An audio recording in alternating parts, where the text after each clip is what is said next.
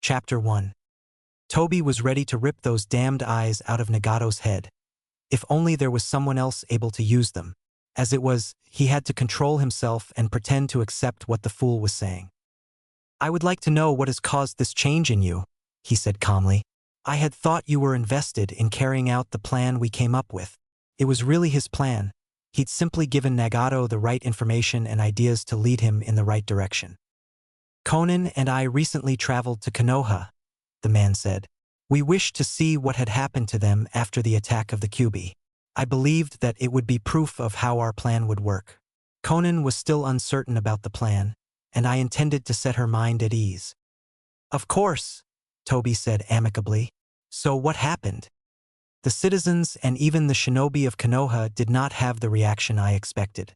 Rather than growing from the pain they experienced and seeking peace, they became more aggressive, hostile to outsiders, and even willing to attack the infant who had become the Jinchuriki. Toby cursed himself. Of course, he hadn't yet mentioned to Nagato that Jinchuriki were universally shunned and hated. If he had, he could have explained it so that it fit into the man's idealistic worldview. "I see. That is unexpected." He tried not to sound too sarcastic. Now was a delicate time for Nagato, and he needed to remain in the man's goodwill. "So what shall you do instead?" "Conan and I are going to search for a new answer," Nagato said. "We met our old sensei, Jiraiya, and thanks to him we can stay in Konoha for the time being. Conan fears that, since becoming shinobi, we have been too embroiled in war and death to know what is needed for peace." "That is possible," Toby said. Of course that was his idea all along. He needed Nagato to remain single-mindedly focused on the plan, not to get distracted by things like this. His real goal, the Moon's Eye plan, needed the power of the Rinnegan, and Nagato needed to believe he was saving the world in his own way. He wasn't ready to accept that the real world was already beyond repair. A little crease formed between Nagato's eyebrows as he looked his masked ally up and down. "I must admit, I didn't expect you to agree to this so easily." Toby spread his hands wide, assuming an innocent posture. "I told you when we first met, I wish to work with the man who has been blessed with the Rinnegan to achieve world peace. If your method of attaining peace has changed, then I will honor that." "Thank you," Nagato said. "Don't mention it. You can still contact me at any time. If I can help you with something, let me know." "Thank you," Nagato said again. Space distorted around the eye hole of Toby's mask, sucking him into a vortex until he disappeared. As soon as he was gone, Conan entered the room and walked to Nagato's side. "I never liked that man," she said. Nagato shrugged. "He is a little strange," he admitted.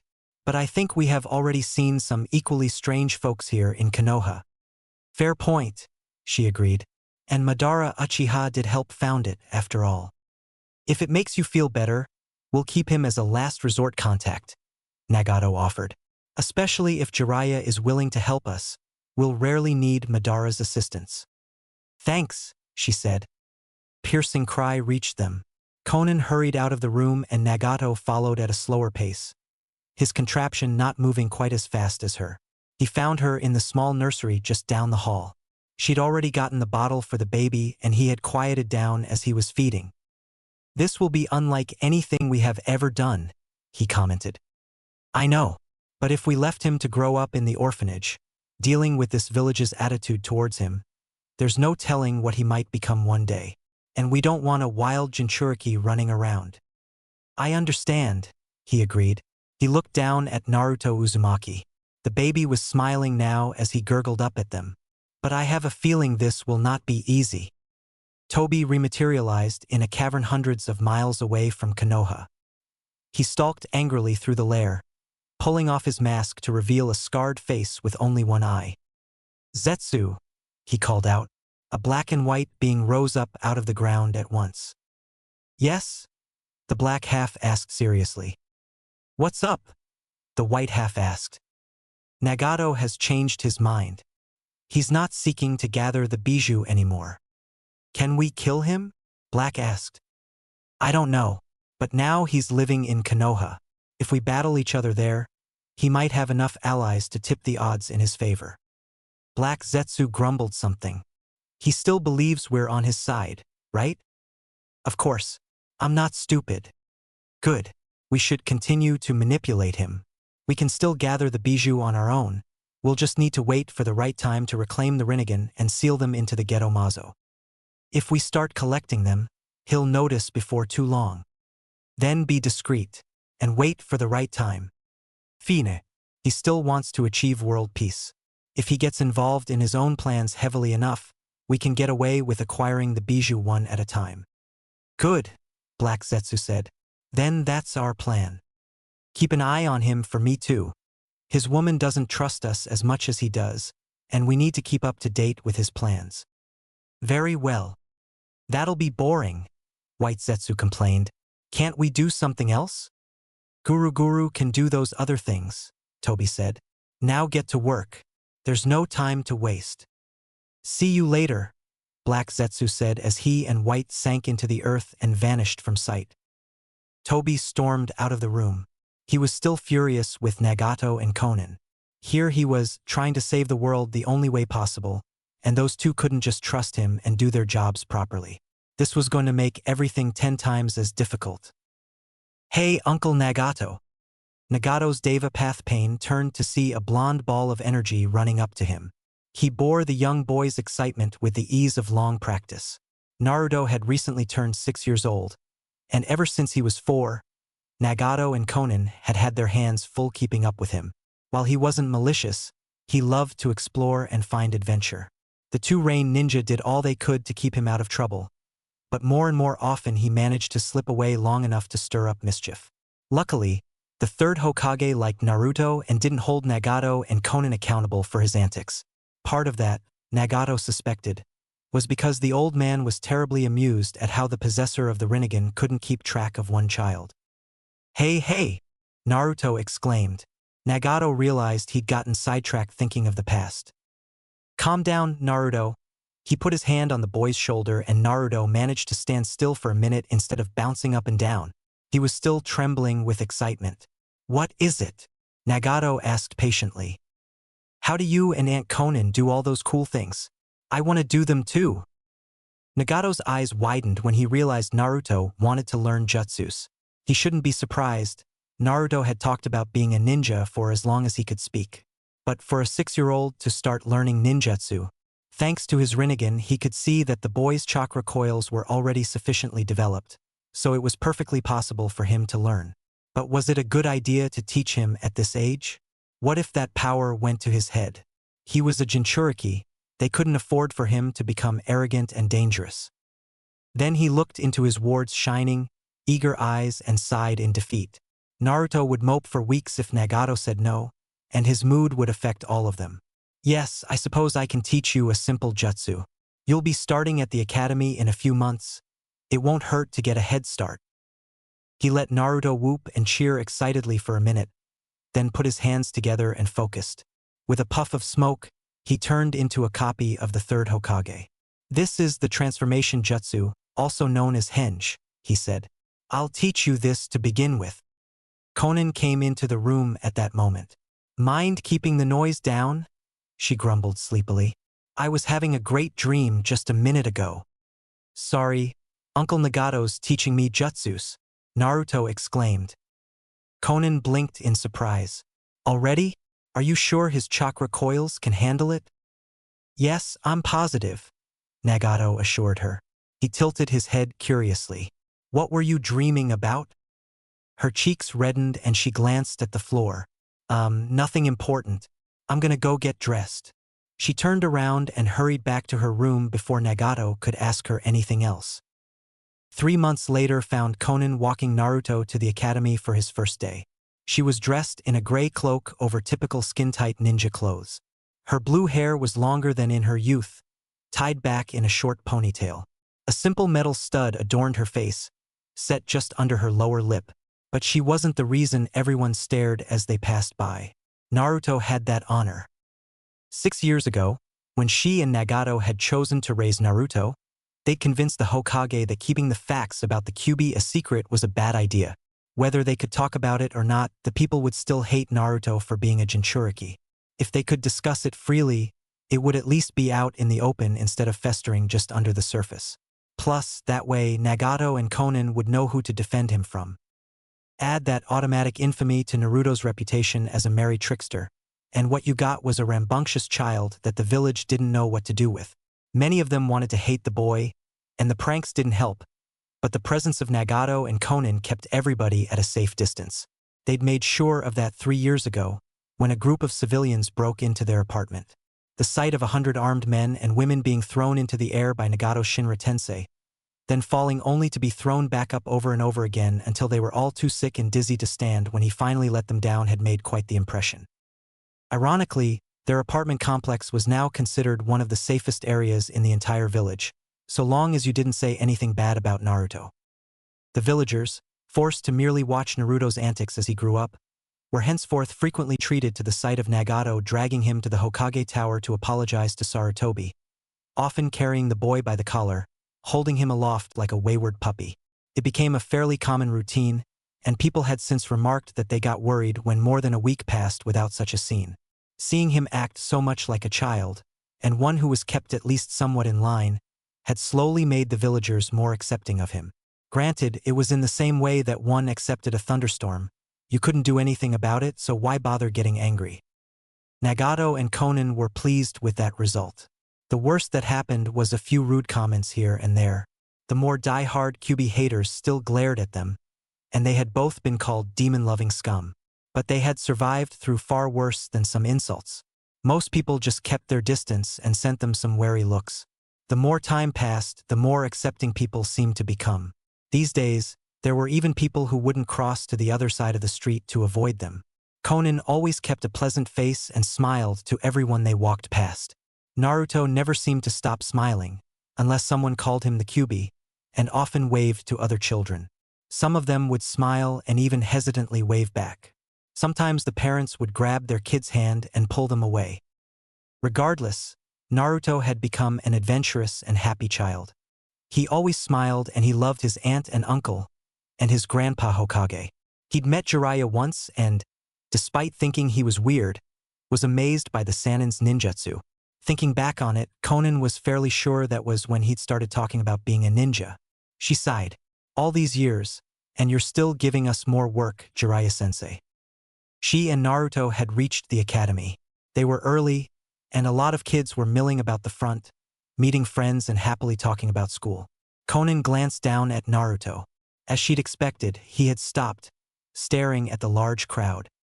His expression revealed equal amounts of joy and fear, and when she reached down to ruffle his hair, she could feel him trembling. "Why don't you go talk to someone?" she asked gently. Naruto looked up at her nervously. What if they don't like me?" Konan knelt down, bringing herself to his height. "Naruto-kun, you're a fun, happy boy who's their own age. Why wouldn't they like you?" "You know why?" He scowled adorably, folding his arms over his chest. "If they're mean to you because of the Kyuubi, then go find someone else," she said. "Trust me, you'll find someone to be your friend here." "Okay," he said uncertainly. Konan looked around the courtyard. She smiled as her eyes landed on a particular person. "Come with me," she said. "I'll introduce you to someone." She took him by the hand and led him around the edge of the courtyard. Of course, she and Nagato knew that he was desperate to have friends. His reputation kept him safe but also fairly isolated. That, more than anything, was why they were so willing to have him attend the academy. They had spent the last 6 years studying Jinchuriki, even spying on other villages to see what worked and what caused them to lose control. The one consistent fact they'd found was that, if there was someone important to the Jinchuriki, they were able to keep the bijou sealed longer. Nagato had originally said they needed to make sure Naruto loved them to help keep him stable. But even back then, Konan had known that, like it or not, they were already coming to love Naruto in return. But they had looked for others, people who might be friendly to Naruto. And right now, Konan was headed for what she considered their best bet. "Hizashi-san," she greeted the long-haired man with the white eyes of the Hyuga clan. "Ah, Konan-san," he smiled and held out his hand. She shook it happily. "I wondered if we would be seeing you today. If we didn't let him go, I think he would have snuck out and come here anyway." Conan admitted, ruffling Naruto's hair again. Hisashi looked down at him, chuckling. So, this is Naruto? I must say, you're taller than I expected. He chuckled again. Though it's hard to judge when I only see you at a distance as your uncle carries you to the tower. Naruto pouted a little as the adults shared a laugh, but Conan could tell he was pleased by Hisashi's gentle ribbing. And is this Niji? She asked, looking at the mini Hisashi standing a little behind his father. Hisashi smiled proudly and drew his son out in front of him. Niji, I'd like you to meet Conan. She's a good friend of mine and your uncle's. And this is her nephew, Naruto Uzumaki. Niji looked at Naruto curiously, but Conan was relieved to see that he didn't look distrustful or angry. He stuck his hand out, clearly feeling confident in himself as Naruto's upperclassman. Hi, he greeted him. You're new here, right? Yeah, Naruto said, shaking his hand. I'll show you around, Niji offered. Come on, it's a neat place. The two kids hurried off, saying goodbye over their shoulders. Conan chuckled again, happy to see the smile on her nephew's face. He'll be fine, Hisashi assured her. Niji will keep an eye on him. Thank you, she offered him a short bow of her head. Hisashi chuckled, shaking his head. Please, Conan-san. The Hyuga clan owes you and Nagato-san far more than this. Nonsense, Conan said firmly. We helped because it was the right thing to do. We already told you we don't want you to feel you have to repay us. We would have invited you to any number of events and festivals, but the clan elders feared what mischief Naruto-kun might get up to. I can't say they were wrong, Conan admitted, but if we can speak with you and Hayashi as friends, then we'll consider that debt repaid. I will let my brother know. He gave her a short, graceful bow. I'm afraid I have duties to attend to. Good day, Conan-san, and please pass along my best wishes to Nagato-san. Thank you, and good day to you and Hayashi-san as well. She returned his bow, and the two of them left. For the first time in a long time, Conan felt happy. Everything in her life was going the right way. Her family, small though it was happy.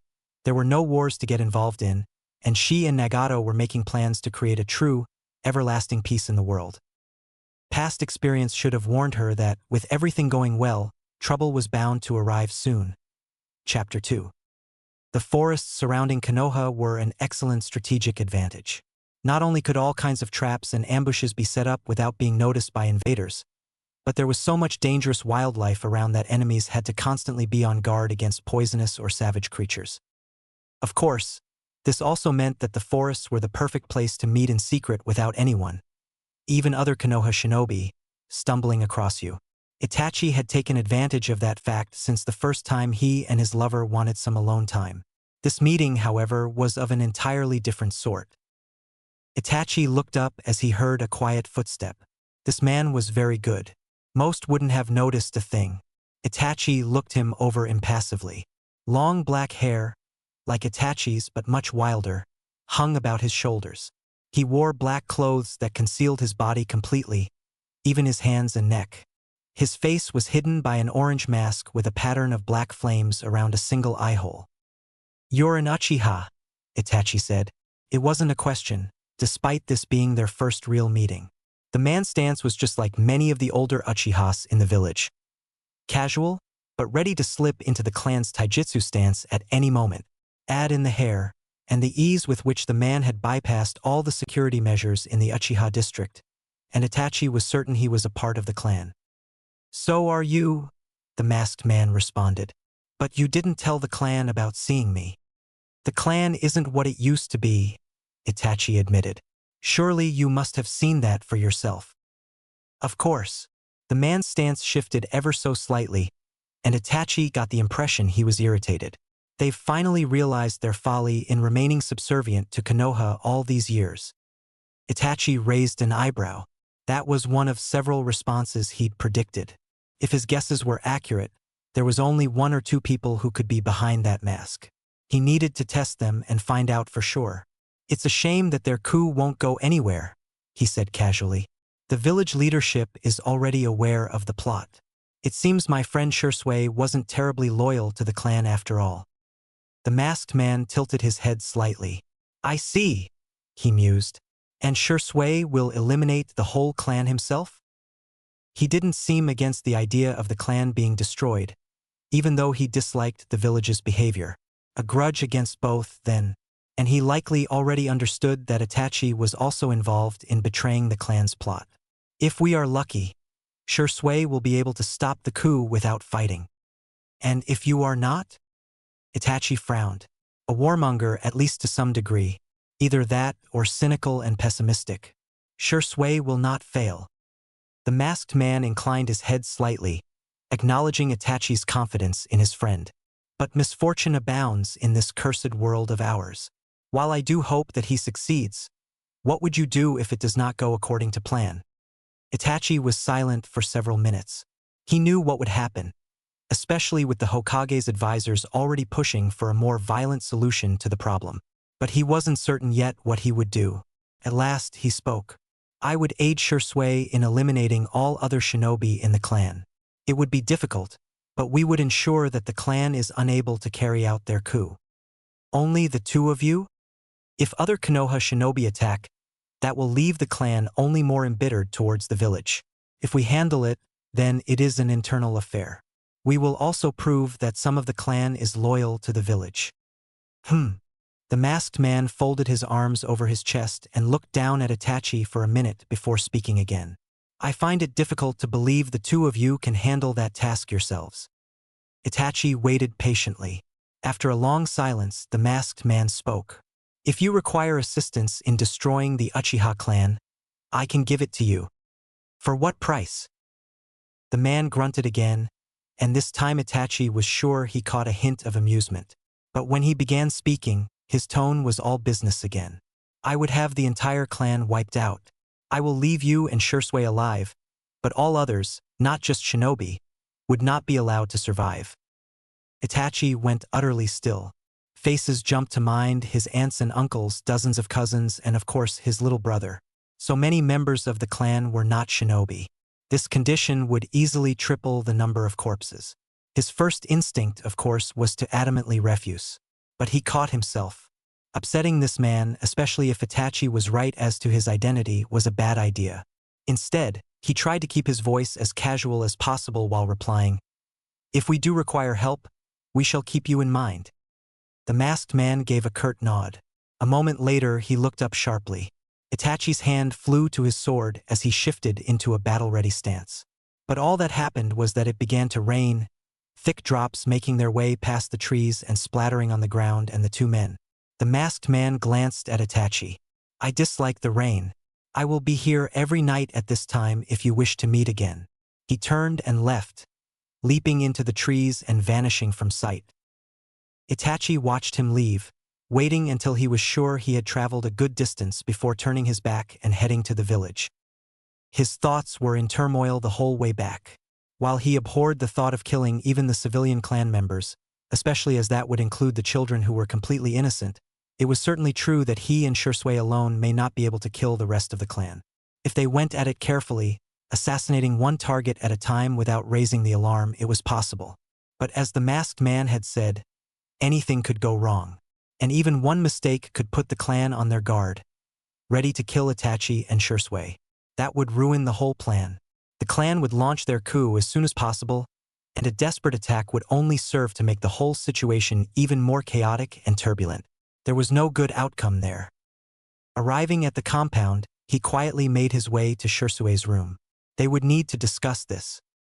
He'd meant to warn the masked man away from the village, but found himself returning with the most unexpected choice. He entered through a side door that no one else knew about.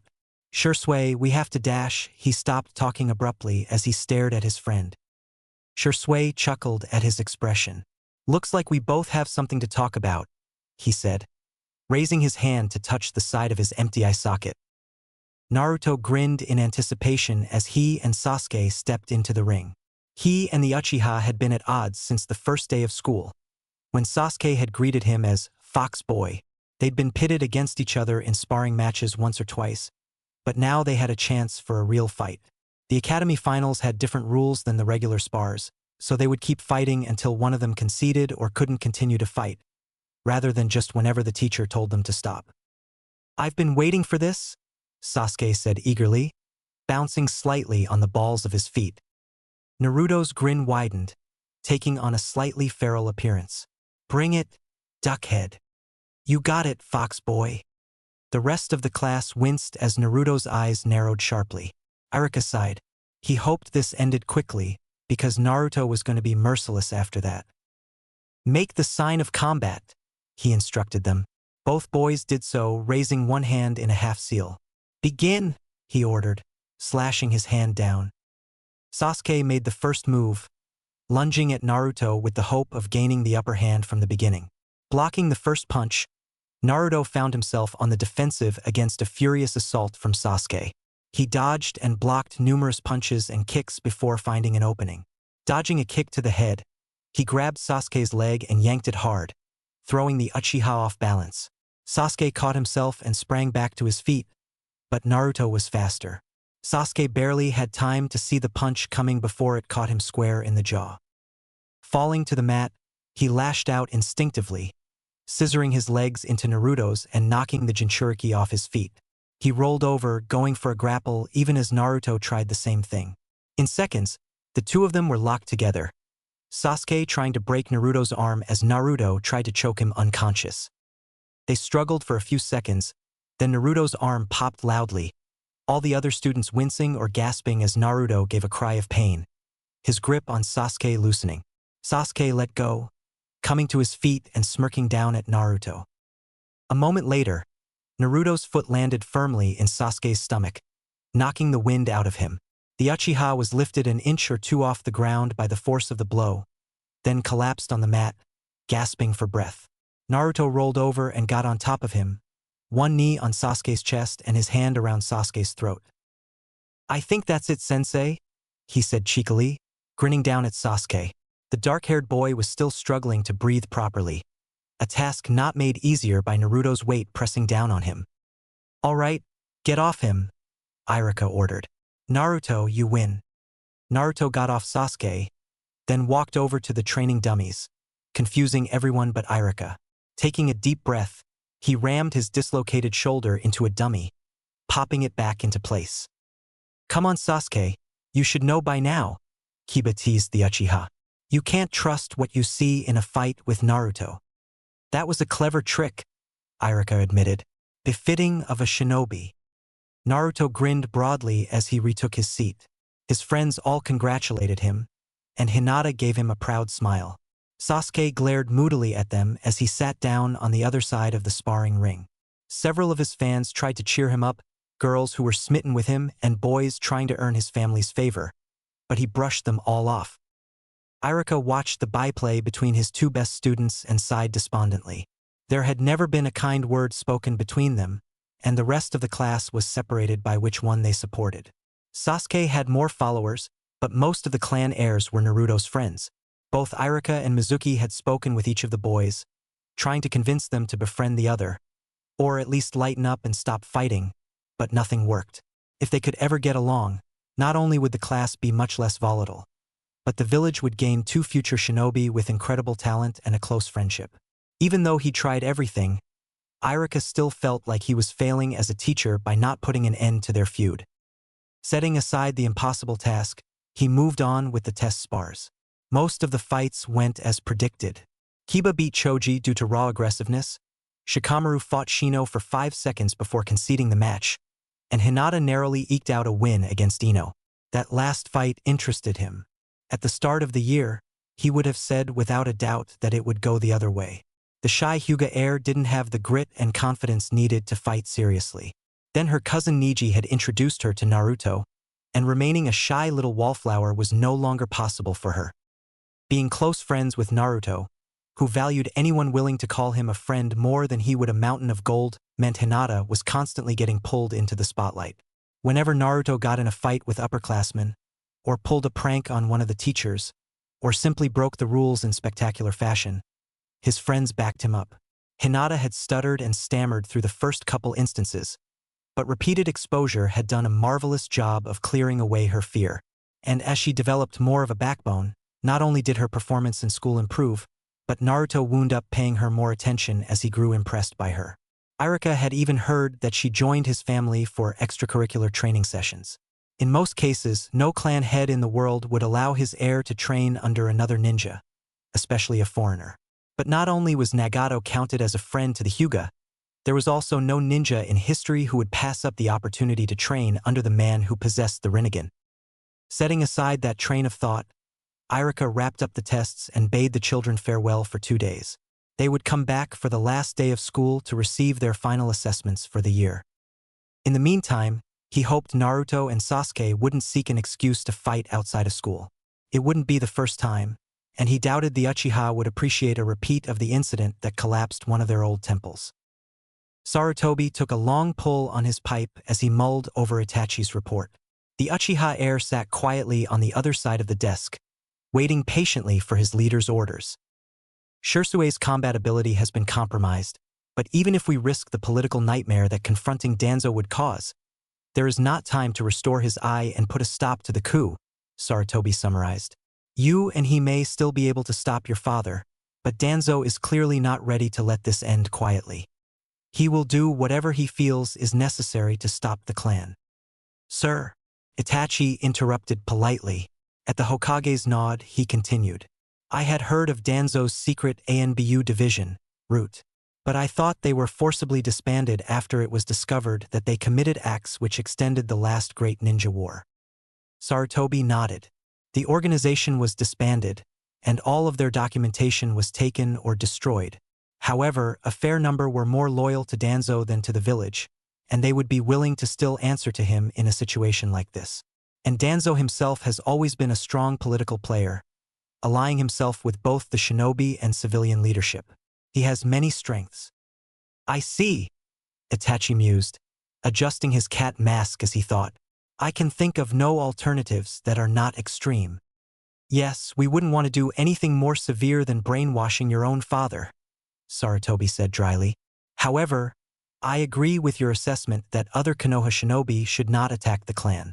Ideally, this should be handled internally, Uchiha stopping Uchiha. Otherwise, the survivors' hatred for the village will only intensify. Shisui and myself are not enough, Itachi said numbly. The answer was clear. He knew exactly what needed to be done, but he could feel ice forming in the pit of his stomach at the mere thought of it. He was grateful for the mask, or Sarutobi would surely know he was feeling more than mere depression. We must find an answer, Sarutobi insisted. May I have 1 week, Hokage-sama? The coup is not planned to begin for over a month. Shirsue's condition, even if he allows the clan leaders to discover it, will not move it up that quickly. Sarutobi nodded as he emptied and then refilled his pipe. That is acceptable. We must consider this carefully, Itachi, and make no reckless moves. The safety of the village depends on us. Of course, Hokage-sama. Yes, the village was depending on them, and Itachi had sworn to protect it at any costs, even when that cost included his own family. Naruto looked ecstatic as he ran into the house. Uncle Nagato, he called out. Check it out. He raced up to his uncle. Technically, it was Nagato's Deva path, which had become his primary means of interaction with the world, and thrust his report card at the man. Nagato blinked owlishly several times, looking at Naruto with a befuddled expression. Conan recognized the look. He'd been focused on something else, somewhere else, and needed a moment to reorient himself. Naruto just got his grades for the first year, she said, both explaining the situation and buying her friend a few more seconds to pull himself away from whatever other matters were going on. Oh, I see, he said, taking the paper from Naruto's hand. He flicked it open, looking it over closely. Conan knew what it said already and had congratulated Naruto herself, but she knew he wanted to hear Nagato's praise as well. After a few seconds of reading, he looked at his nephew, his ripple-patterned blue eyes fixing the boy with an intense look. Naruto abruptly looked nervous, and Conan sighed. She wished Nagato wouldn't wind their nephew up like that. Perfect scores on everything, except getting along with Uchihas and letting the classroom stay peaceful, he finally said. Well, you can't have everything, I guess. Naruto broke into a relieved grin as Nagato patted him on the head. So can we have a party? He asked eagerly. Naruto, you didn't need a perfect score to throw a party, Conan told him. We've already sent out invitations to your friends. As Naruto hooped and cheered, she set about making him a large bowl of ramen. Once he was ensconced in eating it, she and Nagato stepped out of the dining room to speak privately. What's happening? She asked softly. Is it one of the pains? Pain shook his head. The rain, he replied. Conan frowned. Of course, she knew that the rain outside was his doing. She'd worked with him too long to be unable to sense his chakra lingering within the water. While she'd at first wondered if it was necessary to spy on the village they'd come to call home, it had proved invaluable when Kumogakure went after the Hyugas. If Pain had sensed something within the village that bothered him. Who is it? Should we tell the Hokage? Pain shook his head. No. Not right away. I need to ascertain this threat personally first. What is it? He hesitated, and she immediately felt a rush of fear. Anything that could make Pain nervous was terrifying. The single word he gave her in answer proved that. Madara. Itachi sat alone in his room, staring blankly at the wall. He had done what was asked, giving Shirsue's note to the ANBU and requesting assistance in looking into his friend's death. Now he was mentally going over it all, ensuring that he and Shirsue had covered all of their tracks personally. And at the same time, fighting down the pain that attacked him every time he recalled Shirsue's final moments. They were more than friends. They were brothers, and Itachi had been the one to throw him into the river, killing his brother with his own hands. He opened one of those hands, revealing the glass container holding Shirsue's left eye, a powerful weapon in the wrong hands, capable of controlling anyone effortlessly. Itachi wished it had never existed, never caused Shirsue to become a target, never forced Itachi to kill him before Danzo could reach him, and awaken his own Mangekyo to accomplish their final goal. He was thankful for the rain outside. His clan's pride in their fire techniques left them with a dislike of the rain, and that meant he was unlikely to be interrupted. Biting his thumb, he performed a quick summoning, drawing one of his crow allies to his side. The little bird looked at him quizzically. Like the majority of his summons, they were intelligent and could understand human speech, but couldn't speak it and required the assistance of either their summoner or a more powerful summons to perform any jutsus. But this was enough for what he needed. This eye is special, he explained, holding it up for the bird to see. My best friend died to keep it out of the wrong hands. I need to know that it's safe, that no one can find it. Will you allow me to gift it to you? The crow was nodding before he'd even finished talking, making Itachi feel even worse. These brave and loyal creatures deserved a far better summoner than him. He could hardly look it in the eye long enough to perform the simple surgery, giving his friend's eye life again as it stared at him from the crow. Not wanting to see it for a moment longer, Itachi thanked the crow and then banished it. Alone once more, Itachi turned his thoughts to what would happen next. Even if they had used Shirsue's Mangekyo to stop the coup, Danzo wouldn't allow it to end just like that. So the only solution was to eliminate the clan. And even with his own newfound Mangekyo, Itachi couldn't do that alone.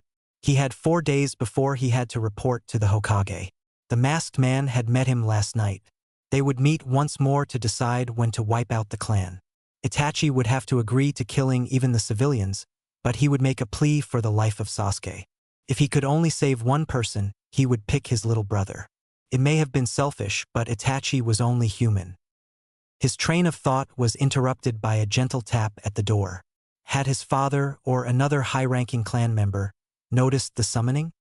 He got up and walked to the door, an explanation already rising to his lips.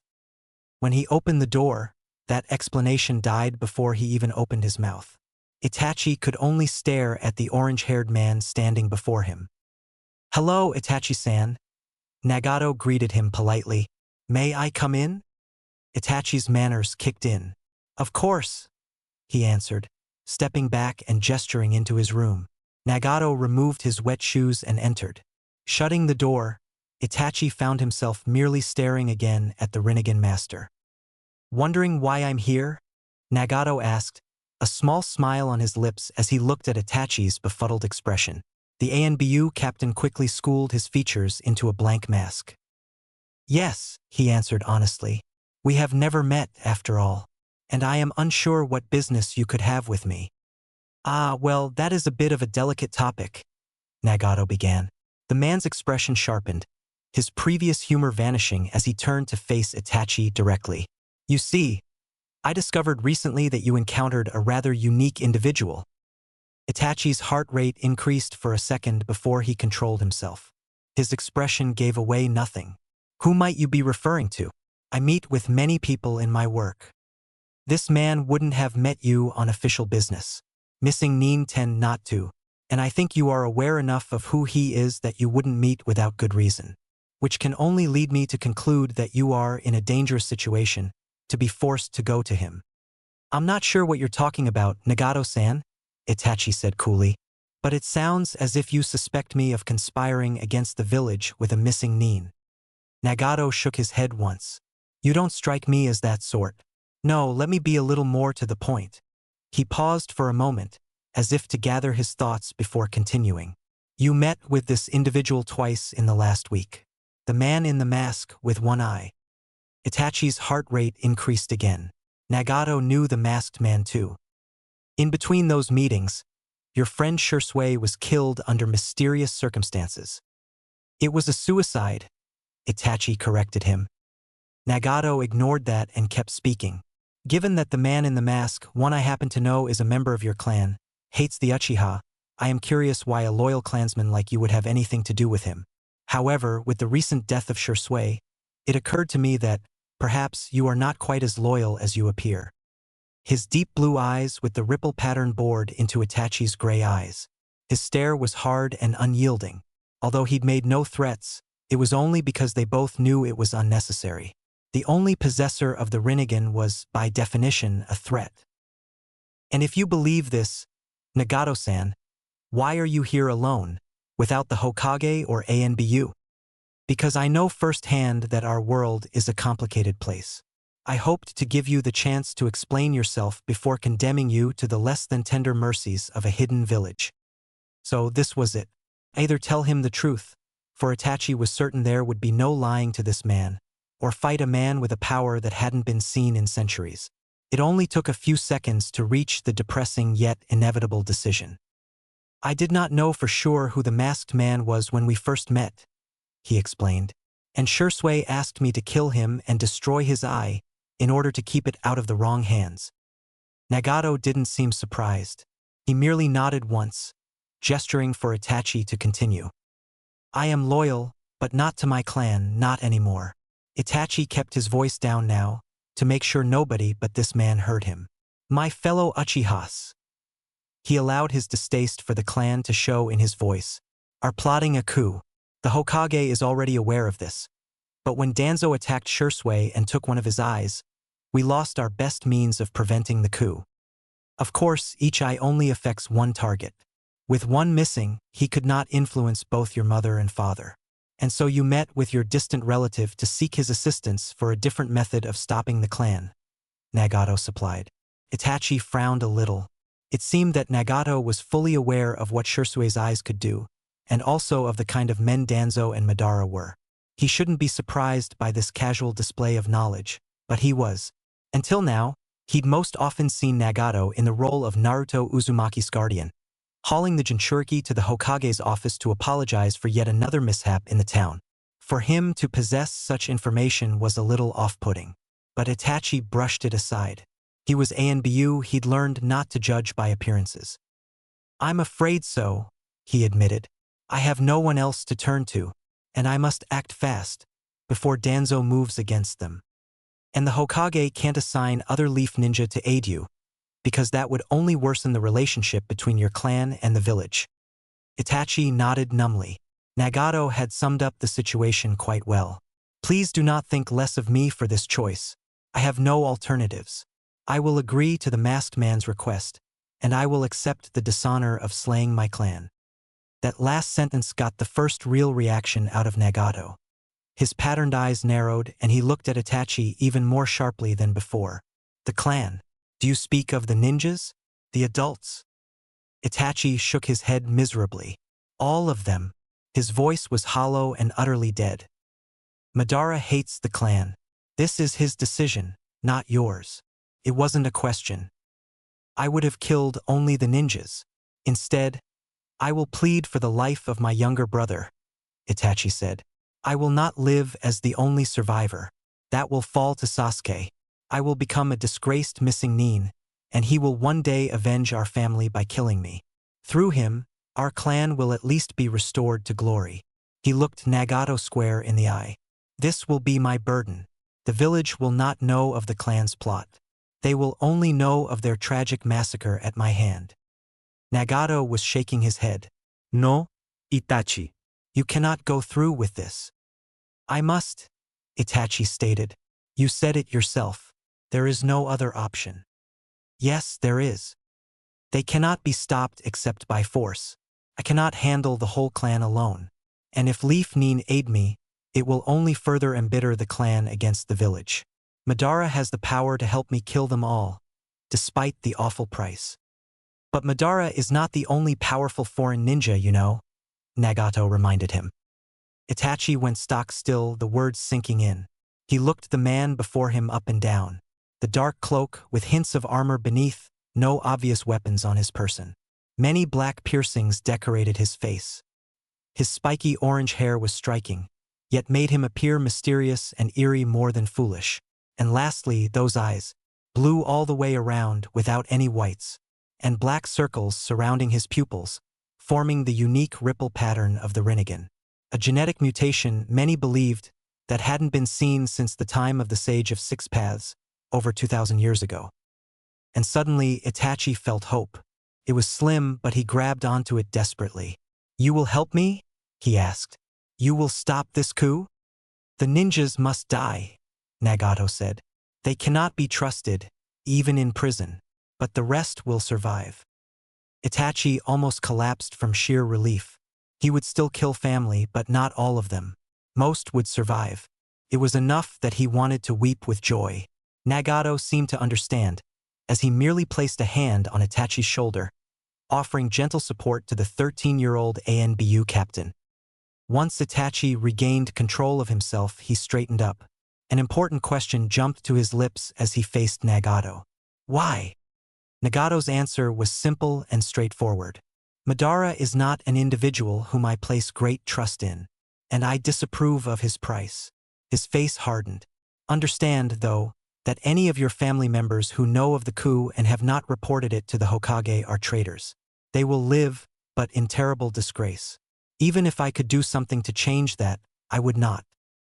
I do understand, Itachi said. It embarrasses me that so many of my family would agree to this. I am glad that we are on the same page here. Now then, Nagato's voice became businesslike. When is the best time for the assault? In 2 nights, the clan ninjas will meet to discuss their plans.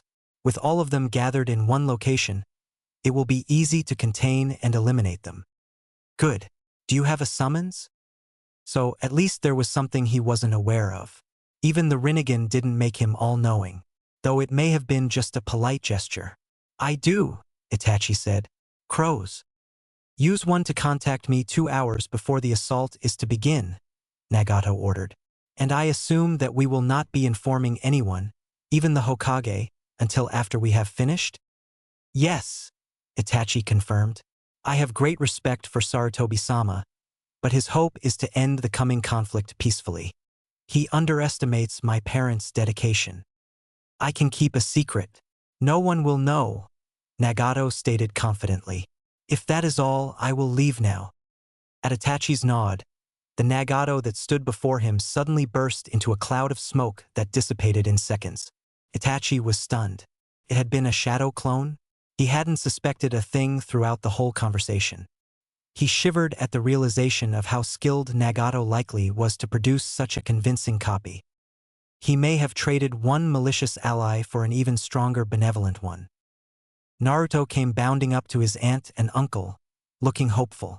Nagato grimaced internally as he faced the boy. I know we just had a party here yesterday, he began. Nagato sighed. The evidence of the party was still visible. Plates and cups strewn all over the living room, training shurikens still stuck in the target where they'd competed, and a thoroughly empty fridge and pantry. We can't have another party. He cut off his nephew. Naruto shook his head frantically. No, Choji invited me over. His family's throwing a festival tonight, and there's gonna be a lot of food and all my friends will be there. Can I go? Nagato pondered the question. Konan had agreed to stay behind. Her paper jutsus were better for espionage and capturing than killing, unless she simply spammed explosive notes. She would keep some lookout stationed throughout the Uchiha compound, and one of his paths would be with her to keep them in contact. But she could manage to do that and take Naruto to a party. On the other hand, his stomach tightened uncomfortably at the thought of Naruto being elsewhere. While he was certain that Itachi and himself would wipe out the clan ninjas, there was always the chance that the civilians would try to revolt on their own, even if it was suicide. Riots always led to some amount of collateral damage. His instinct, looking at the young boy, was to do everything to keep him safe, which meant keeping him in their seal-laden, trap-covered, and exceptionally secure house. Not tonight, Naruto. I have some rather important business I must attend to. Aunt Konan could take me, Naruto exclaimed hopefully. Nagato shook his head. She will be helping me from a distance. I can't afford for her concentration to be split. Please, Uncle Nagato? Naruto begged. Everyone will be there. Why can't I go? I'm sorry, but it's a bad time, Naruto. There will be plenty of other parties for you to attend. No amount of whining or pleading would budge him, but it took half an hour for Naruto to stop trying. The boy eventually ran to his room, yelling at his aunt and uncle the whole way. We've spoiled him, Konan remarked as soon as Naruto's door slammed shut. A loving family to support the Jinchuriki will improve its chances of controlling the Bijou, Nagato reminded her. Konan chuckled. Nagato, when are you going to admit that Naruto isn't just the Jinchuriki we're keeping an eye on? Nagato gave her a flat look and said nothing. She rolled her eyes in exasperation. Of course, for a man who had briefly styled himself a god, admitting he'd come to see Naruto as practically a son would hurt his pride too much. Stupid male egos. Well, he's locked himself in his room for the night. I'll make him dinner when he comes out. You should get ready to meet with Itachi. Of course, your eyes are already in position. For the last 2 hours, she confirmed. The Uchiha ninjas are all in the compound, but they haven't begun any sort of meeting just yet. Itachi's summons came less than an hour ago. He stood up, straightening his gray cloak. This was his Deva path, the former body of Yahiko, but he so frequently used it as his interface with the world that even Konan could briefly forget the truth. I will go meet him and we can prepare. He clasped Conan's shoulder in a friendly way. I'll keep in touch. Clapping his hands together, he performed a technique. A puff of smoke heralded the arrival of the Naraka path. A second later, the Deva path vanished in its own puff of smoke. Konan shifted her attention to the information being sent to her by the origami butterflies scattered across the Uchiha compound. As Itachi had promised, the Uchiha ninjas were all gathered in one of their meeting halls. A mere 4 sentries stood guard, more to keep out the civilian clan members than anything else. Itachi himself stood in a dark passage between 2 buildings half a block from the meeting, dressed in his ANBU gear. Nagato's Deva path joined him, the hood of his gray cloak pulled up to cover his distinctive hair. It would come down when the assault began. You're ready for this? He asked Itachi. The teenager nodded slowly. Even behind his cat mask, it was clear that he was nervous. Nagato couldn't blame him. Raising one hand, he watched as an origami butterfly flitted down to land on his finger. Prepare the barrier, he told Konan. We'll eliminate the guards and then enter the meeting hall in exactly 180 seconds from now. The butterfly took off as Itachi and Nagato set out. The pair separated, each going after a different sentry. Both approached stealthily, their targets oblivious, stepping out of the shadows just long enough to deliver a single, fatal stab while covering the target's mouth to silence them. Dragging their victims back into the shadows, the 2 men placed the bodies in alcoves so they wouldn't be discovered, then went after the other sentries. Repeating the maneuver, they removed the clan's guards. No one could raise an alarm in time to stop them now. Only 142 seconds had passed. Maintaining their stealth, The two shinobi approached the meeting hall, both counting down the seconds in their heads. 5, 4, 3, 2. He and Itachi threw the doors open on opposite sides of the meeting hall. As the assembled Uchihas looked around in shock, a barrier of crimson energy sprang up around the building, sealing everyone inside. Uchiha Fugaku, Uchiha Makoto, you and your clan are guilty of treason, he announced, amplifying his voice with chakra so it boomed through the meeting hall. Who are you to accuse us? Fugaku demanded. The clan head was a strong man, with many years of experience battling shinobi, and had honed both his body and chakra since he was a child.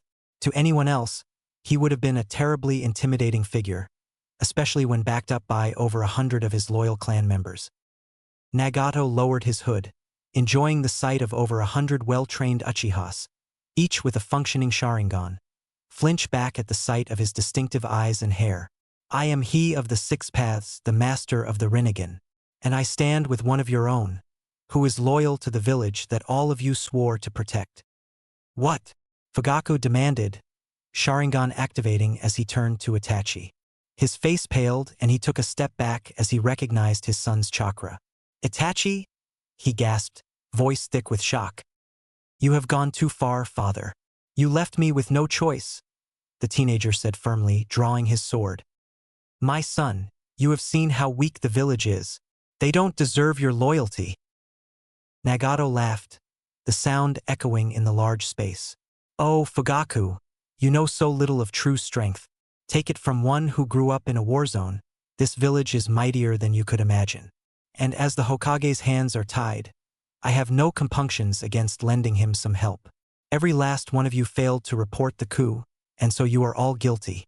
Your sentence is death, effective immediately. Before they could do more than activate their Sharingans en masse, he clapped his hands together. A summoning array formed on the floor, right in the center of the room. An instant later, a giant, two-headed dog burst forth, tearing into the traitorous ninjas with gusto. As they turned to the obvious, immediate threat, Itachi and Nagato dashed into their midst, wasting no time in throwing killing blows every which way. Caught between 3 enemies, the Uchihas soon found themselves facing a massacre. It was a testament to Sasuke's dedication that he didn't notice the explosions in the distance, being too intent on studying ahead for next year. But when clan members began screaming just outside the house, it got his attention enough for him to get up and go to the window. On seeing smoke rising from one of the clan's main attendance halls, he thought for a moment that someone must have been careless with a fire jutsu. It wouldn't have been the first time. Then the clan members running away from that location, faces stricken with horror, and the transparent red barrier around the building in question finally registered for him. Springing out the window, he raced up to an uncle, a clan blacksmith, who was standing nearby and speaking with one of Sasuke's cousins. What's happening, Uncle Tetsu? The older man looked down at him, and Sasuke thought it was the first time he'd ever seen an adult so confused. The clan ninjas were meeting over there, and just minutes ago this happened. But everyone who saw is saying impossible things. They say that they're attacking us with monsters, and that the wrath of the gods is upon us. And they say he hesitated, staring down into Sasuke's young, innocent, bewildered eyes. He knew the next bit would hurt the child immensely, even if it wasn't true. But Tetsu Uchiha had never been one to lie, especially to family. In the end, the old man couldn't stop himself from speaking. They say your brother has turned on us. That Itachi is killing clansmen. Sasuke wanted to deny it, to call the old man a liar, but the past few weeks flashed by his eyes in a heartbeat. All the odd things Itachi had said and done. The truth resonated deep within him, and as he fell to his knees in despair, he knew that his world was falling apart. Nagato watched as the dog, now with 5 heads, and the centipede chomped down on 2 Uchihas. The crab he had summoned as a shield also served as a good platform from which to see the battlefield. The building hadn't lasted past the first 15 seconds, and they had been fighting for almost 5 minutes. Much of that was because of the Sharingan. With their nearly precognitive vision, the Uchihas were quite capable of avoiding lethal injuries and finding openings to counterattack. That was why Nagato had summoned up more of his creatures to force them into corners and land killing blows. He had come through unscathed, though the same could not be said for Itachi. Speaking of which, the one loyal Uchiha had lost his mask at some point and was currently locked in a staring match with his father, Fugaku. Nagato could tell they were warring with Genjutsu, but even he couldn't see just what illusions they were casting on each other. He drew a short sword, ready to leap to Itachi's aid if it proved necessary. Then Fugaku's eyes fluttered closed. He breathed out his last words so softly that Nagato almost missed the reluctantly proud "well done" the man gave to his son. Then Fugaku collapsed, falling towards his son. Itachi easily adjusted his sword so that the blade pierced his father's heart, killing him quickly. Looking around the carnage, Nagato saw Makoto with a similarly precise stab wound on her chest, not far from her husband and son. "It's over, Itachi," Nagato said, dispelling his summons with a casual wave of his hand. "They've all been executed." The teenager let his sword drop onto the bodies near him. Nagato remembered the day he had killed Yahiko, recalling the agony he had felt then. Stepping around the cooling bodies, he approached Itachi, placing a hand on the boy's shoulder. "This was awful," he said calmly, looking at Itachi's peculiar pinwheel-patterned eyes and ignoring the implications of that shape. "It was a great tragedy that we were forced to do this, and all we can say is that refusing to act would have allowed a far more horrible tragedy to befall others. Think of the lives you have saved, the family that still lives, and the villagers that you have spared." "I know," Itachi said dully, his gaze a million miles away even while he met Nagato's eyes. "I know I did the right thing." His voice cracked on the last two words and he squeezed his eyes shut, clearly trying to force down tears. Nagato wondered what to say or do, what might convince him that killing his own parents was acceptable. For years afterward, he would ponder what caused him to do what he did next. He stepped forward, putting his arms around Itachi and hugging the boy gently.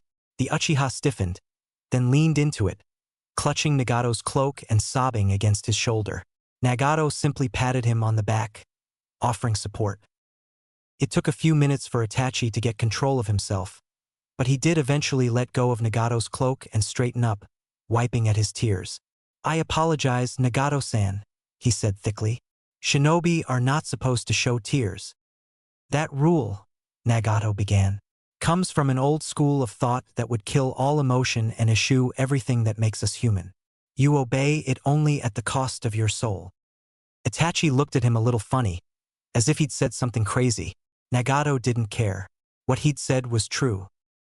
"Now, we should speak with the Hokage and make sure there are no misunderstandings tonight."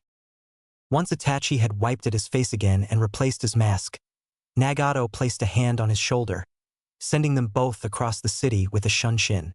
They appeared in the Hokage's office with a whirl of wind. The old man had clearly been expecting them. 2 chairs were set up in front of his desk, and he gestured at them with one wrinkled hand as soon as they arrived. They both sat, even Nagato feeling as if he were about to get scolded. "Explain," he said harshly. They did, with only a few stumbles in the telling as they retold a couple bits and forgot others, having to go back and fill in the gaps. But in the end, they had told the Hokage everything. "So you see, we had no choice. The clan would not have been dissuaded, and Itachi's only other option was this masked man, whom I did not feel was trustworthy." "You clearly did not find me trustworthy either, Nagato-san." The words were deceptively light, and the Rinnegan user hid a wince. Sarutobi was a good leader and a kind man, and it hurt to feel his displeasure. "With respect, Hokage-sama, your hands were tied by politics. We all believed that the clan should not be eliminated by Konoha shinobi, or it would only fuel their resentment. So you, an outsider with no connection to my village, took it upon himself to kill my shinobi." "Actually, I do have a connection," Nagato argued. "I've been raising your Jinchuriki for the past 8 years. I am a citizen of Konoha and therefore I do have an interest in keeping it from plunging into civil war. And you can't say I should have brought it to your attention, it already was. You knew they were plotting a coup, and they couldn't be stopped by diplomatic means. Could only be accomplished by force. With Itachi, it is made clear to the rest of the village that not all Uchihas are traitors. And with me, it is made clear to the shinobi that the reincarnation of their god does not condone such actions." A charged silence filled the room after his last sentence. Sarutobi filled his pipe and took a long draw as he thought. It was true that Nagato had a powerful reputation in their world, especially after confirming several incidents during the last war as his work. And once, the elite jonin of the village had requested to test themselves against him. Sarutobi had expected an extensive battle with both sides forced to reveal the depths of their experience and jutsus. Instead, Nagato had summoned 3 other bodies similar to his own. He'd been cagey on the details, and wiped the floor with the jonin, hardly looking winded by the effort. For him to weigh in on a matter automatically drew attention, and many people would side with him for no other reason than he was the master of the Rinnegan. For him to go so far as to fight on behalf of someone would draw much approval. It did send, unequivocally, the message that betraying your own village was unacceptable. Itachi, you are hereby suspended from ANBU service without pay for a period of 1 month. In that time, you are to report weekly on the state of the clan and how they are reacting to today's events. The young ANBU captain nodded acceptingly. Nagato, you will be subject to an investigation, both into your own affairs and your raising of Naruto Uzumaki. While I accept that your actions today were necessary, I will not have the village's only Jinchuriki thinking it is acceptable to disregard rules and do as he pleases. Both he and Nagato ignored the fact that Naruto was already a troublemaker who flouted rules in the classroom. And no one commented on the matter of investigating Nagato's affairs. It was no more than a gesture, designed to show everyone that Nagato was not entirely immune to the law. Konoha was proud to host the god of shinobi, but they wouldn't bow their heads to his every whim. You are both dismissed. Itachi, please speak to your remaining clansmen and explain exactly why this happened. As they left, Sarutobi began writing a speech that he would give in the morning, breaking the news to the village about the clan's betrayal. Chapter 3. The mood in the Uchiha compound was somber. Itachi had returned last night, calling the clan together in the central courtyard, just down the street from where the battle had taken place. Smoke was still rising at the time, and the smell of blood and dead bodies accompanied it. Once everyone was there, every single Uchiha who wasn't a ninja, Itachi had calmly explained about the coup, revealing the truth to the children. He had then announced, just as calmly, that the betrayal was inexcusable, and he had acquired the assistance of Nagato, master of the Rinnegan, to execute the clan ninjas. No one had dared say a word as he looked them over with his cold, gray eyes. He had finished by saying that the Hokage would make an announcement to the village the following morning, and that they were to remain in the compound until then. And the morning had come, and the ANBU had escorted the clan to Konoha Square, directly in front of the Tower of Fire. The truth must have already slipped out, as the ANBU guard was necessary to keep back the screaming villagers trying to harass the Uchihas. Once in the square, the Hokage had strode out. The speech had been less cold than Itachi's declaration, but no less damning. The Hokage had condemned all Uchihas with knowledge of the coup as traitors. The children were spared for their innocence, and the adults for their lack of power. Sarutobi had at least acknowledged that the civilians were likely to have no influence over the ninjas, no matter how many might have argued against the coup. It didn't lessen the hateful glares of the citizens of Konoha. The ninjas had been executed by Itachi, the one loyal Uchiha, and Nagato, master of the Rinnegan. This had brought many cheers from the crowd, and lots of smug looks at the Uchihas. That's right, they seemed to say. The god of shinobi killed your family, what are you going to do about that? And that wasn't the end of it.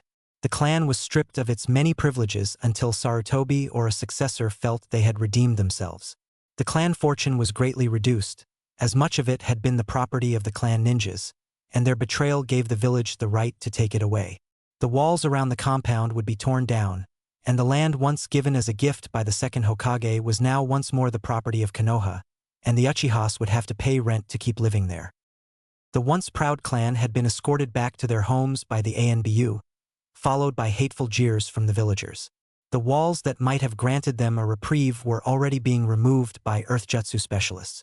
The ANBU did keep the populace away from the walls during demolition, and the mob wound up going home after a while. Sasuke was now sitting in his room, trying to make sense of what had happened in the span of a day. His brother had killed their parents, maybe personally, the clan was now hated by the rest of the village, and the adults weren't doing anything. No one was arguing about the rights they'd had ripped away, the money that was stolen, or the murders of their family. Why weren't they angry about it? Uncle Tetsu had accompanied him home and told him just to wait, in case something else happened today. He wondered what the adults were talking about. Nagato-san. Shikaku Nara looked surprised as the distinctive man approached them. Hardly ever see you here. The strategist knew better than to ask why he had come to the bar today. Can we get you a drink? Nagato shook his head. I'd rather not be rewarded for what I did, he said, taking a seat. But I would like to forget about it for a while, he added, taking out several large bills and passing them to the barkeep. The man, a retired shinobi with one leg missing, took the money and quickly filled a mug with foaming beer, passing it to Nagato. If it's all the same, many thanks to you, the old man said in a rumbling voice. Nagato acknowledged him by lifting the mug, then drinking quickly. Shikaku, Inoichi, and Choza, who'd all taken a swig at the same time, were surprised to see the god of shinobi chug the entire mug in 10 seconds. He set it down, pushing it back to the barkeep, who'd raised his thick white eyebrows at the spectacle. Another, please. The Ino Shikacho trio exchanged significant glances. With the understanding that came from fighting in a war zone together, they agreed on what to do with just a few looks.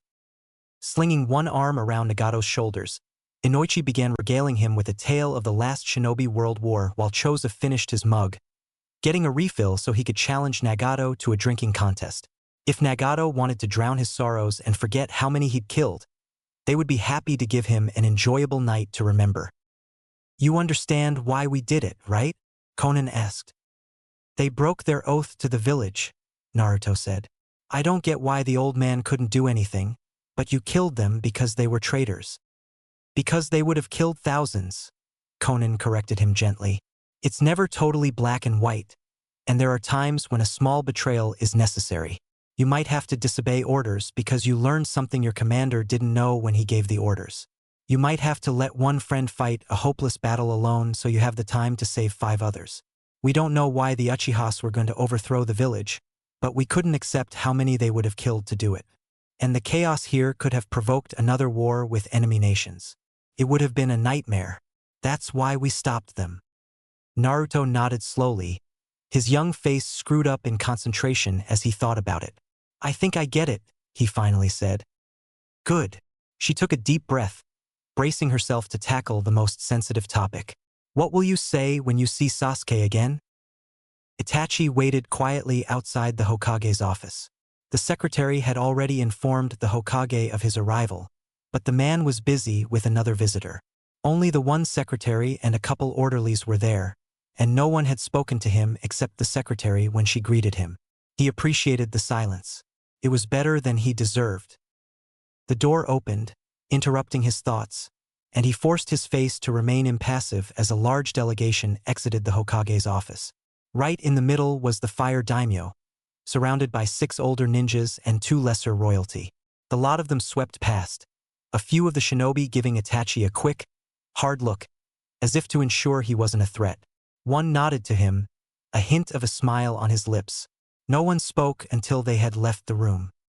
The Hokage will see you now, the secretary said. Itachi entered, closing the door behind himself and taking a seat before the Hokage's desk. The old man was busy filling his pipe and taking his time doing it. When he was satisfied, he extended one finger and a flame popped to life at the tip, which he pressed into the bowl to light it. Taking a long pull, Sarutobi exhaled a cloud of smoke. That was not as bad as I was expecting, he began. But it was not pleasant either. Itachi waited. He doubted Sarutobi expected a reply. You were spoken of quite a bit. Some of the royalty approve of your loyalty, while others question whether you truly have any. That stung a bit, but Itachi refused to let it show. Were you able to assure them that I will not turn against my village? On the whole, yes, but it is inevitably a sensitive topic. The best thing would be if you were not highly visible in the next few years, except for good events to improve your image. You want me to engage in a PR campaign? Itachi translated, barely keeping the disapproval out of his tone. Yes, Sarutobi replied bluntly. Like it or not, you have become far more than just the heir to the Uchiha clan.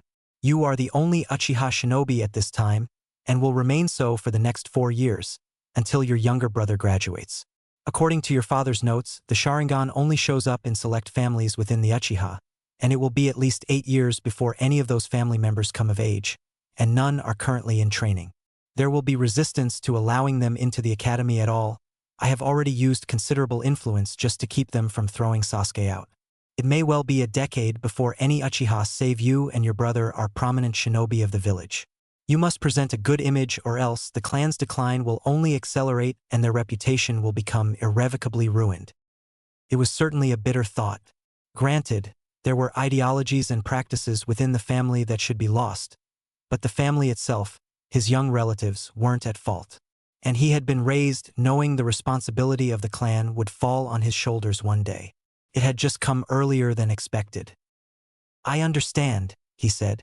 It wasn't like he could start complaining now, after everything he'd done. Jiraiya faded into visibility once Itachi had left the room. Pretty sure he's loyal to you, old man, the sage said, taking the now vacant seat. You are certain? Sarutobi asked softly. Given that he stabbed both his parents through the heart in favor of betraying you, yes, Jiraiya stated sharply. He knew his mentor hated having to distrust his people like this, but Orochimaru had taught them that anyone could be hiding something nasty. Itachi went far above and beyond the call of duty here, and it wasn't a spur-of-the-moment action that he'll regret later. He went about this for weeks and still followed through. Barring anything unforeseen, I'd say he's loyal. Sarutobi nodded slowly. Good. He has promise, and I would hate to see him crumble from this. Promise? Jiraiya prompted. It wasn't often anymore that the old man said that. He has the skills to be a good leader, not just a good ninja. I plan to have him teaching in a few years. Jiraiya had a shrewd idea that he knew exactly how many years it would be before Itachi became a Jonin instructor, but he didn't say it. And like I said, he needs to present a good image in order to restore the clan's image. You have something specific in mind? Sarutobi merely smiled. Tell me, Jiraiya, what is the highest possible honor a shinobi can have in this village? Jiraiya thought for a second, recognizing his mentor's tone when asking a trick question. Well, there's the position of ANBU head, he mused. But that's not the kind of thing that would garner attention and public approval. After all, even he had to search to discover the ANBU head's true identity. The only other thing I can think of is to be put on the memorial stone, he admitted. You're not talking about sending him on a suicide mission, are you? Well, some do have a rather low opinion of the title, Sarutobi chuckled. Though you're on the right track. Jiraiya turned the two statements over in his mind several times, trying to understand. A suicide mission was on the right track, but not exactly right. Or was he talking about the memorial stone? But what was similar to the memorial stone? He tried picturing the granite slab with the names of the 3 deceased Hokages at the top, above the names of the other ninjas to give their lives. His train of thought was wrenched free as he understood what Sarutobi was implying. You're not Dash, he gasped. Not for at least a decade, Sarutobi said. He's still young, barely a teenager. But one day, if he proves himself until then, he trailed off with a shrug. He has the potential. That's a lot of potential you're talking about. Which is why we won't speak of it again for some time, the Hokage said firmly. Got it. Jiraiya took a breath, pushing the information to the back of his mind. So, what else do we need to discuss? Orochimaru, have you any new information? No. I located an abandoned research facility 3 months ago, but that's it. He quit using it at least 5 months before I found it. The snake's gotten real good at hiding. Stay alert. You may have any resources you need. At present, Orochimaru is the greatest possible threat to us. Sasuke wasn't sure if he was glad or not that Uncle Tetsu had kept a hand firmly clasped on his shoulder, holding him back. They'd left their land for the first time in 5 days, and mere steps outside the compound, they were accosted by a pair of civilians. The ANBU had arrested some people who'd actually attacked Uchihas 2 days earlier, so people weren't likely to repeat that mistake, but no one stopped them from yelling insults. throwing old fruits and sneering at the two Uchihas. Uncle Tetsu had kept a firm grip on him, walking along head held high and acting as if he couldn't hear what the people were saying. Sasuke wanted to yell back at them or throw something, but Uncle had warned him before leaving that Sasuke wasn't to make a peep until they got back home. So he had walked alongside his uncle, the fire in his belly growing hotter and fiercer with every insult and ripe tomato hurled their way. Their business had been mercifully quick. Uncle Tetsu had gone to the bank first to make his first payment on the rent for their house, ignoring the cold glares of everyone around them, including the bank teller, and then they'd gone to a merchant Tetsu had known for decades.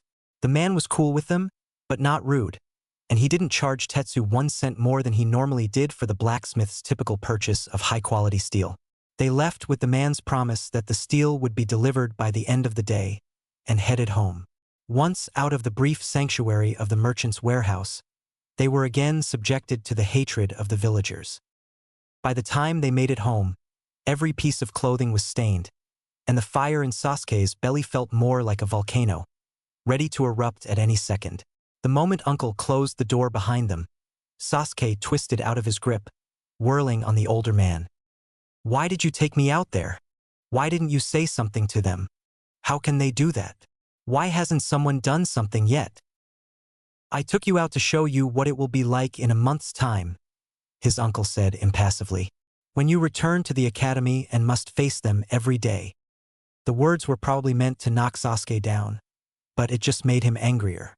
He imagined what it would be like to see Naruto, who was raised by his parents' killer. What would the fox brat say? "I always said I was better than you, Sasuke. Now everyone knows I was right. Why should I? I don't want to go anywhere near those people. Then they'll sneer at you even more." "They don't know me," Sasuke bellowed. "And they don't care. The clan cares. Why haven't we done something about this?" He screamed, his young voice becoming more high-pitched as his desperate plea burst forth. "Because we can't do anything." Uncle Tetsu curled his hands into fists, the knuckles popping as they whitened. Sasuke abruptly realized that his uncle was also furious, just better at hiding it. "Because the whole village is against us. Because no one will listen to any of us." Neither one said that the village would listen to Itachi, but Sasuke was certain both of them were thinking it. The thought of his brother made his fury burn white-hot for a moment. Itachi had killed their parents. Itachi had killed everyone. It was all his fault. If it wasn't for him, they'd all be alive now. "How can you just take it like that?" Sasuke asked, not yelling but still letting his anger show in his tone. "How can you hear what they say and act like it's nothing?" "Decades of smithing have taught me patience and control," the man answered. "But do not believe for a moment that I do not care about my family." Again, no one mentioned Itachi. Konan sighed, closing the door as Shikaku left. Following Nagato into the living room, she found him collapsed on the couch. It was, of course, Nagato's Deva path pain, but the strong connection it had to Nagato's real body allowed him to get drunk through it, and the effects were equally clear through his false body. The real Nagato was probably struggling not to pass out.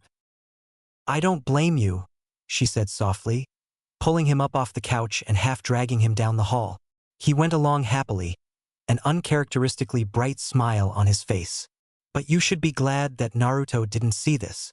With the boy's enthusiasm and complete inability to keep secrets, the whole village would have heard by tomorrow. She had hopes that Shikaku and his friends would be discreet about the matter. "I feel better," Nagato said sleepily as she deposited him in his bed. "You didn't need beer for that," she said. "Just sleep it off.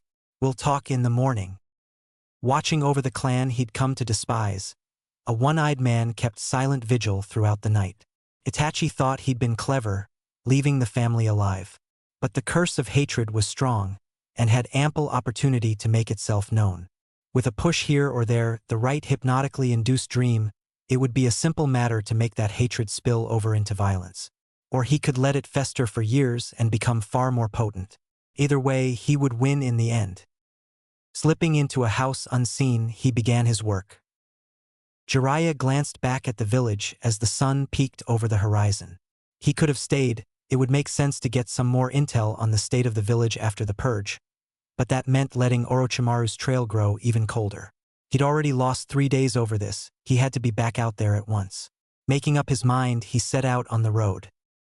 Watching the almighty Pain, god of shinobi, stumble into the kitchen, holding his head in one hand while keeping his eyes closed against the lights was terribly amusing. Conan put a glass of water in his hand, smiling as he downed the whole thing in seconds. Replacing it with another one, she gently pushed him into the living room, where he navigated to the chair by memory and fell into it. Where he tried to. She'd moved the furniture in the night, and Pain wound up sprawled on the floor, spilling his water on himself. "Was I that bad?" he moaned. "Yes, and I won't have this chance again for another 10 years, she said, pulling him to his feet and guiding him to the chair. He sat more cautiously this time, relaxing when it turned out nothing was wrong. She switched off the lights, letting him open his eyes wearily. "The other night was horrible," he muttered. "I wanted to forget." "There are better things to take your mind off of horrors," she said. "You know that." "What's your point? That the next time I help massacre a ninja clan, I shouldn't get astoundingly drunk the next night? I'll remember it." She didn't let the venom in his voice get to her. It was directed at himself anyway. "Why are you so angry? We all agreed it had to be done." "Of course it had to be done," he snapped. "This world is cursed, Conan. The killing, the betrayal, the deceit, the rot. It's never-ending and inescapable. The only way to be truly good is to kill those who are worse than you." His tone and sudden yelling took her aback, but not the words themselves. He'd been saying something like that for years. "We've been happy here, Nagato," she reminded him. "Some of them are still afraid, but under it they're good people." "I know," he said. "That's why I got too relaxed. I've become complacent. Jiraiya-sensei expected me to save the world when we were young, and I've been content just to watch the world pass me by. Raising a Jinchuriki is good. It's necessary." "Of course it is," he said calmly. "I'd never deny that. But it's not the only thing I can do. I'm not limited to working in one place at a time." "And what will you do with the other paths?" she asked. "Form a mercenary group? Kill everyone evil? Rule the world through fear and violence?" Nagato didn't speak. Standing up, he walked away silently, closing his door sharply behind himself. The Uchiha clan woke up slowly that day, and many began with a worse mood than the day before.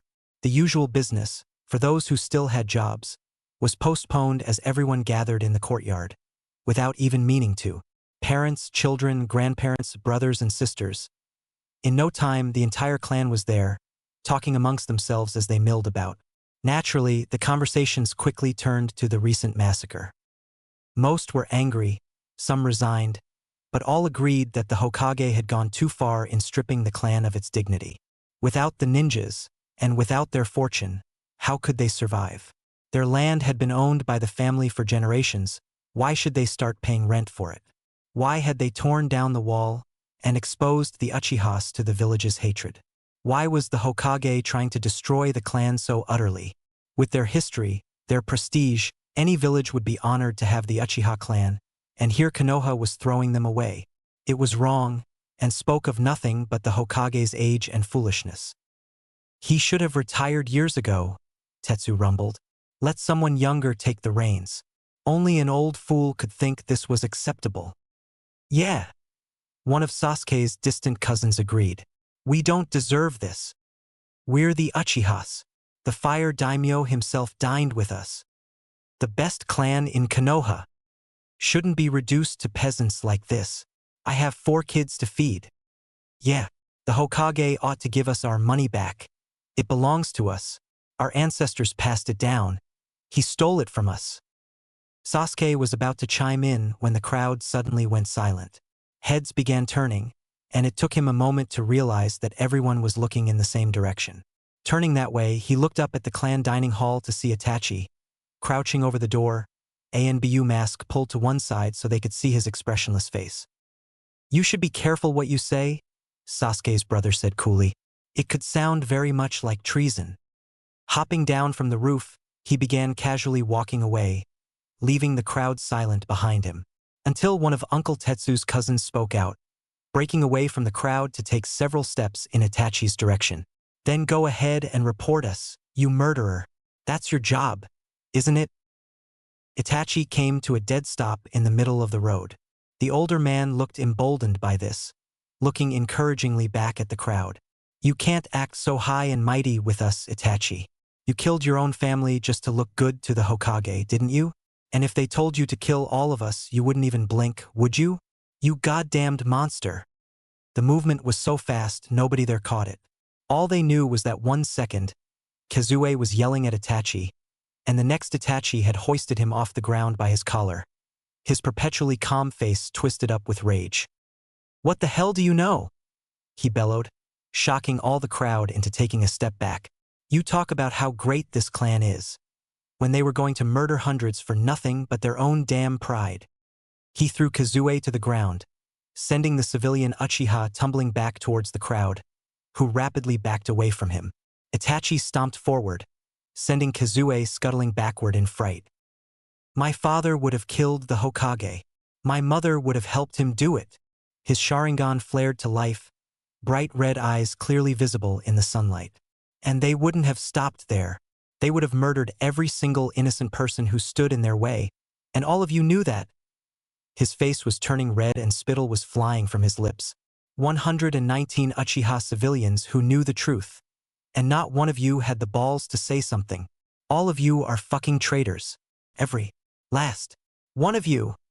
His chakra became visible as a blue glow around his body, a hot energy that warmed their skin just enough to let them know he could as easily burn them as scream at them. Don't you dare speak of what you're owed. The only thing Konoha owes a pack of traitors is an unmarked grave. Itachi wheeled around, storming away. He paused at the crossroads, just long enough for a parting shot. If you'll excuse me, I'm going to try and redeem our family's name. Maybe you can quit humiliating us long enough for it to work. Then he vanished. The crowd was deathly silent. Irika exchanged a worried glance with Hayate. The Jonin had been posted at the academy in anticipation of a very tense semester. The Uchiha purge had taken place 2 months ago, but the villagers' attitude towards the clan hadn't changed much. Today was the first day of classes, and no one knew just how difficult it would be with Sasuke. Personally, Irika felt sympathy for his student, but he didn't know how to keep the other students from hating him. The Hokage had placed Hayate here to stop potential fights from breaking out. There was only 2 minutes until the bell was due to ring, and most of the students were milling about the courtyard, chatting with old friends and delaying going in. Sasuke still hadn't shown up, and Irika wondered if he might actually be planning to skip the first day. For a moment, he didn't recognize the boy who walked into the courtyard 1 minute before the bell rang. Then he realized the multicolored shirt was supposed to be solid black, and the hair was laying flat because someone had dumped water all over the boy. Still, the obvious abuse suffered from the villagers didn't change Sasuke's straight-backed stance, or his determined eyes. Irika was at once proud of his student and dismayed at what had been done. His appearance didn't go unnoticed by the other students either. Sasuke didn't even make it halfway across the courtyard before a trio of older boys stepped in his way. The crowd quickly gave them space, leaving a large circle for them to fight in as everyone watched. Irika rushed to the door, hoping he could stop them before it got out of hand. While he couldn't hear the bullies, he could guess what they were saying to Sasuke. His frantic rush to the fight was halted as he saw someone else stepping into the ring. The bright blonde hair and blue eyes were unmistakable, and his heart fell as he saw Naruto walk towards Sasuke. Then the boy turned around, putting his back to Sasuke and facing the older students with a grim expression. Cut it out. Sasuke's not a traitor. What the hell'd you say, you little freak? One of the bullies said. You on the traitor's side now? Maybe the fox isn't as gone as we thought it was. A vicious kick to the back of that bully's knee toppled him. Sakura followed it up with a textbook-perfect throat punch that left him gasping for breath before she simply slammed her knee into his jaw. His teeth smashed together with a loud crack and he collapsed. As his friends moved towards Sakura, she was joined by Kiba, Choji, Shikamaru, Shino, and Hinata. Looking between their fallen friend, Naruto and Sasuke, and Naruto's friends, the remaining bullies were hesitating to continue. That's enough. Break it up, Irika called out, finally making his presence known to the students. The bell began ringing, and they all rushed to make it into the building on time. Irika caught the two bullies who tried to run. "Take your friend to the nurse's station and come to my office after school," he ordered them, letting some of his anger show. They both nodded frantically, grabbing their friend and hurrying away. Naruto, his friends, and Sasuke had stayed behind. "Get inside," Irika told them all. "You shouldn't be late on your first day." Most of them hurried in, but Naruto trailed behind, walking alongside Sasuke at the fruit-stained boy's pace. The blonde boy gestured for the others to go ahead as they glanced back at him, and Irika noted how quickly they obeyed him. The boy would become a leader one day, that much was obvious. But what kind? He strained his ears to hear what they might say to one another once indoors. "Why did you do that?" Sasuke demanded. "You're not a traitor," Naruto answered easily. "You didn't know about the plot. It's not your fault." There was a long silence as they walked up the stairs. "I know, but no one else thinks so. They're all idiots." Irika was startled to hear a dry chuckle come from Sasuke. There was a longer silence, lasting until the classroom was in sight. Then, as if wanting to spit it out while they still had some privacy, the words spilled out of Sasuke's mouth. "It was my parents' fault. They destroyed the clan." "You're not your parents," Naruto said quietly, putting a hand on Sasuke's shoulder. The two boys entered the classroom side by side, taking the seats Hinata had held for them. Both of them were thinking the future had become a little brighter. Konan just stared at Nagato, mouth opening and closing several times as she desperately tried to find the words. At last, they popped out. "You're insane." "Possibly," he shrugged. "But this whole world is mad, Konan. Why shouldn't this work? An organization of criminals, operating in the shadows to prevent wars and lessen hostilities between the hidden villages? I don't know why in the world anyone would think that's a bad idea." She shook her head in disbelief. "What would you even call a group like that?" "I rather like the name Akatsuki." Chapter 4. 11 years after Kyuubi attack. Sasuke stepped back after throwing his kunai and shuriken perfectly into the targets, each one a bullseye. Most of the class applauded politely. Naruto and Kiba clapped Sasuke on the back as he rejoined them, and Ino congratulated him, her cheeks turning pink as he gave her a tiny, grateful smile in return. "Next up, Uzumaki Naruto," Irika announced. A couple students cheered just seeing Naruto walk up to the throwing position, tossing a kunai casually end over end as he went. Not waiting for a signal, he began throwing the moment he was there. His movements weren't only textbook precise, everyone flowed into the next, making a continuous motion with no hesitation as he flung a dozen kunai and twice as many shuriken, the metal whistling keenly through the air until each and every one impacted a target, burying the pointy ends into the bullseyes. The crowd erupted in cheers as Naruto rejoined the group, grinning shamelessly and accepting the congratulations from his close friends. "Way to go," Sasuke said as they watched Ino getting called up. "Yours too," Naruto replied. "We both know you're better," the Uchiha replied casually. "Only because you don't train with me and Uncle Nagato." Sasuke shrugged. "He's got different eyes. He doesn't know how to train someone with Sharingan." "I got no eyes," Naruto pointed out. "He still trains me fine." "I'm doing good enough with my clan," Sasuke said, his tone firm. It wasn't the first time they'd had this conversation. It wouldn't be the last. They both applauded as Ino walked back to their group. Sasuke patted her on the shoulder, smiling a little as he said, "Well done," which left Ino pink in the face again and saying thank you without quite meeting his eyes. Naruto, smirking, stepped away from the two of them, going to talk with Hinata. "Well done, everyone," Irika told the class. "Now, our final test for the day is dash." He broke off as a crackle of static from the school's intercom emerged. Everyone looked up at the speaker perched above the door. "Attention, Yumino Irika," a static Y voice they recognized as the superintendent said. "Please report to the Hokage immediately." The static crackling cut out as Irika turned back to the class. "Change of plans. Go wait in the classroom.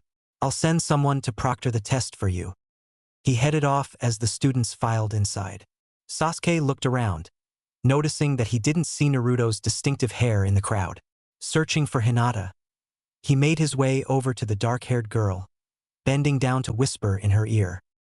"So, what's your boyfriend up to?" She blushed, giving him a little glare with her lavender, pupil-less eyes. "He's not my boyfriend," she hissed. "Not yet," he said. "So what's he doing?" She bit her lip to keep from smiling, glancing down at the floor. "You'll see," she said after a moment, before slipping away from him in the crowd. As they all filed into the classroom, Sasuke felt a nudge from behind. Turning, he saw Naruto coming in just behind him. "Where've you dash?" "Nowhere," Naruto said, beaming at his friend. "You and your girlfriend cannot keep a secret." "She's not my girlfriend," Naruto hissed, blue eyes darting around to make sure she wasn't nearby. "Not yet. What's happening?" "Nothing," Naruto answered brightly. "Nothing at all." "Let me rephrase that," Sasuke said, his voice straining to stay calm and collected. "What have you already done?" They had nearly reached their seats. Glancing around once more, Naruto leaned in close, cupping a hand over his mouth so only Sasuke could hear.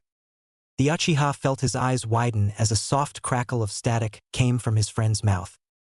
His mouth opened, but before he could get his thoughts in order well enough to say anything, Naruto had skipped around him, pulling a startled Hinata one seat over and sitting down on her far side, leaving the girl between him and Sasuke. Sitting down, Sasuke tried to understand what had just happened. If he wasn't crazy, Naruto had somehow faked an announcement that caused Iruka to leave. Why? What good did that to them? They still had to take the test, and while it was funny to imagine the teacher rushing to the Tower of Fire only to learn there was no call, that wasn't exactly Naruto style. He preferred pranks where he could see the victim's loss of face. He was still mulling it over 15 minutes later, when a clearly annoyed Iruka entered the room, yanked a stack of test booklets out of the desk, and begun distributing them. Opening the booklet, Sasuke picked up a pencil, looking at the first question. It was already filled out, in Sasuke's own neat penmanship no less. Turning the page, he saw it was just the same, all the work shown and indistinguishable from Sasuke's own. Flipping through rapidly, he saw that all of the questions were filled out in his handwriting. Even the way the essay questions were answered sounded like him. One look around the room showed that everyone else was in the same situation. Some had good poker faces as they slowly went through the test, while others were gaping in open astonishment. Glancing at Naruto and Hinata, he saw the two of them clearly fighting down laughter, both doing their absolute best not to look at one another. He caught Hinata's eye, raising one eyebrow, and the girl bit down on her lip, body shaking slightly with suppressed giggles. Well, hats off to them. Distract Iruka, get him worked up, and he doesn't notice that the tests were meddled with. Speaking of which, the teacher was too busy writing something down on a notepad to notice the confusion amongst his students. Still, thinking of what it might take to mess with the tests like this, never mind getting them each handed out to the right person, was blowing his mind. He returned to his test. All the questions may have been answered, but he didn't trust Naruto to not mess with his classmates by slipping in wrong answers, just to laugh at them for taking it at face value. He loved pulling the rug out from under people. "All of them?" the Hokage asked, puffing on his pipe. "All of them," Iruka erupted. "Every test was answered perfectly. We have perfect scores for every student." Sarutobi folded his gnarled hands in front of himself, resting them on the desk as he took another puff of his pipe. "I hardly see why you are complaining, Iruka. You have clearly accomplished great things with this class." The teacher's level glare told the Hokage he wasn't amused by the little joke. Taking his pipe and tapping out the ashes, he gestured at the chair. Iruka sat down. "Sir, we both know who must be behind this." "Indeed we do. Naruto has shown today that his skills could outclass even a majority of our Chunin. Quite the accomplishment for an 11-year-old. But what he did was wrong, and he should be punished." Glancing out the window, Sarutobi saw a white butterfly flutter off the windowsill. Smiling, he turned back to Iruka. "That will be handled. But first, a question. How is it you did not notice this until grading the tests?" Iruka scowled. "I was distracted, Hokage-sama. I had already fallen for a trick of his that sent me racing here. Then I raced back when I realized the truth. I didn't check the tests, and I wasn't paying attention to the class because I was writing orders for the staff to figure out how Naruto hacked the intercom. He did not hack it, I suspect. Irika frowned, more curious now than angry. What? We have already known for years that Naruto is quite skilled and clever. While much can be attributed to his parental figures, there are a certain 1 or 2 traits which come from elsewhere. The fox, you mean? Irika was no fool. He held Naruto no animosity for containing the Kyuubi, but he also had always wondered what the effects might be. Both the Hokage and Nagato himself had assured Irika that there was nothing to worry about in that regard.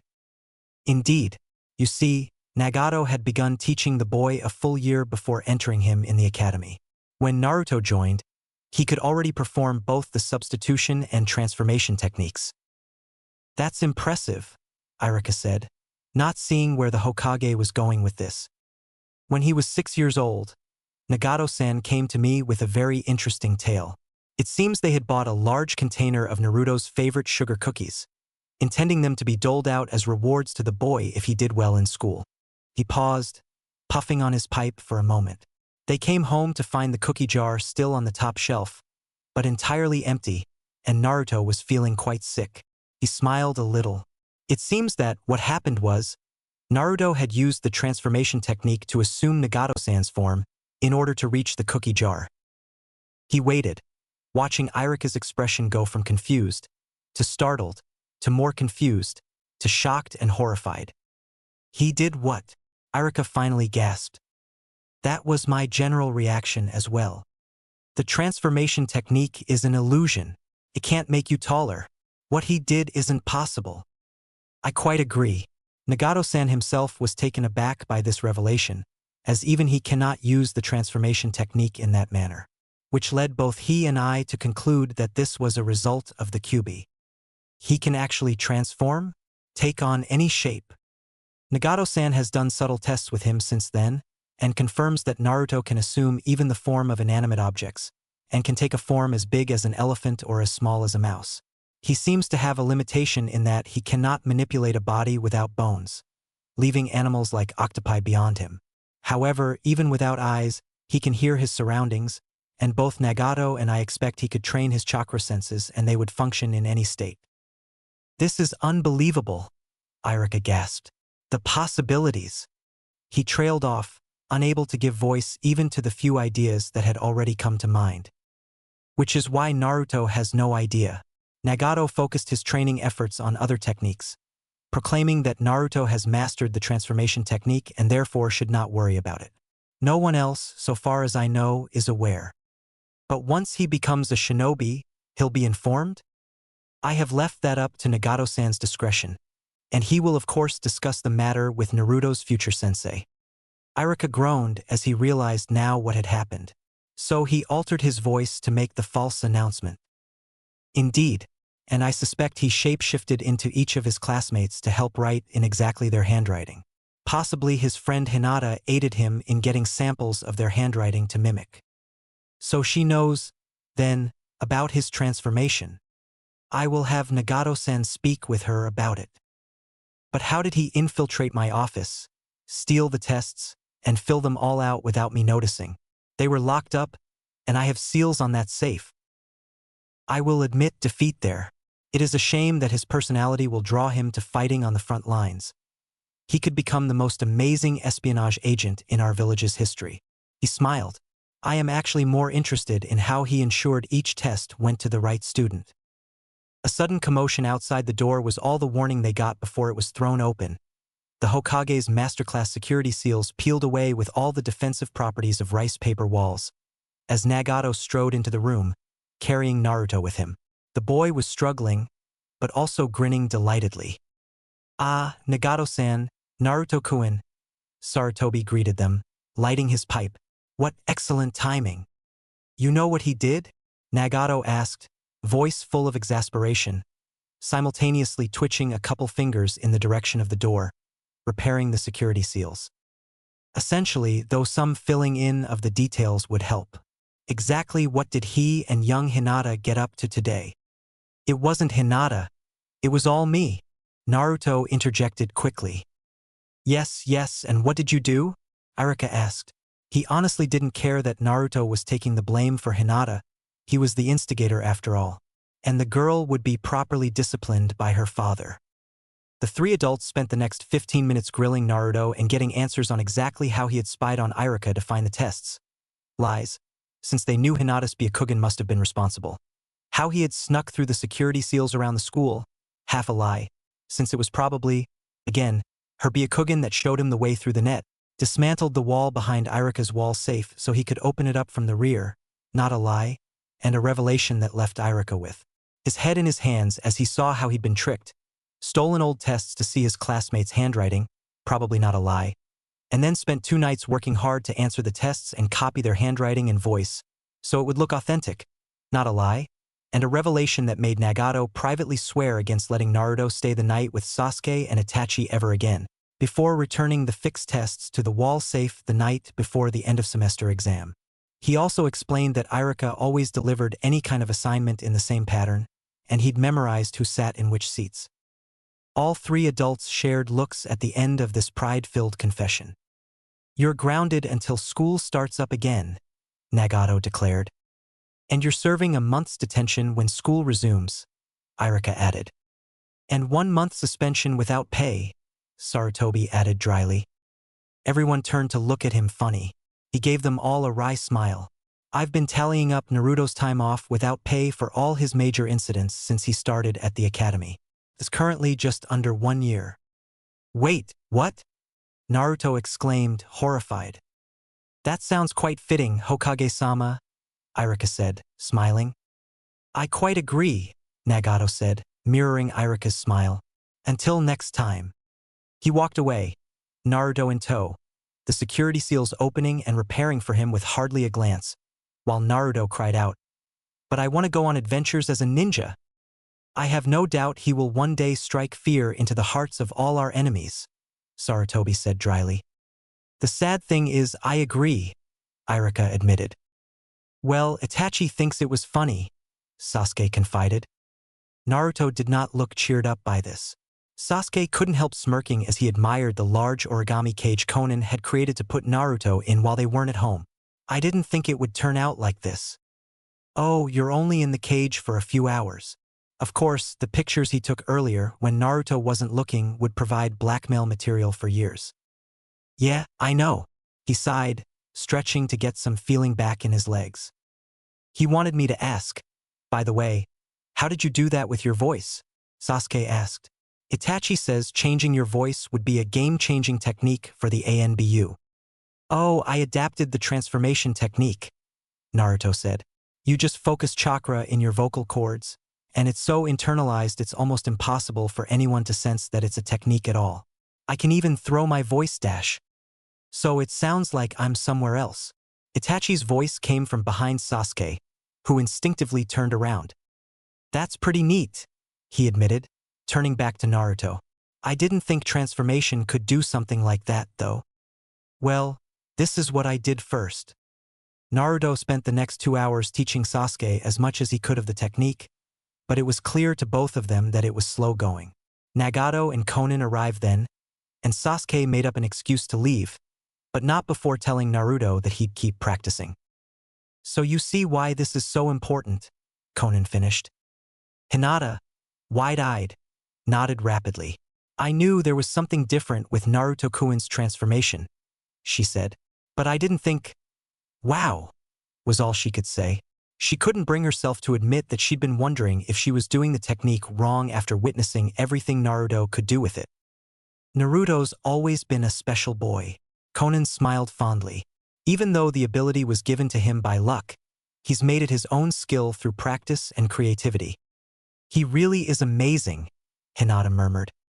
Konan gave the young girl a knowing look. Well, I'm glad to see someone truly appreciating my nephew.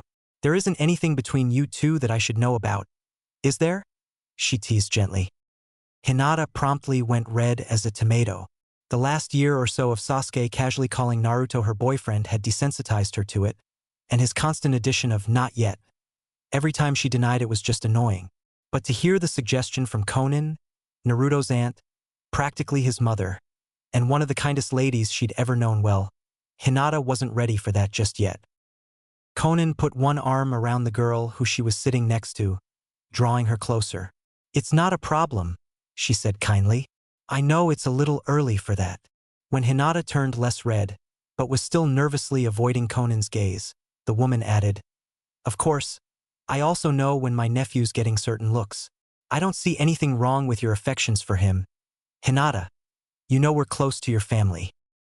To her surprise, that actually made Hinata frown a little, just a small crease line between her eyes. She didn't seem able to work out her thoughts. Conan let her think it through, rubbing her shoulder comfortingly. "I love him," Hinata blurted out, her face turning tomato red again as she looked away from Conan. That made the rogue ninja pause. Of course, her immediate reaction was a simple dismissal. Hinata was 11.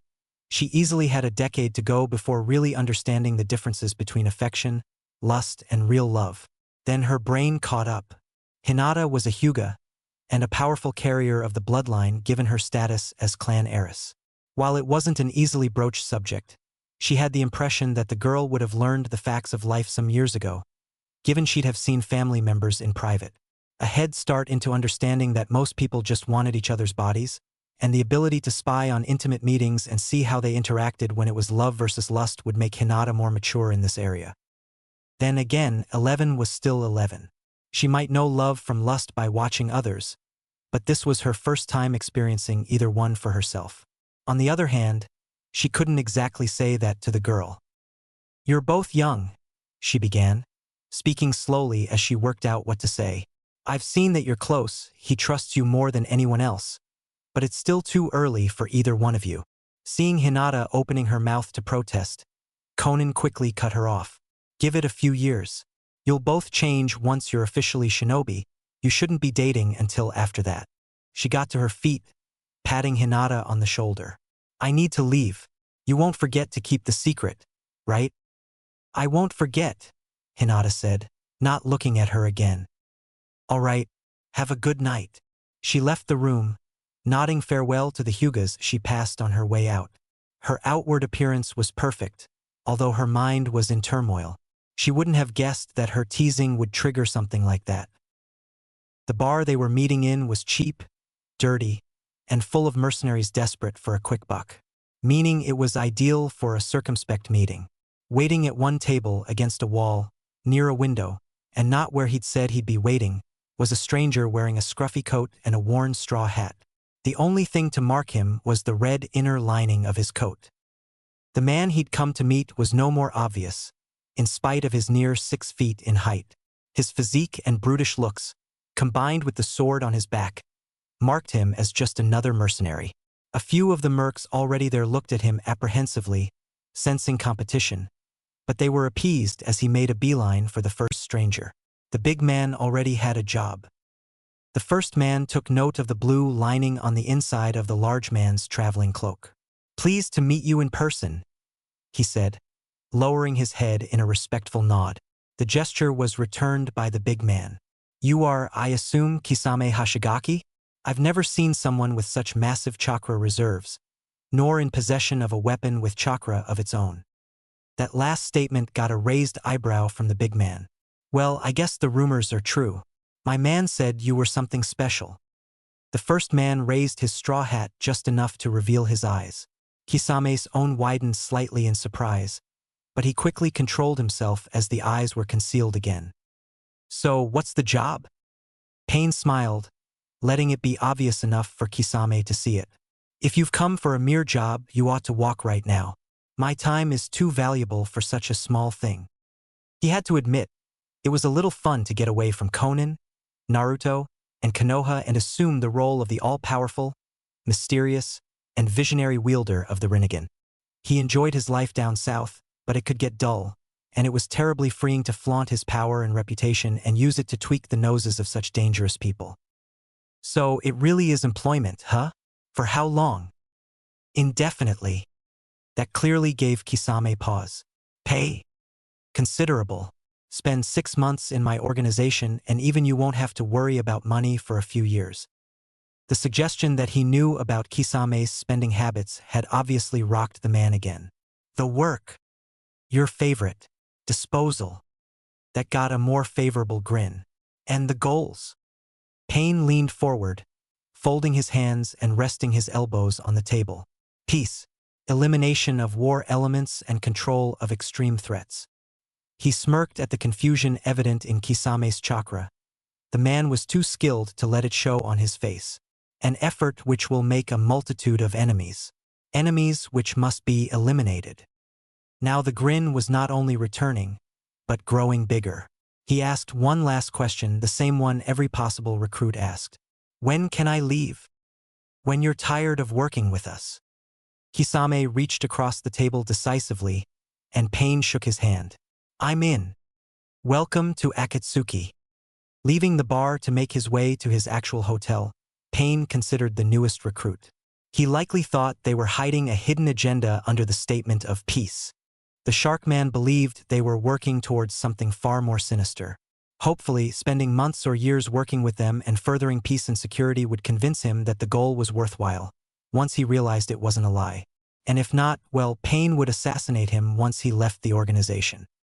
While that Payne returned to the hotel room, the Deva Path Payne opened a heavily sealed black notebook, recording the new recruit in it, that made 2 members of the inner circle of Akatsuki.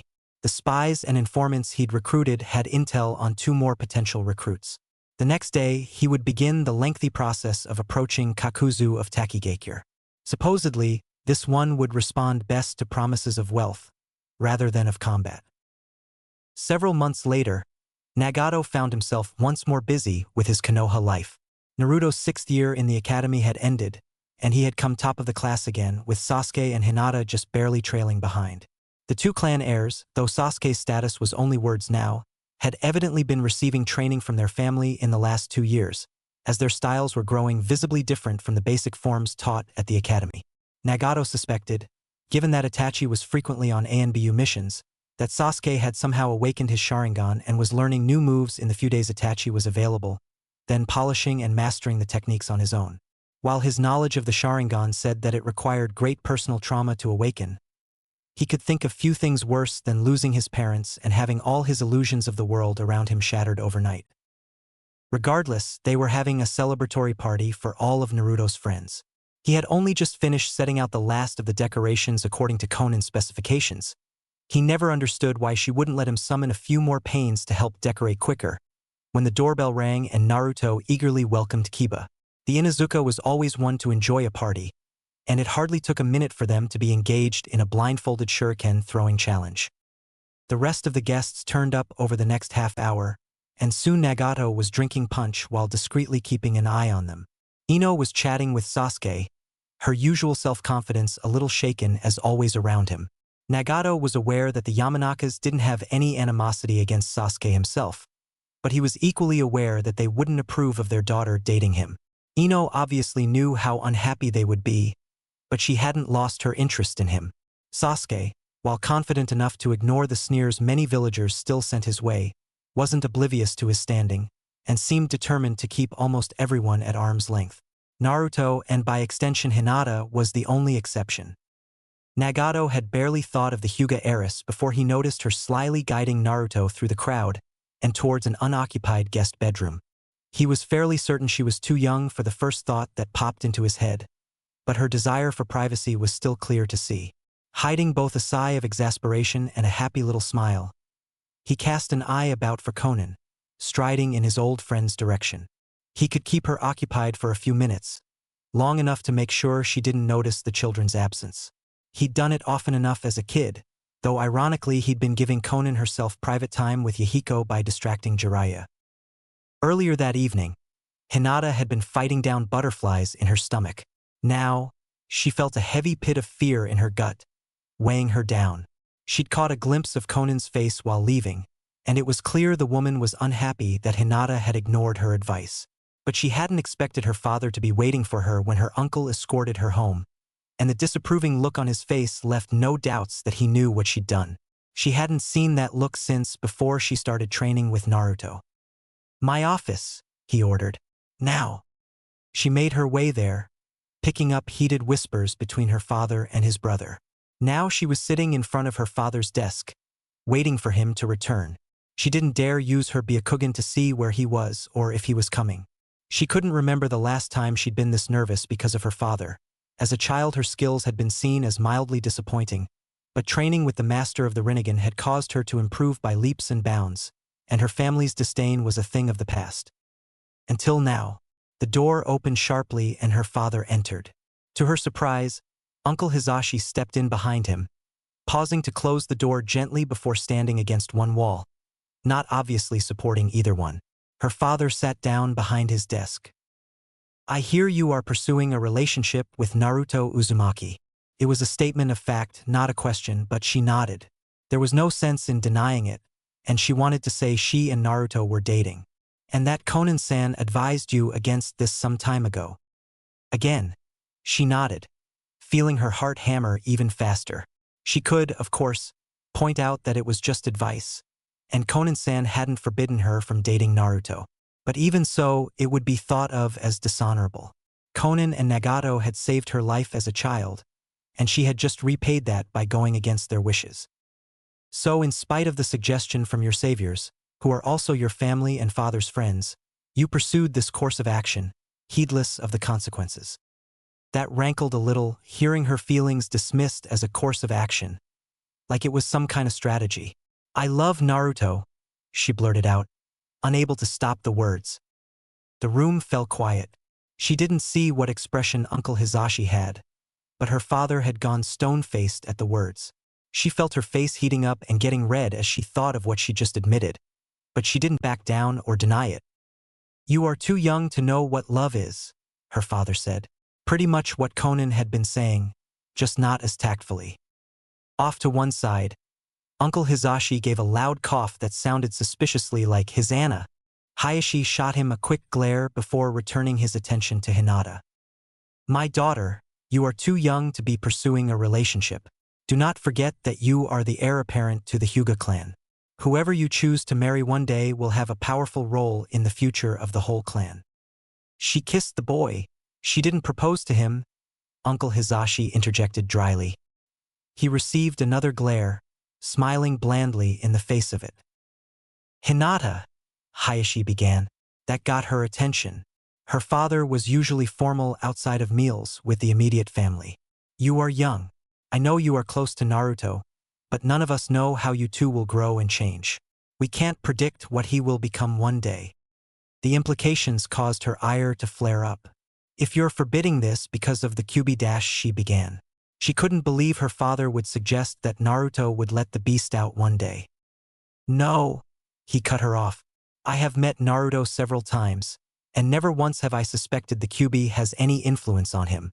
I speak of his penchant for tricks and jokes, his chaotic nature, and the simple truth that any shinobi can change beyond recognition. Orochimaru was once a quiet, well-mannered young boy in the academy." Neither Hinata or Hizashi had anything to say to that. Hayashi pressed forward. "Your future is already fraught with peril and strife, Hinata. I can't expect to keep you safe from heartbreak, but I don't want you to suffer it so young." "Naruto would never leave me," she said confidently. "But he might die." The grim words made the following silence ugly. Hayashi let them sink in for a few seconds. "No one, not even I, can hope to come back safely from every mission, and some die terribly young. I will pray for you every time you leave, but you or he may die." The grim silence returned. Even Hayashi didn't break it. It stretched for a long minute. Then Uncle Hizashi stepped forward, placing a hand on her shoulder and facing his twin brother. "Nagato-san is a very wise ninja," he began. "Wise enough to predict that you would say such a thing, brother." The corners of his lips quirked upward. "And he asked me to pass along this message. Pain and loss are only bearable with the company of our loved ones." He glanced down at Hinata.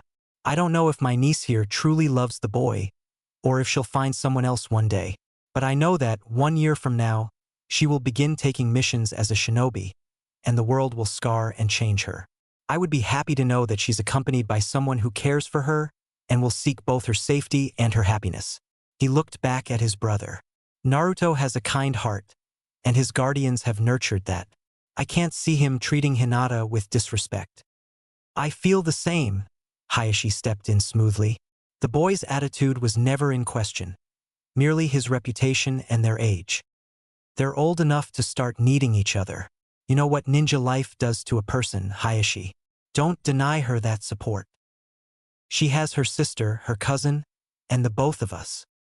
She's been training under Nagato and Konan for 4 years. They're also close to her. Konan-san herself agrees that they're too young, while Nagato-san finds it a good idea. The two men stared each other down, leaving Hinata feeling slightly invisible. She didn't seem to have much say in this anymore. Hinata, go to your room for tonight. I will speak with you in the morning, her father ordered. She left meekly, bowing to her father and giving her uncle a quick, grateful smile. She couldn't believe he'd stood up to her father like that, just for her sake. She knew the moment she walked into the dining room in the morning. Her father, uncle, and cousin were all seated at the table. Father was already eating, eyes fixed on the food, while her uncle gave his trademark tiny smile, his lips quirking upward ever so slightly. Niji greeted her with a nod and a questioning look at the adults. She sat next to her father, facing Niji, and just smiled at him before eating. Hanabi came in a few minutes later and sat on Hinata's other side. Silence reigned at the table, even more than usual. Everyone could sense the tension emanating from Hayashi. At last, Hayashi finished, rising to his feet. "Meet me in my office," he ordered his daughter before leaving. She ate quickly, saying a polite goodbye to her family. 5 minutes later, she was seated before her father. "You are allowed to pursue this relationship with Naruto Uzumaki," he began.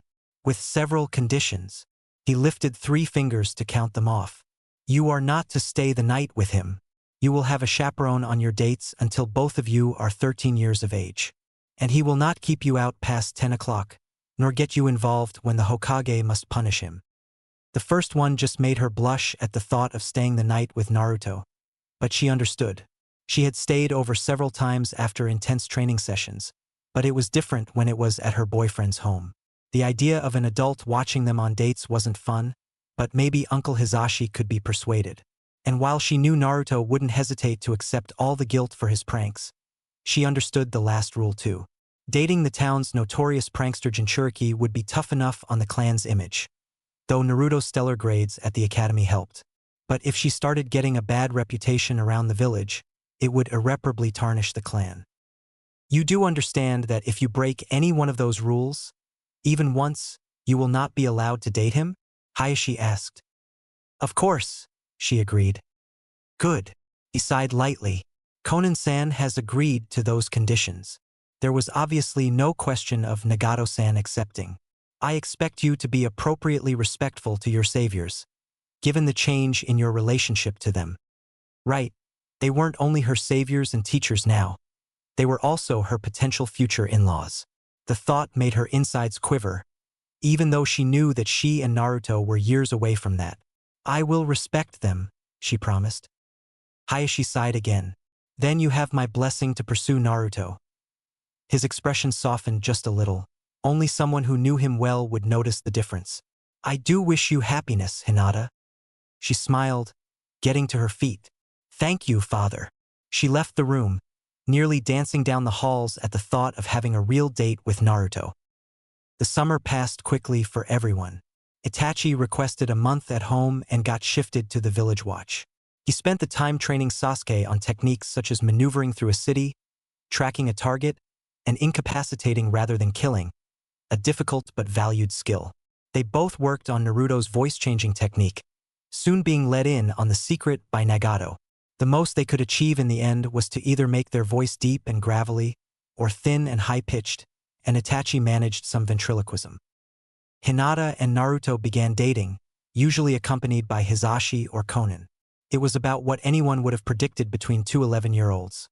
Cute most of the time, with plenty of mistakes on both sides that the adults would tease them mercilessly about. Naruto even did fewer pranks, both because he was spending time with Hinata and because he'd been warned against involving her, and it was both more difficult and less fun without her help. The young couple didn't forget about their shinobi training. Most of their dates took place after training sessions with Nagato and Konan, and both of them were trying harder than ever to impress one another, sending them ahead by leaps and bounds. The basic academy techniques became second nature for them, and all of their combat skills reached the level of an academy graduate. Nagato had started them on advanced exercises designed simply to increase the amount of chakra they could produce and channel by the end of the summer. Nagato himself continued on with Akatsuki. He recruited not only Kakuzu, with the promise of collecting bounties on targets, but also a being named Zetsu, who possessed some type of plant-based Kekiai Genkai that allowed him to merge with trees and pass through them. Nagato was curious whether it was connected to the first Hokage's wood element, but Zetsu refused to allow any tests. Nagato was satisfied to have him as a spy for now. Summer ended, and the children returned to school, freeing up Nagato to focus on Akatsuki. Only 2 months in, he had to pause for another party. "Why do we have so many parties?" he asked Konan. "It feels like that's all we do sometimes." "Because life is wonderful here," she answered, focusing on the 1,000 origami cranes she was creating simultaneously. "And it's his birthday, he deserves a party." Nagato had to agree if anyone needed a birthday party, it was Naruto. Only a few friends regularly attended, since most were busy with a different tradition: the anniversary of the Kyuubi's attack and the commemoration of the sacrifice of many of their brave shinobi. Naturally, the clans had suffered, and many of Naruto's friends went to show their respects and thanks to their family, something even Naruto wouldn't argue with. So Nagato wasn't surprised to see only 3 guests: Hinata, Sasuke, and Shino. The Aburame was a quiet boy, but always polite and respectful, and Nagato admired his rational thinking at such a young age. However, while the children were playing games, the doorbell rang again, causing them all to look up in surprise. "Who else is coming?" Sasuke asked Naruto. The boy still had trouble speaking directly to Nagato and Konan, and continued to refuse invitations to train with them. "I don't know. Everyone else said they were busy." Of course, Sakura might normally have joined, but she'd been distant ever since Naruto began dating Hinata. Nagato opened the door with a smile, knowing who was on the other side. "Well, here I am expecting a legendary ninja, and I get an old geezer." "I'm still young enough to teach you a thing or two, brat," the Toad Sannin replied, trading grins with his old students. "You gonna make me stand out here in the rain all day?" Nagato stepped back, letting his teacher in. "Jiraiya!" Naruto exclaimed, racing up to him and cannonballing into the Sannin, hugging him around the stomach. "Whoa, kid," Jiraiya said, catching his balance and hugging his godson. The last time they'd met, Naruto had been a lot lighter. Now he was approaching real ninja age. "Putting on some weight, aren't you? They'd better make sure it's all muscle, you hear? The ladies don't like tubby guys." "Try saying that to Chusa," Nagato remarked. "And he already has a girlfriend." Oh. Jiraiya eyed the quiet Hyuga girl who was watching them curiously. In 2 seconds he'd sized her up, but he looked for another 5 seconds, both to verify his first observations and to judge how she stood up under scrutiny. He kept a smile from his face as she met his gaze solidly, holding herself proudly. "Good choice, kid." He ruffled Naruto's hair playfully, looking down at him. "Good to see you again, sensei." Konan greeted him with a quick hug. "You too, you little angel." It was an old nickname with a bit of irony. The tactics she'd mastered under his tutelage were anything but angelic, despite her beauty and sweet disposition. There were some quick introductions for the other children, who were all a little awed to meet one of the Sannin, but ultimately took it well. After all, the Rinnegan was something out of the oldest myths to exist, said to belong to the god of shinobi, and they'd been seeing it on a regular basis for 6 years. "I think it's time to open presents," Nagato declared. His friends went first, of course. Sasuke had given him a set of pristine new kunai and shuriken, forged personally by Tetsu Uchiha and with a guaranteed sharpness. Shino bought him a bingo book and a set of pince-nez, with dark lenses in a style that was both fashionable and mildly intimidating. Naruto quickly tried them on and admired himself in the mirror. Last was Hinata's, which at first looked like just a metal bowl, leading him to frown in confusion. Hinata hurried to explain. "It's a ramen bowl, Naruto-kun." The seals on the inside are designed to hold up to a week's worth of ramen, so you can have it during long missions, and it also has a pair of chopsticks sealed in the side. There followed a slightly surprised silence. Then Naruto's face broke into a wide grin. That's awesome, Hinata-chan. Thanks. He hugged the girl, causing her face to go red, though she smiled happily. What about you? Naruto looked up at the three adults. They all shared grins with each other.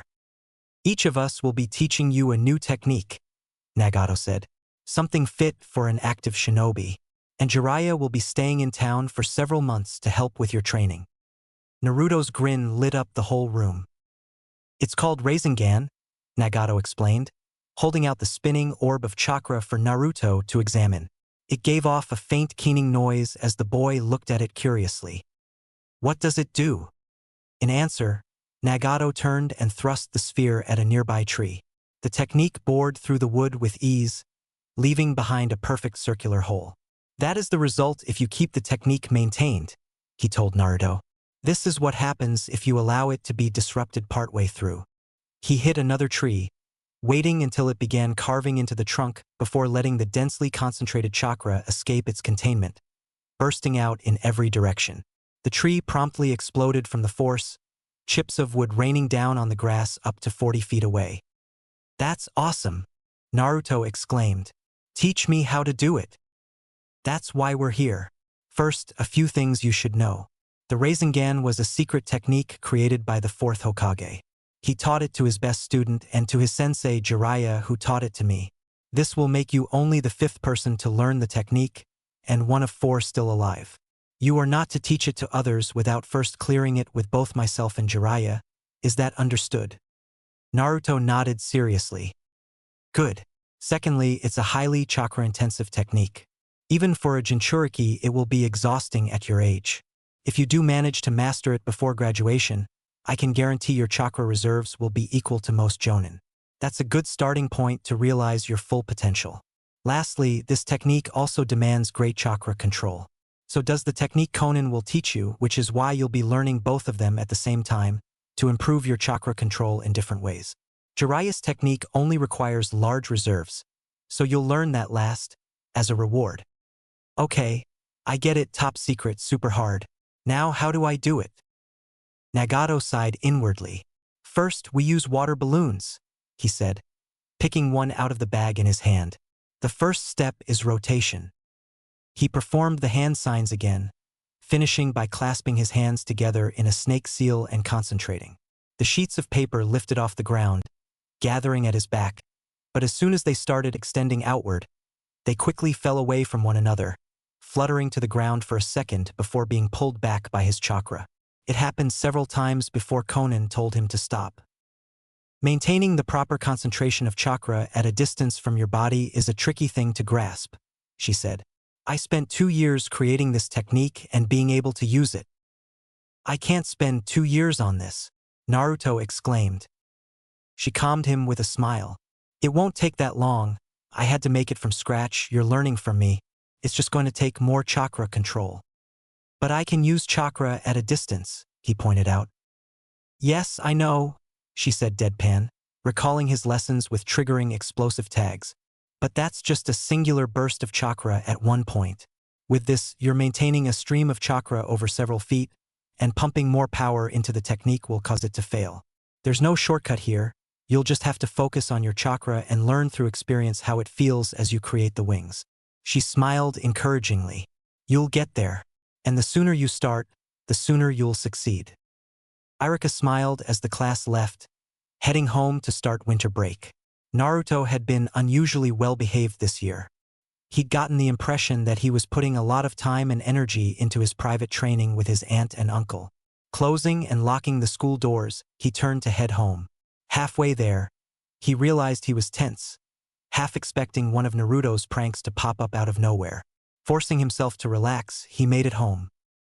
The door didn't open when he turned the handle.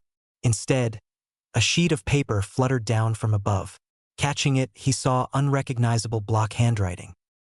Irika-sensei, let's hope you're a match for everything you taught us. Irika heaved a sigh. It seemed that Naruto had taken personally the practical lesson and obstacle course on traps. His apartment was likely more full of tripwires and pranks than an ANBU safe house.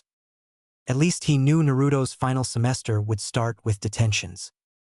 Grinning madly, Naruto drove a completed Rinnegan into a boulder, carving out a tunnel until he was elbow-deep in it. Then he let go of the Rinnegan's containment, detonating the chakra weapon and sending hot chunks of stone flying across the training ground. "Well done, Naruto," Nagato congratulated him, smiling proudly. "Anything else?" Konan asked. Flashing through a set of hand seals, Naruto first unsealed a mass of paper from one of his scrolls, then gathered it with his chakra. It was a little slow, but within a minute he had formed a set of wings with an 8-foot wingspan. With some careful flaps, he lifted off the ground, hovering just above eye level with his guardians. Konan hugged him. "Excellent," she exclaimed. "Now we'll have to get Jiraiya back," Nagato said. "Just 1 week too slow," Hifo sighed, leading Naruto to wince. Jiraiya had left Konoha a week ago, having taught Naruto the basics of intelligence gathering and people watching. It was pretty much the only area of espionage work that Naruto had lacked real training in, to Jiraiya's delight. Expecting it to be another couple of months before Naruto learned the Rinnegan and Angel Wings techniques, Jiraiya had gone back to traveling and spying. "All right, you'll want to stand back," Jiraiya said. Nagato and Konan dutifully gave him and Naruto some more space. "Unlocking the seal will release a rush of chakra from the Kyuubi. I expect it'll be painful." As he spoke, he placed one hand over a seal contained in the Toad Scroll, and the other hand over Naruto's exposed seal. Both seals lit up with blue flames, and Naruto abruptly doubled over, stumbling back with his hands over his stomach. "Is something wrong?" Konan asked nervously. "There's a large amount of red chakra entering his system," Nagato informed her, peering closely at their nephew. Which was the plan? Konan stifled a gasp as the red chakra suddenly became visible to her, streams of it bursting out of Naruto and flailing around him. "Naruto, you doing okay?" Jiraiya called. A strangled moan reached the 3 adults, who exchanged worried looks. "You can reseal it, right?" "Once I lay a hand on the seal," Jiraiya confirmed. "Let's wait until it's finished. These are untested waters. Let's see it through." The red chakra didn't die down, but it settled a little, the thick energy wrapping around Naruto and coating his body in a red nimbus. He pushed himself to his feet, turning to the adults. All 3 managed not to flinch. His bright blue eyes had turned blood red, the pupils turning to thin slits. The nearly invisible whisker marks on his cheeks had thickened and darkened, covering his face. His teeth had elongated and sharpened, and his stance was still hunched over, lacking the precision his ninja training had given him and replacing it with something feral and untamed. "How are you feeling?" Konan asked, taking a step forward. "Sore?" Naruto growled, his voice deeper than before, approaching an adult's. "All over, but strong. I want to do something," he nearly moaned, and now they noticed the mild shaking, as if just standing still was an effort for the boy. "Why not? You signed the contract, now you've got the chakra to really use it. You need a small blood offering," Jiraiya reminded him. Naruto raised his hands, glancing at the sharp claws that his fingernails had become, then used one to slice open his palm, fresh blood welling up and spilling over his fingers for just 2 seconds before the cut closed up. He flashed through hand seals and slapped the bloody hand down on the ground, sending out a surge of chakra that sent goosebumps down their spines. A blast of smoke obscured half the training ground for a moment, then cleared rapidly, revealing a massive toad with Naruto atop his head. "Gamma Bunta?" Jiraiya asked incredulously. "He summoned you on the first try?" "Ow!" the toad boss grunted, rolling his eyes up to look at the boy. "Tone it down with that chakra. It burns." "Sorry," Naruto said, jumping down to land in front of Jiraiya. The red aura had dimmed significantly, and the whiskers were visibly thinner. "I'm practicing with it." "Well, take it easy, and next time, don't summon me without permission. Brat, why'd someone like you get to sign the contract?" The last question was directed at Naruto, But Gamabunta was looking at Jiraiya. He's the Kyuubi Jinchuriki. He's the only remaining part of Minato's legacy, Jiraiya said solemnly. Don't be so sentimental, Jiraiya. The whole village of Konoha is Minato's legacy. He eyed Naruto for a few seconds. The boy met his gaze evenly, refusing to back down. But I admit he's got spunk. Listen up, brat. I'm the Toad Boss, Gamabunta-sama, leader of the Toads of Mount Myaboku. Until you exchange sake cups with me, you're not under my protection, so don't summon me without a darn good reason. I'm only 12. I can't drink yet, Naruto exclaimed. Good, you won't be bothering me for a few years. As Naruto argued with the giant toad, Jiraiya winked conspiratorially at Nagato and Konan. They'll get along famously, trust me. The three of them settled in to watch as Gamabunta stonewalled Naruto's pleas for leniency, until at last the toad disappeared in another blast of smoke, leaving Naruto pouting at the spot where he'd been. All right, since we're already here, you should start practicing with that chakra, Nagato said, drawing a short sword as he walked toward Naruto. Konan began circling, summoning paper that swirled around her, folding into various weapons. Grinning happily, Naruto launched himself at his uncle, drawing out more of the red chakra and throwing a devastating punch. Nagato deflected it with ease, and they were soon sparring in earnest. Naruto's greater speed and strength were valuable, and they quickly learned that minor injuries healed in seconds. Jiraiya joined in at that point, and even with the adults going easy, Naruto was put on the defensive. It seemed his emotions were less in control, however, as his irritation at not being able to attack was clearly visible. Dodging a swarm of paper shuriken made of explosive notes, his lips curled back into a snarl. Jiraiya tagged him with a fireball, and as he escaped the flames, Nagato's foot connected squarely with his solar plexus, sending him tumbling across the training field until he collided with a boulder. As he sprang to his feet with a roar of pain and rage, the adults winced to hear his broken collarbone and shoulder snap and pop itself back into shape. A moment later he was racing in their direction on all fours, red chakra gushing out of him like a raging river. He's losing control, Jiraiya said. We'll have to shut him down. I'll capture high, watch out, Konan screamed. The other two barely reacted in time to the blazing red Rinnegan Naruto had formed on the fly and thrust in their direction. Naruto is not allowed to release the Kyuubi's chakra unless the lives of his comrades are in jeopardy, Jiraiya stated. That's rather harsh, don't you think? Sarutobi inquired, wondering what had driven his student to such an extreme. Yeah, I do, Jiraiya said, stretching a little and wincing. It was Naruto's idea. He doesn't want to risk it happening again, he says. The kid doesn't even care if it's his own life that's in danger. That's how hard he's taking it. Sarutobi took a pull from his pipe as he considered the matter. And you have assured him he's overreacting? The Sannin snorted. I could say it, till I'm blue in the face, old man, he's not listening. He'll come around one day, or maybe this'll turn out to be a good thing. Kushina never used its chakra. Remember? Her seal was quite different. But yes, she always fought with her own strength. Look at the result. Jiraiya shrugged. You want to talk to him, go right ahead. I don't think you'll have much luck, though. He's already made up his mind. The rest of the class year passed by without incident, if you didn't count Naruto's attempt to misdirect an ANBU training session by giving out orders in the Hokage's voice while remaining hidden, that had quickly devolved into a furious, village-wide, day-long search for Naruto by the ANBU. It ended when Nagato showed up, locating his ward in moments and dragging him home for dinner.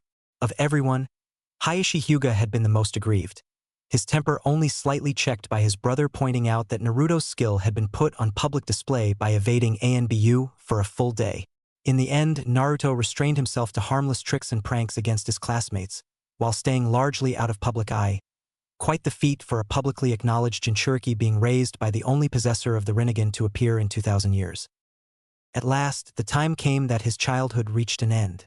At the end of his final year in the academy, he graduated at the top of his class, his closest friends coming in with grades just less than his own.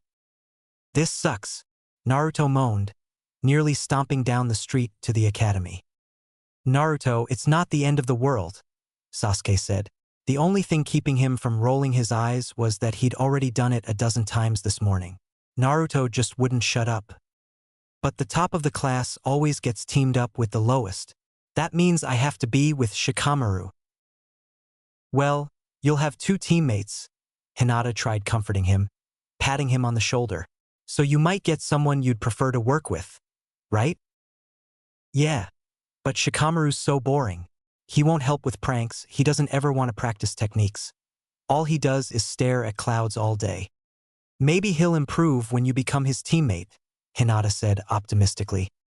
Naruto just heaved a massive sigh of exasperation, amplified by his voice transformation, so that everyone looked in their direction as they entered the school courtyard. Seeing only Naruto, they dismissed it as not their problem and turned away. Their class gathered for the final time, most of them chatting excitedly as they wondered who they'd be teamed up with for their shinobi career. Naruto just put his head down on his desk, ignoring everyone.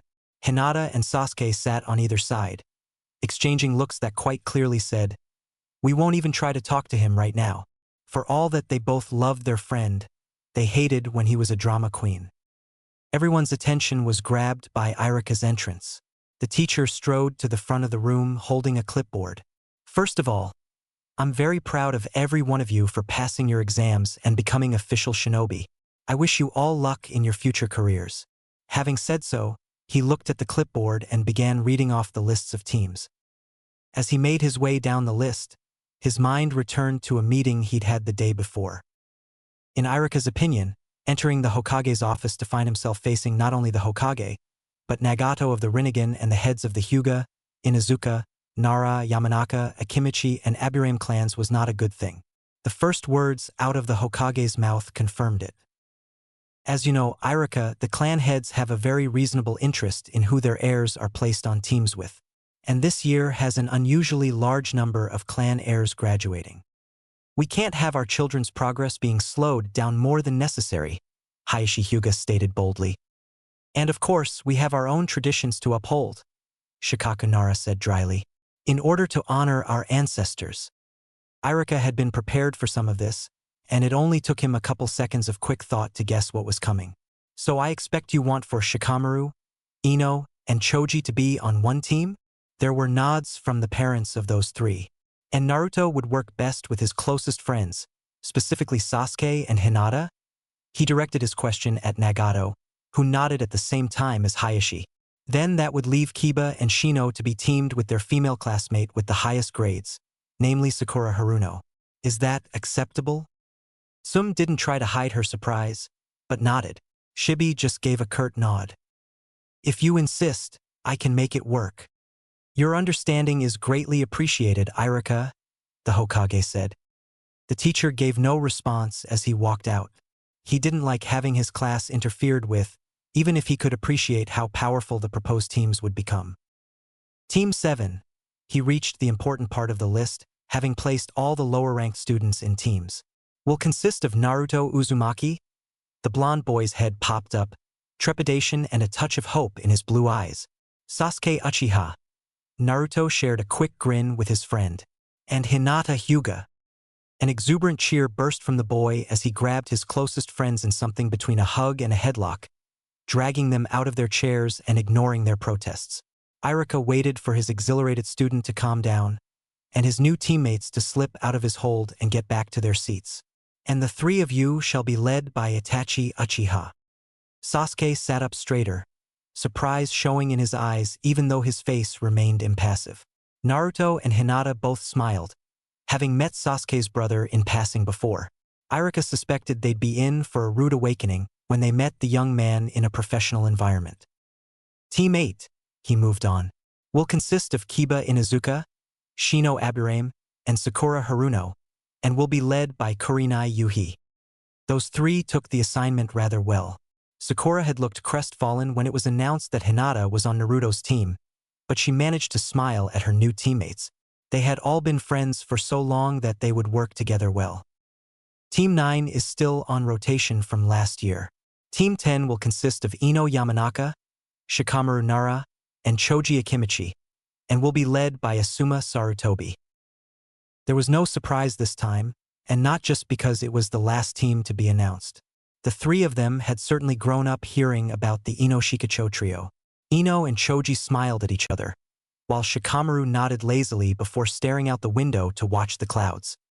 You'll meet your new senseis here in 2 hours, so be back before then. Once again, I wish you all luck. Their usual large group ate lunch together, Shino commenting on the odds against the team formations that had been announced. Sasuke listened for about 5 seconds before coming to the obvious conclusion. They must have ignored tradition to optimize the teams. Come on, there are 3 of us that aren't clan heirs, and one of them is a Jinchuriki. Our teams weren't made coincidentally. He's right, Sakura agreed. I looked up a bunch of information on old academy classes at the library. Normally they make balanced teams by putting top-ranked students with low-ranked ones, but whenever clans are involved, especially heirs, that goes out the window. What are you talking about? Ino asked. I'm still paired up with a low-ranker, she elbowed Shikamaru, who just rolled his eyes as everyone laughed. The rest of the lunch break passed quickly as they talked about what their new senseis might be like. Sasuke talked about his brother, but it quickly became clear that Itachi was frequently away on missions and kept to himself in any case. The Ino Shikacho trio's teacher had the Hokage's last name, so they all felt that he would be a powerful teacher. Team 8's teacher was a total mystery, on the other hand. When they returned to the classroom, 15 minutes before the 2-hour deadline, they found several adults waiting there. A bearded man with a tactical vest and a sash bearing the symbol of fire looked up at their entrance. Team 10. They nodded warily. I'm Asuma Sarutoubi. Come with me. They waved goodbye to their friends as they left. Only a minute passed before another person entered.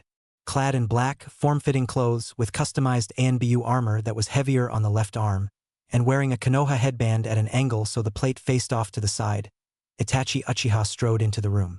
His cool, gray eyes danced over all the students rapidly before focusing on a particular 3. Team 7, he addressed them. Follow me. Saying goodbye to Team 8, they followed their new sensei to the top of the building. Once there, he leaned against a railing, gesturing to a nearby bench. He waited until they were seated before speaking. As you know, I am Itachi Uchiha, your Jonin instructor. I expect you all know that I am also a former ANBU captain, meaning I have some quite advanced techniques to teach you. Before we go further, we should introduce ourselves and share some details. They already know all of each other's details. Sasuke smirked at his friends. Hinata blushed and stammered while Naruto just rolled his eyes, chuckling. Can you go first, sensei? Naruto asked. Itachi nodded. I am Itachi Uchiha. I like Paki and learning new fire techniques. I dislike those who are arrogant and overestimate their skills. My hobby is reading, and my dream is to restore the reputation of the Uchiha clan. He pointed at Naruto, who took the cue at once. I'm Naruto Uzumaki. I like learning new jutsus, eating ramen, and hanging out with Hinata-chan. He shared a smile with his girlfriend. I dislike people who judge others right away. My hobbies are reading the bingo book and eating ramen, and my dream is to be the greatest Hokage ever. Itachi raised an eyebrow. The greatest? Why not just the next Hokage? If I'm the best, then it'll prove I really am the hero the 4th Hokage wanted me to be. If I can protect everyone even better than he can, maybe they'll stop thinking of me as the Kyuubi. Their sensei nodded thoughtfully before pointing to Hinata. I am Hinata Hyuga. I like spending time with Naruto-kun and his aunt Konan, and playing with animals. I dislike people that are hateful to those I care about. My dream is to earn my father's respect and to marry Naruto-kun one day. Sasuke laughed at his friend's shocked and nervous expression, and even Itachi had to suppress a grin. The Uchiha went next without waiting for a prompt. I'm Sasuke Uchiha. I like training with my brother, tomatoes, and green tea. I dislike sweets, traitors, and people who call me a traitor. My hobby is practicing techniques, and my dream is to restore the Uchiha clan's reputation. Naruto and Hinata shared a look. The brothers' similarities were almost frightening. Now that we've done that, we can get down to business. Tomorrow we have our first team exercise. What'll it be? Naruto asked. Combat simulation. He paused for a moment, looking each one in the eye. Against me. You'll get the details tomorrow morning, training ground 7 at 8 a.m. Oh, and you should skip breakfast. Otherwise, you'll throw up everywhere once we get started. Without waiting for a response, he made a hand sign and disappeared, replaced by a swirl of leaves and wind. There was a long silence as his 3 students stared at the spot where he'd been. Okay, he's kinda scary, Naruto said.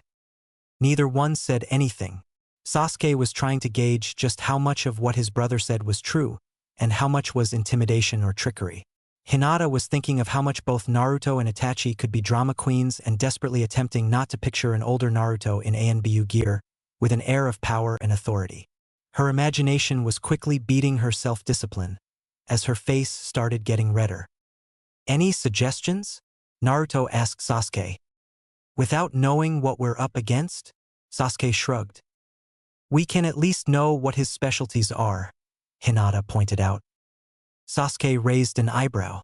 Well, he's great with fire techniques, good with a sword. He's a stealth master who's carried out both reconnaissance and assassination in foreign countries without a scratch. An expert martial artist. He can predict all our moves with the Sharingan, see through genjutsus, cast his own with nothing but eye contact, and has copied techniques from who knows how many other ninjas. Naruto and Hinata just stared at him for a minute in shock. He's an ANBU captain, remember?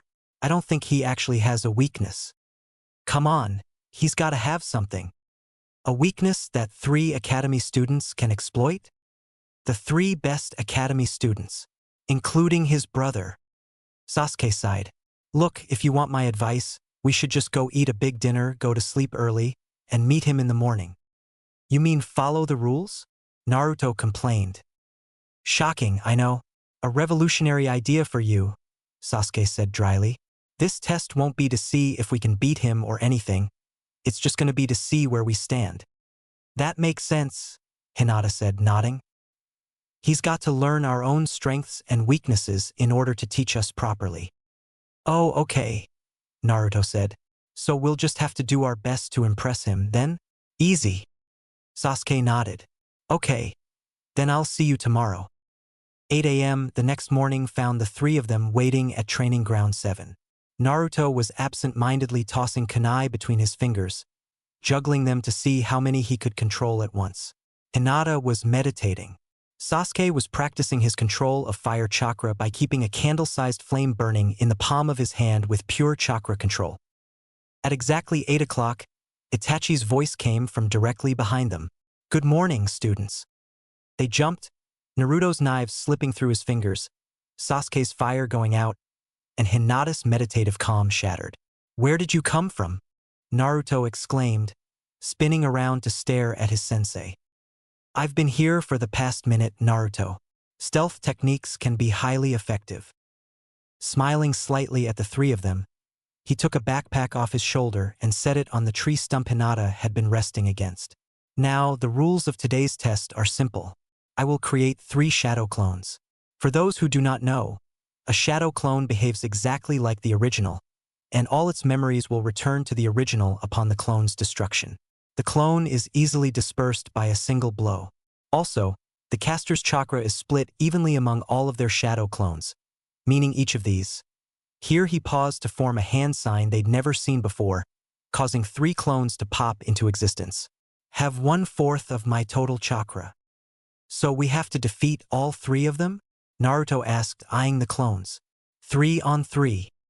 No, Itachi replied, surprising his 3 students. 3 one-on-one fights, at different locations. Wait, we're fighting alone?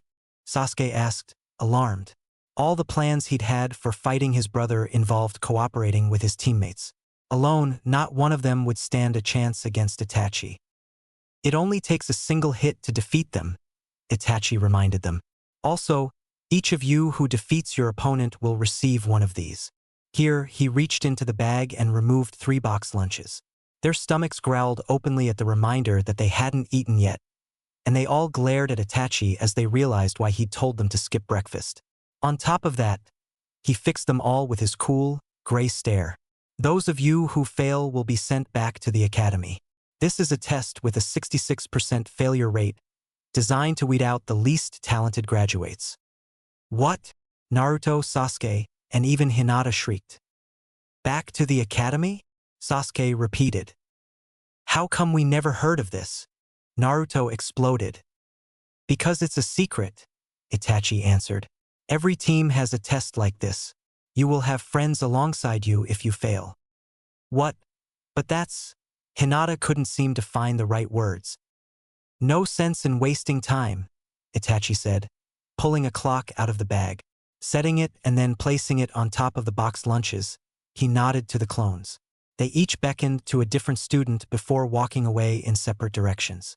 You have 3 hours. I hope to see all 3 of you pass. Chapter 5. Sasuke leaned over, hands on his knees, gasping off for breath. 20 feet away, Itachi's shadow clone watched him. Gaze impassive, breathing regular, eyes bright red. Apparently, all he needed was to activate his Sharingan and Sasuke's assault was useless. For half an hour they'd been here, the younger brother trying desperately to injure him just once. But no matter how many shuriken or kunai he threw, no matter how many fireballs he breathed, and no matter how fiercely he fought hand to hand, Itachi was untouchable. Every trick was seen through, every attack halted. Not a single wasted movement was visible. In fact, the shadow clone hadn't even attacked, seeming content to wait and defend itself. This isn't possible, Anai-san, Sasuke spat. Then you have already failed, the clone replied. When you give up on a mission, you forfeit all hope of succeeding. Sasuke grit his teeth, not wanting to hear the philosophical deflections. He could only hope that Naruto and Hinata were doing better than him. The water cyclone exploded into steam, the blast of heat forcing Hinata to duck down and cover her head with both arms, pushing out chakra to form a makeshift shield. Thankfully, her thick coat absorbed some of the heat. When she stood up, the 50-foot-wide clearing they were fighting in was filled with steam. Her Byakugan was still active, so she could see that Itachi-sensei's shadow clone hadn't moved. That was my best attack, she said miserably. Sensei, I don't think this test is passable. I suspect it was not, in fact, your best attack.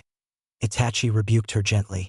You no longer have the luxury of only memorizing techniques and using them on demand. Think outside the box, Hinata. That's where the best shinobi live. It sounded inspiring, but it didn't help Hinata come up with any ideas. All her water techniques had been tried, most of them dodged, a few sliced through with his sword, destroying their delicate integrity, and the last one blown up with a fire attack.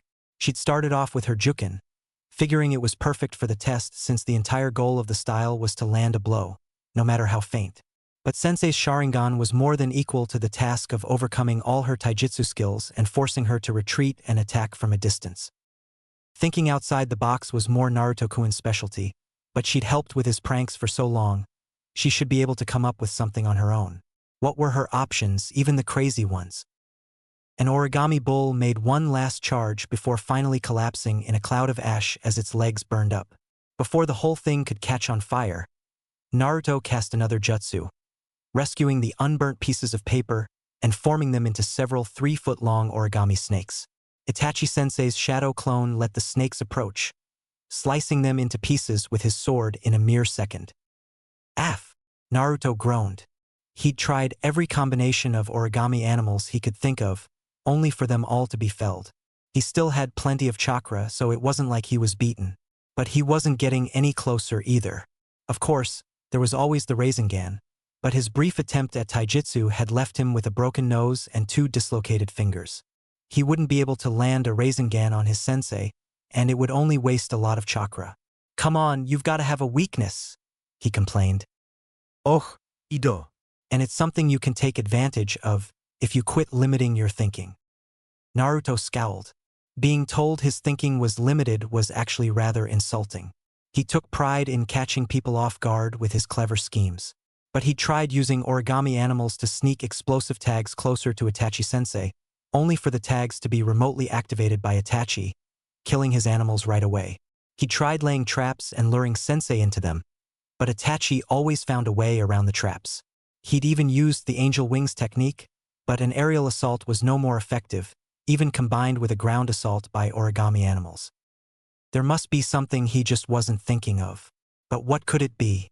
Hopefully they all figured out the trick before running out of time. Hinata pushed her Byakugan to the limit, searching the environment for anything.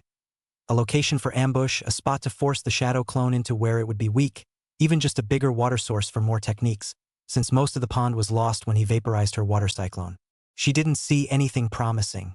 More trees, a couple clearings, a river winding through the small forest, then the wide open grassy area where Sasuke was fighting. In a flash of insight, she realized what the test was about. Quickly, she thought back to Sensei's instructions at the beginning. Had he ever specifically said? Her sensei's shadow clone looked at her curiously as she began giggling. "Hinata?" he asked warily. "Is something the matter? You and Naruto are a lot alike, sensei. It's a little funny." She got herself under control, smiling at him. "But thanks to that, I understand the test perfectly." She made a hand sign, causing some of the remaining water puddles to draw together, readying a water technique. The shadow clone rested his right hand on the hilt of his sword, prepared for anything. Then she leapt away, canceling the technique and disappearing into the treeline. While it wasn't entirely unexpected, the suddenness of the move still caught him by surprise. Once it sunk in, he just smiled and began setting up. She'd be back, and he needed to be ready for that. Sasuke was attempting another combination of shuriken combos, this time taking two separate tactics Itachi had taught him and mixing them together on the fly, hoping to confuse his brother and score a lucky hit. Itachi, of course, used the short sword in his right hand and the heavier armor on his left arm to casually deflect the whole storm of metal, weaving through the attack with a graceful ease. He nearly seemed bored. Then a short whiff of displaced air preceded the shadow clone throwing himself aside, turning a desperate lunge into a tumble across the ground, coming up on one knee and looking behind himself. Sasuke only had a moment to be surprised before Hinata emerged from the treeline, unleashing a pair of water bullets.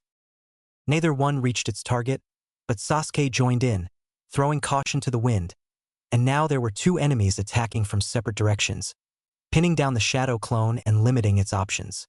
Hinata closed the distance, launching into a Juken attack.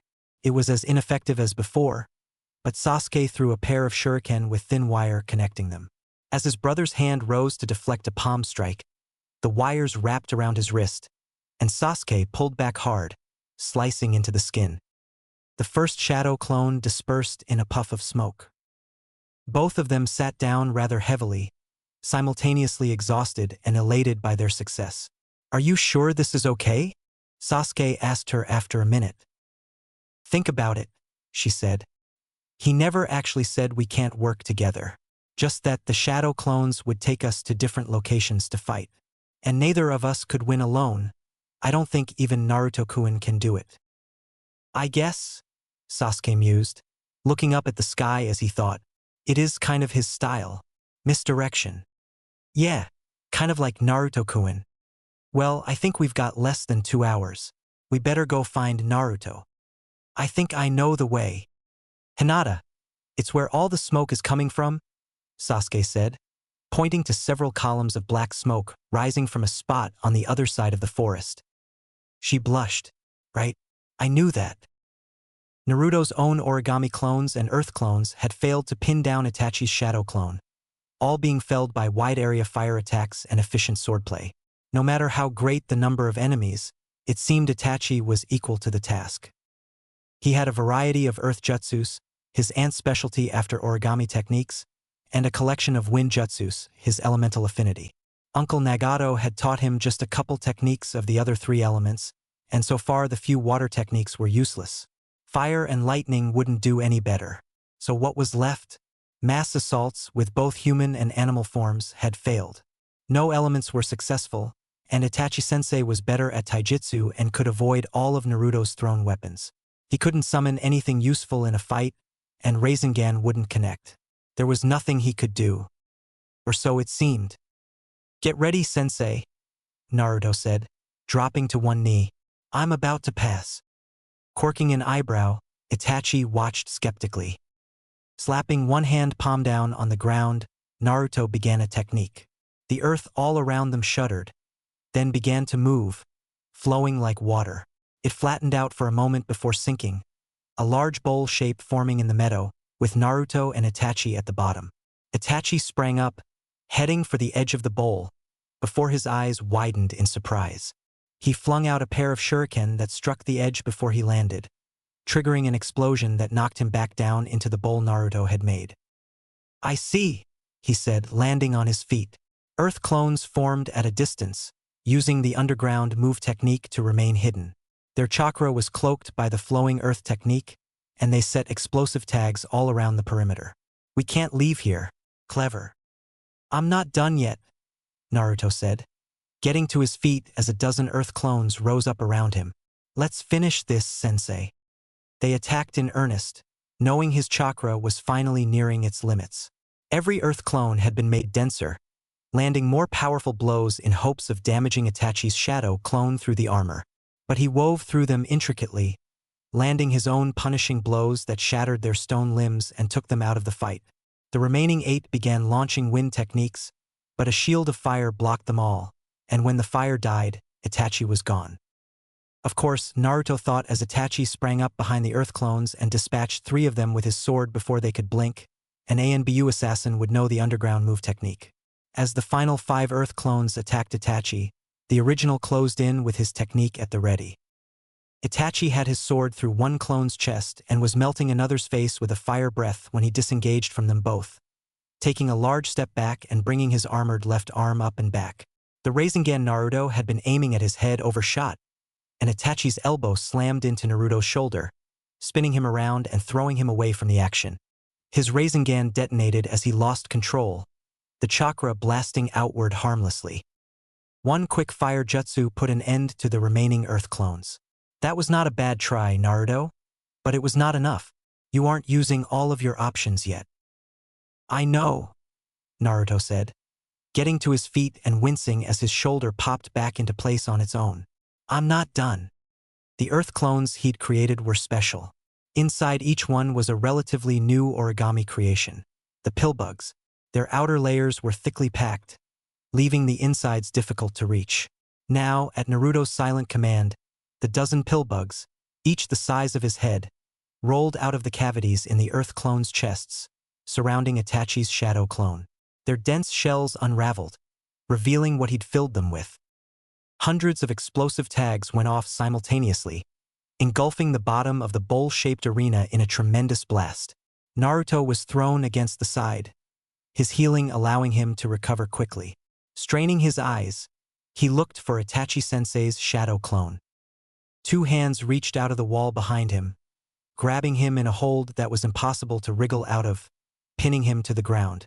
"Again, impressive," Itachi complimented him. "But shadow clones can make their own shadow clones. I suspected you were setting up another trap. In case you're curious, the other shadow clone leapt out, but died to the landmines you set up around this arena. But you still haven't passed." A noise made him look up, peering through the smoke that still filled their arena. Before he could do anything more, a bullet of condensed water flew out of the smokescreen, nailing Itachi in the chest. The impact threw him off Naruto, and the back of his head struck the wall. The second shadow clone dispersed. "Took you long enough," Naruto yelled through the smoke. "Didn't you get my message?" "We were already on the way," Sasuke said, emerging from the smoke with Hinata. "Your butterfly didn't find us until after your landmines nearly killed us." "Oh, he chuckled nervously, rubbing the back of his head. "So you already figured it out?" Hinata nodded. "Sensei never said we can't do this, and he hasn't interrupted after we defeated 2 shadow clones. I think this is the solution to the test. We have just over an hour to beat the last one," Sasuke said. "We can't go right now, I've got to recover a little," Naruto said. "I just blew myself up here." "Yeah, we'd noticed," Sasuke said dryly. "But we can't wait too long," Hinata said, sitting down next to Naruto. "We had to make a detour in the forest to avoid Sensei's traps. The last shadow clone is making itself really difficult to reach.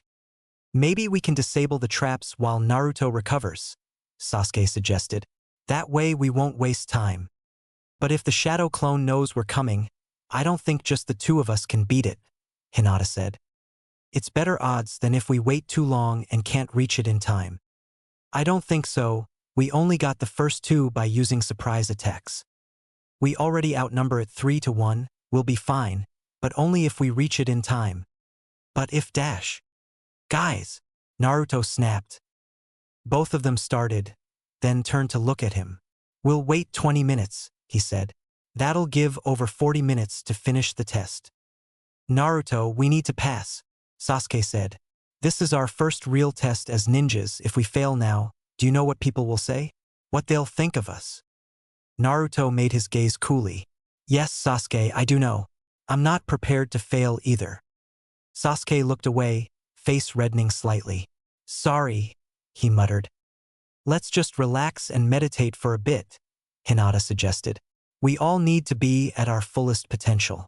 Sensei knows we're coming this time, and he's been getting ready. They ducked under one strand of ninja wire, both boys following Hinata closely as she guided them through the net of traps and snares. They'd already been caught twice and lost valuable time because of it. Landing on a tree branch, they waited as she looked around with her Byakugan. This way, she said. There's more snares under that tree to the left, and a pit ahead. They leaped down, landing lightly on the forest floor. Again, all three paused, making sure they weren't walking into a trap. 2 steps forward, Hinata said, doing as she said. Then up and to the right to pass through a group of tripwires. She sprang perfectly, slipping through the gap as if threading a needle. Naruto nodded a couple times before confidently following her, avoiding the wires and landing next to her on the wide of a tree, both sticking to it perfectly.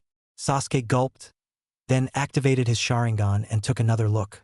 Taking a deep breath, he crouched, gauged the angle again, and leaped. He almost made it through untouched, but he'd raised his leg too much to avoid catching one wire, and his toes snagged on another wire instead. A net flew at him out of nowhere, and in midair he was helpless to avoid it, getting thrown against a solid oak tree, the net wrapping firmly around the trunk. The other wires were also tripped by the net's passage, and Sasuke was hit by a cloud of powder and a bucket of paint. Itachi has a chew.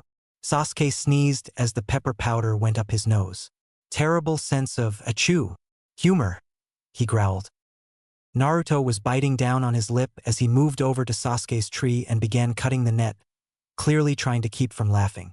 Hinata stayed where she was, keeping a lookout for all of them. This is taking a while, Naruto said as he made a hole big enough for Sasuke to climb out of. We're not gonna have time to win a fight. Yes, we will, Sasuke snapped. I'm gonna kick his ass for this, he said, glaring daggers at the white paint all over his clothes. There's not much more, Hinata said. Follow me. The boys returned to her tree, then copied her movements carefully, following her around several more traps and finally emerging in the same clearing where she'd first been led by Itachi's shadow clone. That must have been exhausting, Itachi said, watching them from the other side of the clearing.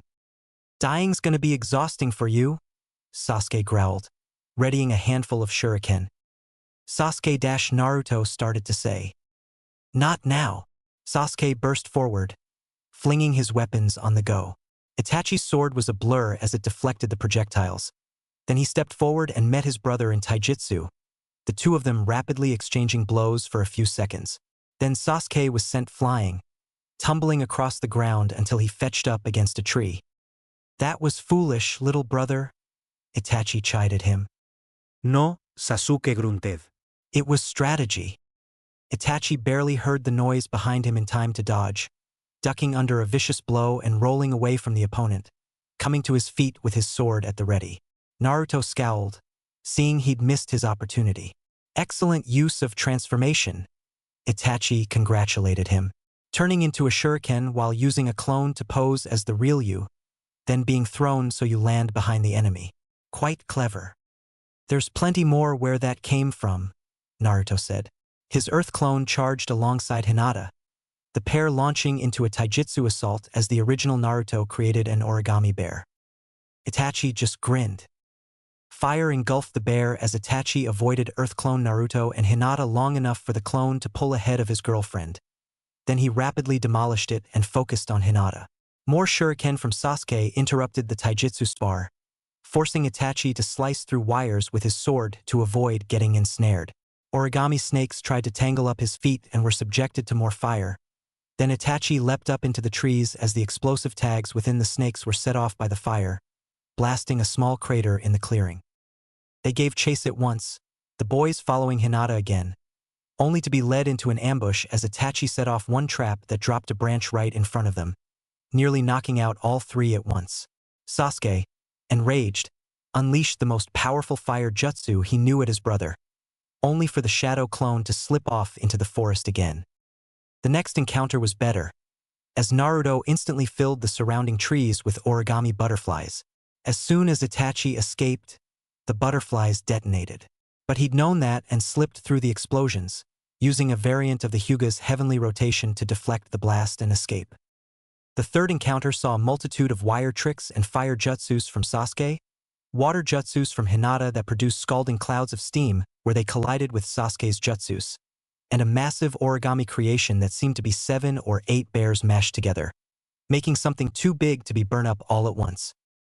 Itachi deftly redirected or cut the wires, countered fire jutsus with his own and contrived to avoid the steam blasts, then danced around the ungainly multi-bear creation and sliced its many limbs off one at a time, burning up the central body bit by bit at the same time. Just as Sasuke set up a weave of wires behind Itachi, the origami pillbugs hidden inside the multi-bear opened up and detonated, destroying the monstrosity and throwing Itachi's shadow clone back into the wires. A great wave struck him, pressing him down and keeping him from escaping as Naruto and Sasuke closed in with kunai at the ready. From behind them, an alarm clock went off loudly, the incongruous noise startling all three. They turned around to see the original Itachi holding the alarm clock as it jangled. Switching it off, he observed the three with a critical eye. Team 7, in light of your results in this test, I declare you successful. They all blinked. Wait, what? Naruto asked. But we failed, Sensei, Hinata said.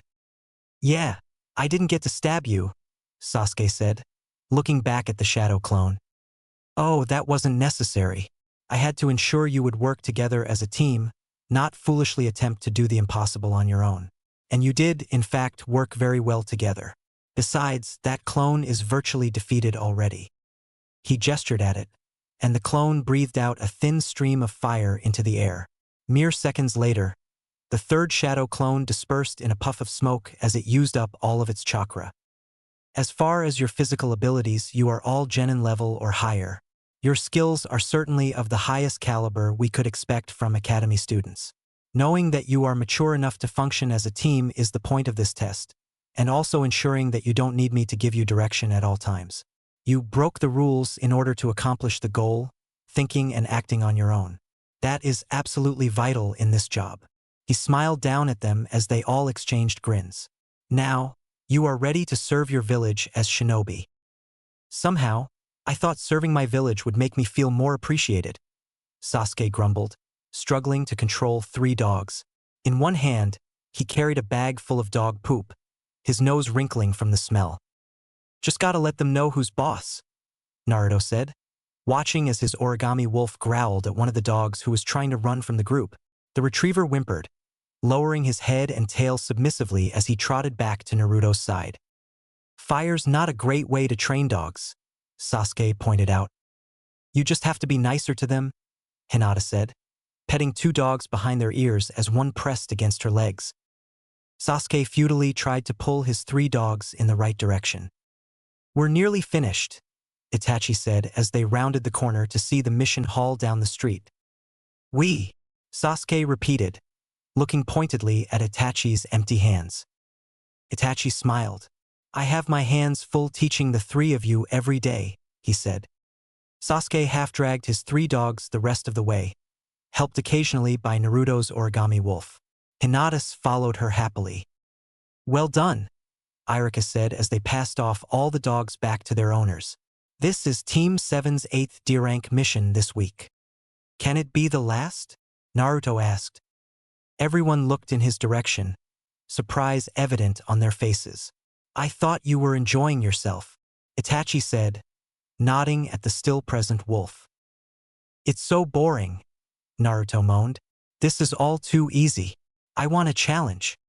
We've been learning lots, Sasuke added, stepping up beside Naruto. You've been teaching us stealth and taijutsu for almost a month, and we were good before graduating. Surely we can handle something more than chasing cats and walking dogs. Irika shook his head. You're barely out of the academy, he said. You need more experience as a team. Itachi looked past Irika to the counter where teams received new missions. Hokage-sama, he said, raising his voice a little.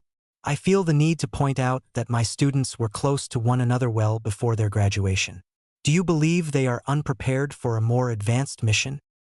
The Hokage looked them over carefully, all three genin meeting his gaze. It can be difficult to judge prodigies, he finally said. Where your skills are advanced, your experience is still lacking. Their eyes fell, hearing that they weren't ready. And yet, the Hokage continued, causing all of them to look up eagerly. Lack of a challenge will slow your progress and growth, and that would be detrimental in the long run. Picking through the mission request scrolls on the counter, he selected one, scribbling on it for a bit longer than normal. In fact, I believe this mission would suit your team perfectly. Do you agree? Itachi walked forward, taking the scroll and looking it over quickly. Delivery of intel between Konoha and Kumo, as per the recent adjustments to the peace treaty. The team will be he paused, eyebrows raising slightly, accompanied by a high-ranking delegate from Kumogakure during the travel to Kumo. He looked up at the Hokage. Where is he? He asked. Yujito-san, the Hokage called out. I believe we have an appropriate team.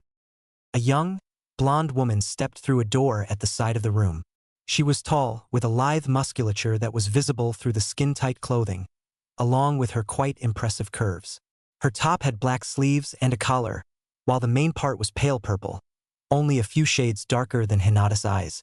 Her pants were less form-fitting, black with a white cloud design along one leg. Bandages were wrapped around both arms, accompanied by fingerless gloves, and a red sash was tied about her hips. Her hair was pulled back tightly into a braid under a Kumogakure headband. The cloud symbol stamped on the headband shined proudly on her forehead. Under it, her dark eyes scrutinized Itachi and his team. These children Hokage-sama? She asked, her tone just shy of open disrespect. Even the teacher's not that old. Itachi placed one hand on Sasuke's shoulder, silently signaling his brother to restrain himself. Hinata gripped Naruto's arm at the same time, holding him back as well. Age means little to a true shinobi, he said coolly. I was an ANBU captain at 13, and have only improved since. Nor should my students be dismissed so easily. You will find us more than sufficient for whatever you desire. Yujito smirked, giving him another look up and down, lingering on his eyes, which had changed from gray to red. I'll have to take what I can get, I suppose. She took the scroll from Itachi, signing her name, then handed it back, along with a pen, so he could do the same. Once done, Itachi turned to his students. Pack for a week-long mission, and meet me at the North Gate in 1 hour. They all nodded eagerly, hurrying away to get ready. We got a better mission, Naruto exclaimed as he raced through the door, leaving Konan blinking in surprise and staring after him. Ive gotapek. Nagato raised an eyebrow, exchanging an amused look with Konan. The two adults waited as Naruto clattered around his room, making a racket while throwing clothes and supplies into a bag. He emerged 15 minutes after arriving, racing headlong towards the still-open door. Nagato calmly used the Bansho Tenin technique to pull Naruto back to them, yanking the boy off his feet in the process. Where are you going? He asked calmly. On a mission, Naruto repeated, getting back up. Yes, and that means we're going to worry, Konan said, placing a hand on his shoulder. We want to know where you'll be and how long you'll be gone, she said. And you're not leaving until you tell us. Naruto heaved a sigh. We're delivering information to Kumogakure. It'll be about a week, he said. There's a kunoichi from Kumo on the trip with us, someone named Yujito. Nagato's eyes abruptly sharpened and he took a step forward. Yujito? Yukito ni. Naruto blinked, taken aback by his uncle's sudden interest. I don't know her last name, he admitted. Blonde hair, early 20s, red sash? Naruto nodded slowly. Yeah. How do you know her? Nagato smiled wryly, twitching his finger to make the door shut itself as the security seals activated to a higher level than usual, preventing all but maybe 0.001% of shinobi in the world from eavesdropping. We've never met. I know of her because, after we settled here to raise you, we sought out any and all information on Jinchuriki. Yujito ni is the host of the Nibi, the two-tailed cat. Naruto's eyes went wide. She's a Jinchuriki? He gasped excitedly. Like me. Not like you, Conan said quickly. You've been raised like a normal shinobi, except for learning more advanced skills for your age. She was put through grueling training since the age of 2, and has been a Jonin-level kunoichi since the age of 12. While we aren't sure of the details in her case, Jinchuriki are rarely treated even as well as you are, Nagato said. Thinking back on all the hateful sneers, the insults, and even some outright threats over the years, Naruto shuddered to think of a worse life than that. That's terrible. Naruto, Conan said, kneeling down to look him in the eye. You've got a big heart, so you might not want to hear this, but don't pity her. He opened his mouth, only for her to put a finger over it. Listen, she's not like you. Jinchuriki have been known to cause terrible rampages and unleash devastation on the world. Even if her life has been unpleasant, it doesn't change how dangerous it's made her. Be careful around her. Naruto nodded slowly, blue eyes downcast. Conan hugged him tightly. You'll be fine, just stick close to your team. We'll see you in 2 weeks. Nagato ruffled his hair fondly, smiling down at him as the door opened. Don't forget the Rinnegan, he advised. Looking up at his older brother as they left their house, Sasuke frowned. Why do you seem upset, Anae-san? Itachi looked a little surprised for a moment, but then his face smoothed out. I must be slipping, he said calmly. You're my brother. I can tell when something's bothering you. Itachi gave a tiny smile before admitting, I don't like Yujito. Yeah, she's kinda... Sasuke trailed off, searching for an appropriate word. Stuck up, Itachi suggested. Arrogant? Condescending? I was gonna say irritating, Sasuke said. And good-looking. Don't let that cloud your judgment, Itachi warned him. I do not entirely trust Kumo, and neither should you, and you should pass the sentiment on to Naruto and Hinata. Sasuke frowned. You think they'll betray us? 9 years ago, when we first signed a peace treaty, their emissary was caught breaking into the Hyuga compound, by Nagato-san and Konan-san, as it happens. While Kumo claimed he was acting of his own volition, and he was jailed for life, there are many who have their doubts. Just stay on your guard during this mission. Hinata was the last to arrive at the gate, though she was still 5 minutes early. Yujito gave her a disapproving frown before heading out the gate. We shouldn't waste time, she said. Follow me. Itachi coughed to get her attention. Looking back, she scowled to see all 4 of them not having moved an inch. These scrolls are valuable in and of themselves, and their delivery is vital to the treaty, he said. It's best to exercise caution, rather than all-out speed. We'll travel in a diamond formation, he stated. I'll take point. Naruto and Yujito, the powerhouses, will take the left and right sides. Hinata, the rear, use your Byakugan to keep watch. Sasuke, you're in the center. Be ready with a secondary assault if we're attacked. Understood. His 3 students nodded, already walking into position. Yujito's scowl was still in place, her arms folded over her impressive chest, but she reluctantly walked over to take position alongside the other 4. They took off, leaping through the trees at a good clip, one slightly out of sync with the rest, repeatedly pulling ahead and then slowing down so they could catch up. This will be a long mission, Itachi thought to himself. They made good time, reaching the edge of Fire Country territory by nightfall. Although he knew they could press on, Itachi chose to have them rest now and set out early the next morning, so they stopped while still in the forest. With the tension that had built up throughout the day as Yujito either ignored them or replied to any questions or comments with sullen, sharp retorts, his students needed a chance to relax. Yujito, go gather water, he ordered. Sasuke, get a small fire going. Naruto, use your earth techniques to form a covering so the light won't give away our location. Hinata, help me pitch tents. Yujito headed out at once, not giving them a second glance as she took all the empty canteens. Itachi took out a scroll and began demonstrating for Hinata the method for unsealing items in storage. The boys set about making the fire, quickly getting into a small argument over whether to use some of Naruto's paper to quickly get a flame going.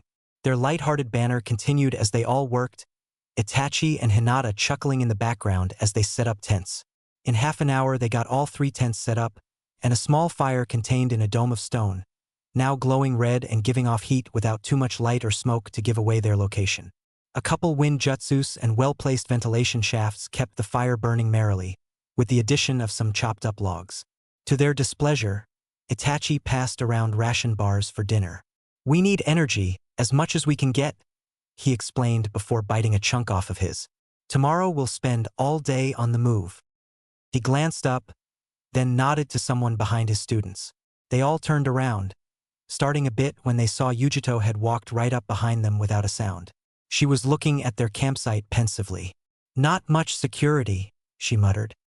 "I keyed you into the security seals already," Naruto said.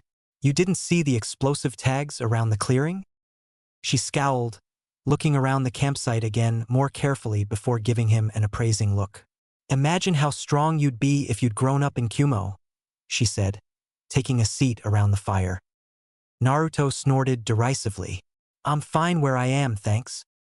She leaned back a little, eyes widening at the bite in his voice. "Hey, that was a compliment," she said. He just eyed her suspiciously. Her gut tightened at the look. It was one she recognized, but hadn't expected to see from foreigners. "I don't need compliments from someone like you." "Naruto," Itachi said warningly, "all 5 of us need to work together." Yujito cocked an eyebrow at him. "That'd be easier if you kept up with me," she commented dryly. Now his gray eyes met hers evenly. "Why didn't you strive to match our pace? It was your disregard for cooperation that disturbed our formation today." She scoffed. "I can't be waiting around to hold the kids' hands and be you captain," she said. "Even when you're paying for our services?" Itachi pointed out. "Wasn't my idea. I told the Raikage I could handle the mission alone." He insisted on hiring a team. Itachi nodded as he ate the last bite of his ration bar. "That's because the Raikage is smarter than you," he said, watching unblinkingly as she started at those words. "He doesn't throw his weight around and arrogantly assume he's better than everyone else. Nor does he disregard any form of assistance as not worth his time. And he seeks an alliance for the benefit of his village, to make it strong, because he doesn't think he's already king of the world and too good to be associating with anyone else." His students watched, openly in awe as Yujito flinched with every point Itachi scored against her, seeming to sink in on herself as he verbally flogged her without even raising his voice. He finished speaking and turned his gaze out, towards the trees, clearly ending the talk and dismissing Yujito. She got to her feet shakily, not meeting anyone's eyes as she slunk off towards the tents, entering one quietly. "Whoa," Sasuke said softly. "That was cold, Anaya-san." "It worked," Itachi replied, just as softly. It was nearly an hour later when Hinata entered the tent Yujito was in. Naruto and Sasuke were sharing another tent, while Itachi had taken the third, and smallest, for himself. The fire pit had been filled with dirt by Naruto, stifling the fire instantly and keeping it from smoking much as the heat bled out of the stones. Itachi was currently outside, keeping first watch. Hinata entered hesitantly, relaxing slightly as she saw Yujito's form hidden inside her sleeping bag, still except for regular breathing. She slid off her coat before slipping into her own sleeping bag. "Hinata!" The Hyuga heiress forced herself not to jump as the Jinchuriki's voice rang out. She would have sworn Yujito was asleep. "Yes?" she asked frostily.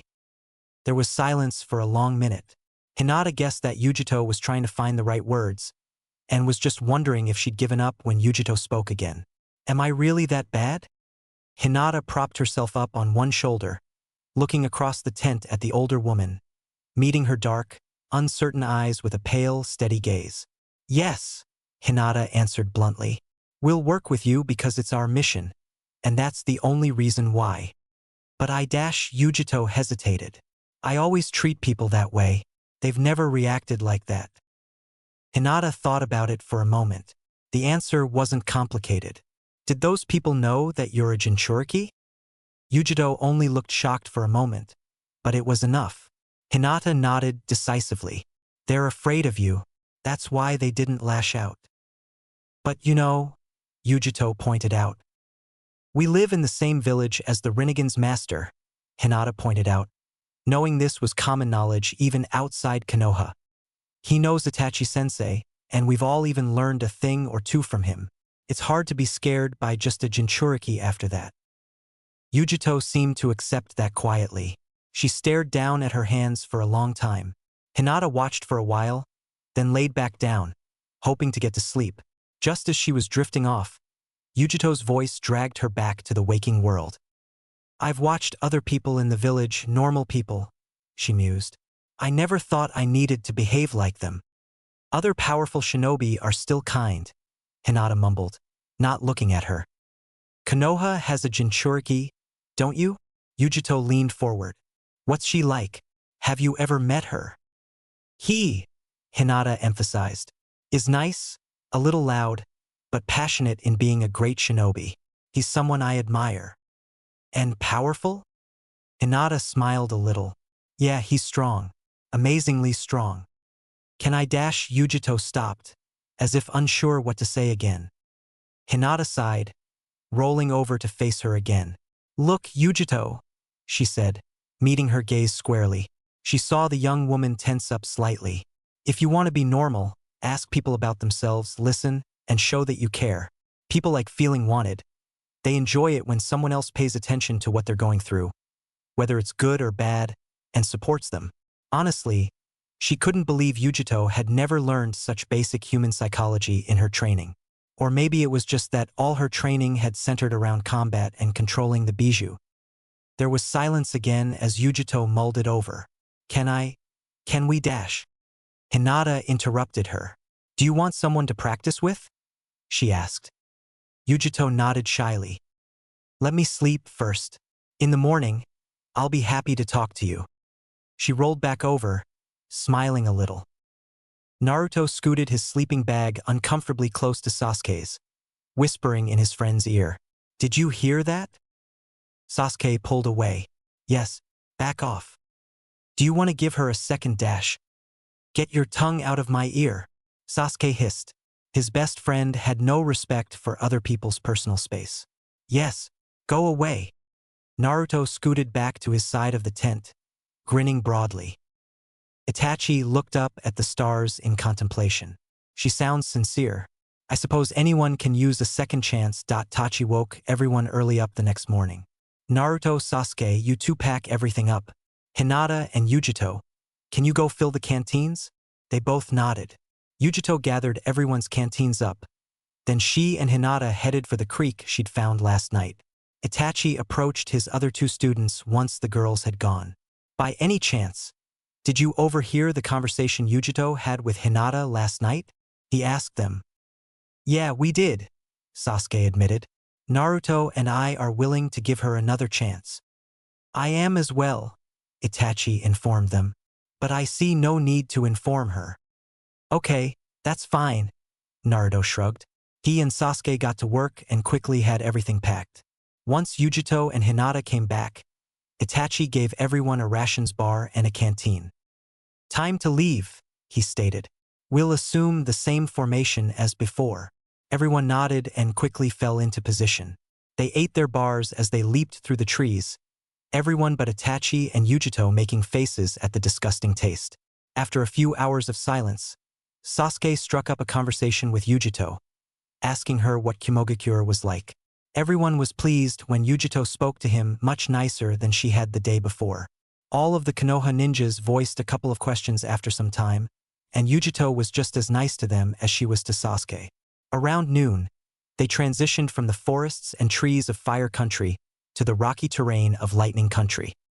It was some time after that when Itachi came to a halt and held up a fist, ordering the other four to stop as well.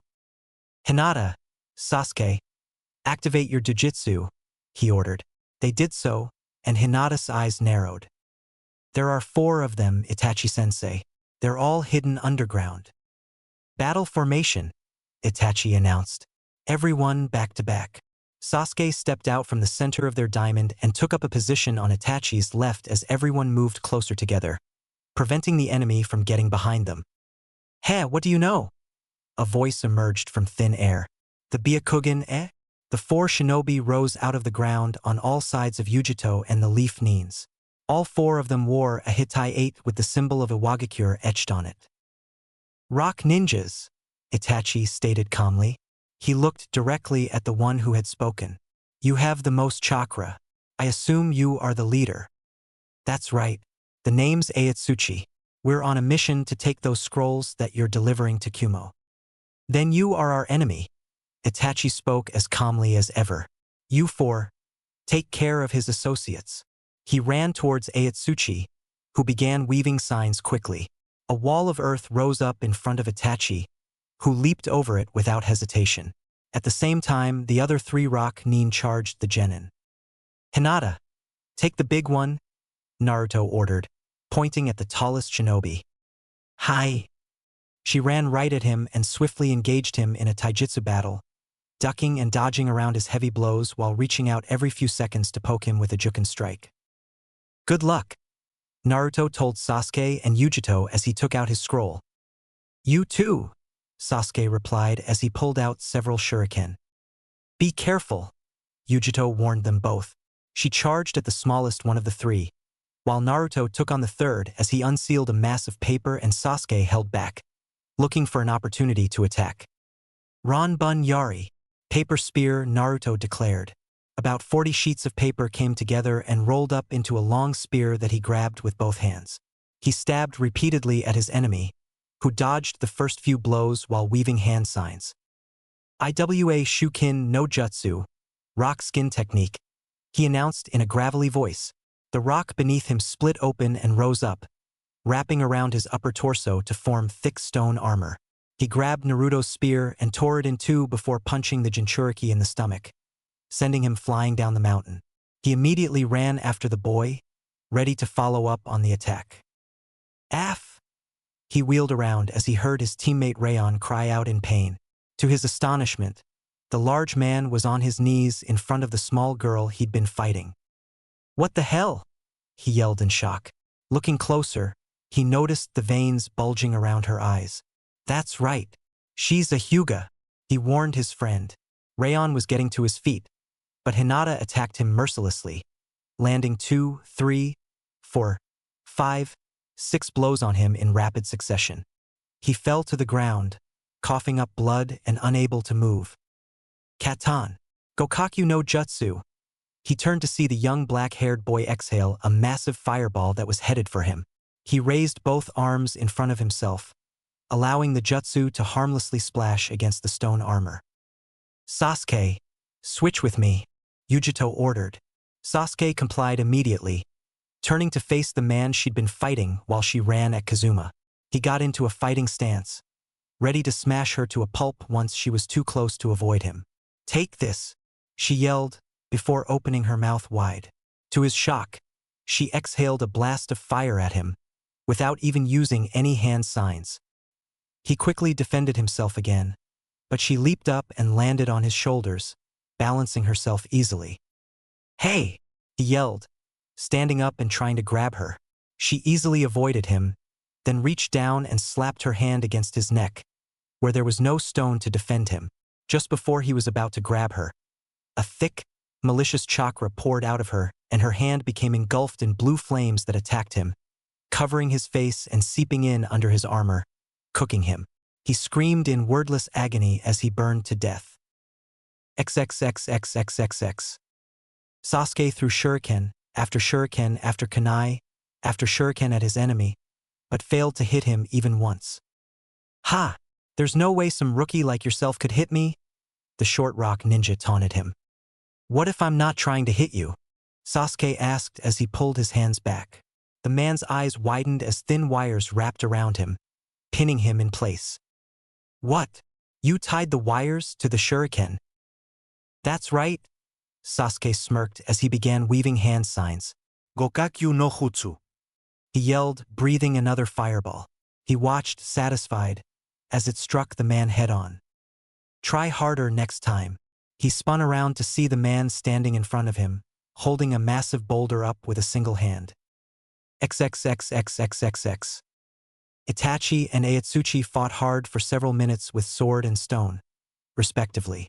Eventually, after he'd avoided a small landslide, Itachi halted and watched his enemy. "You are strong," he acknowledged. "So are you," Ayatsuchi admitted. "Yes," Itachi agreed. "Unfortunately for you, I am stronger."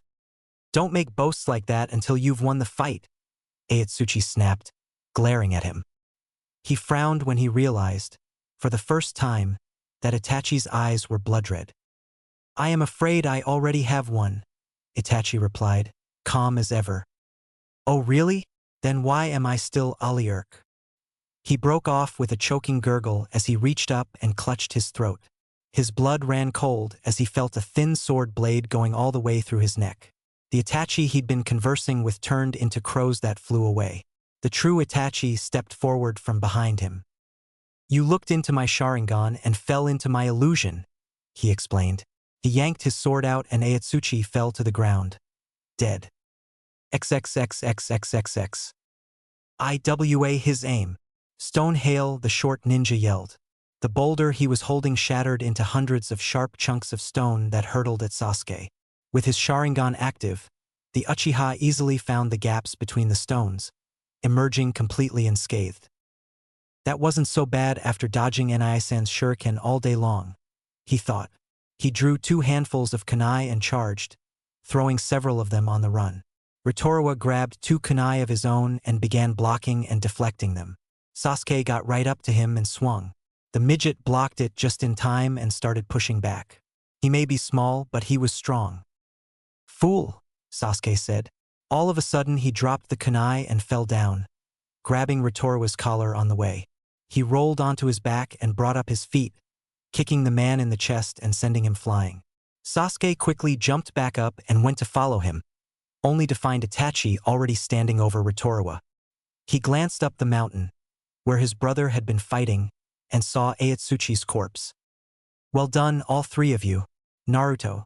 Here he turned to the Jinchuriki who'd come limping back to the battlefield just a few seconds ago.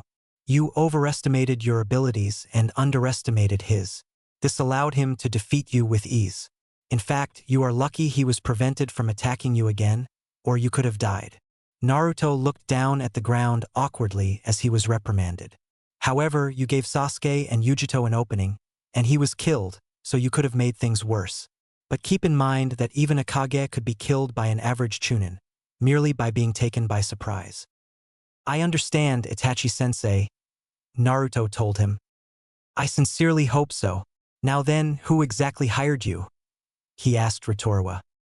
"I don't know who the client was. Sachikage-sama didn't inform us. For all we know, he himself wanted us to do it. That's all I'm telling you." Before Itachi could say anything else, he bit down hard on something in his mouth. A few seconds later, his eyes rolled back into his head and he died. "Cyanide," Itachi commented, peering into his mouth. "Typical. This way, the identity of the client is kept a secret, and his reputation remains untarnished." "Very well, we need to give these for a funeral. Naruto, Sasuke, each of you go get one and bring him back here." He turned and walked toward Ayatsuchi. Naruto headed for Rayon, while Sasuke went to get Kazuma. Yujito followed Naruto, and the 2 of them lugged the big ninja over to Ritorowa. "You did a real number on him, Hinata-chan," Naruto commented as he looked at the man. Blood had poured out of his mouth and nose as he died, and the white part of his eyes had also turned red, then streams of blood trickling out of the corners. "Jukin is a legendary fighting style," Sasuke commented, dragging Kazuma behind him as he spoke. "Why yes, it damages the victim's organs more and more with time," Hinata explained. "Pretty scary stuff," Yujito agreed. Itachi walked up to them, carrying Ayatsuchi's corpse over one shoulder. He placed him down with the other 3, then closed all of the rock ninja's eyes. "All of you step back," he ordered them. They quickly backed up about 10 feet and watched their sensei to see what he would do. He wove a quick set of hand signs, then inhaled deeply before breathing a stream of fire at the bodies, lighting all 4 at once. He waited until the corpses were burning from head to toe, then turned and began to walk away. That's it? We just leave them there? Sasuke asked as they followed. Yes, Itachi answered bluntly. We make sure they will not rot or be defiled, but we have neither time nor reason to provide our enemies a proper burial. That's how it works. He glanced over his shoulder at the less experienced ninjas. Come. We must continue to Kumogakure. The four of them exchanged glances with each other before following him. XXXXXXX. In Kanahagakure. Konan walked out of the cave and turned around to look back at Nagato. The red-haired man visibly winced when he saw the pain and sadness in her eyes. Then the entrance of the cave closed up and blocked them from each other's view. XXXXXXX. The next few days passed uneventfully for Itachi's team. They made good time, crossing the border from the land of fire to the land of hot water during the third day. Itachi steered them clear of the local shinobi village, Yugakure, instead picking a civilian town for them to stay the night at. All of them, even Itachi himself, were glad to have actual beds for a night instead of sleeping outside again. Once they got their hotel rooms, Naruto wanted to go exploring around the village. No, Itachi denied him calmly. Why not? Naruto whined. We've spent the past 3 days just running through the wilderness. We haven't seen anything interesting. We are on a mission, Naruto, Itachi reminded him as he examined a map.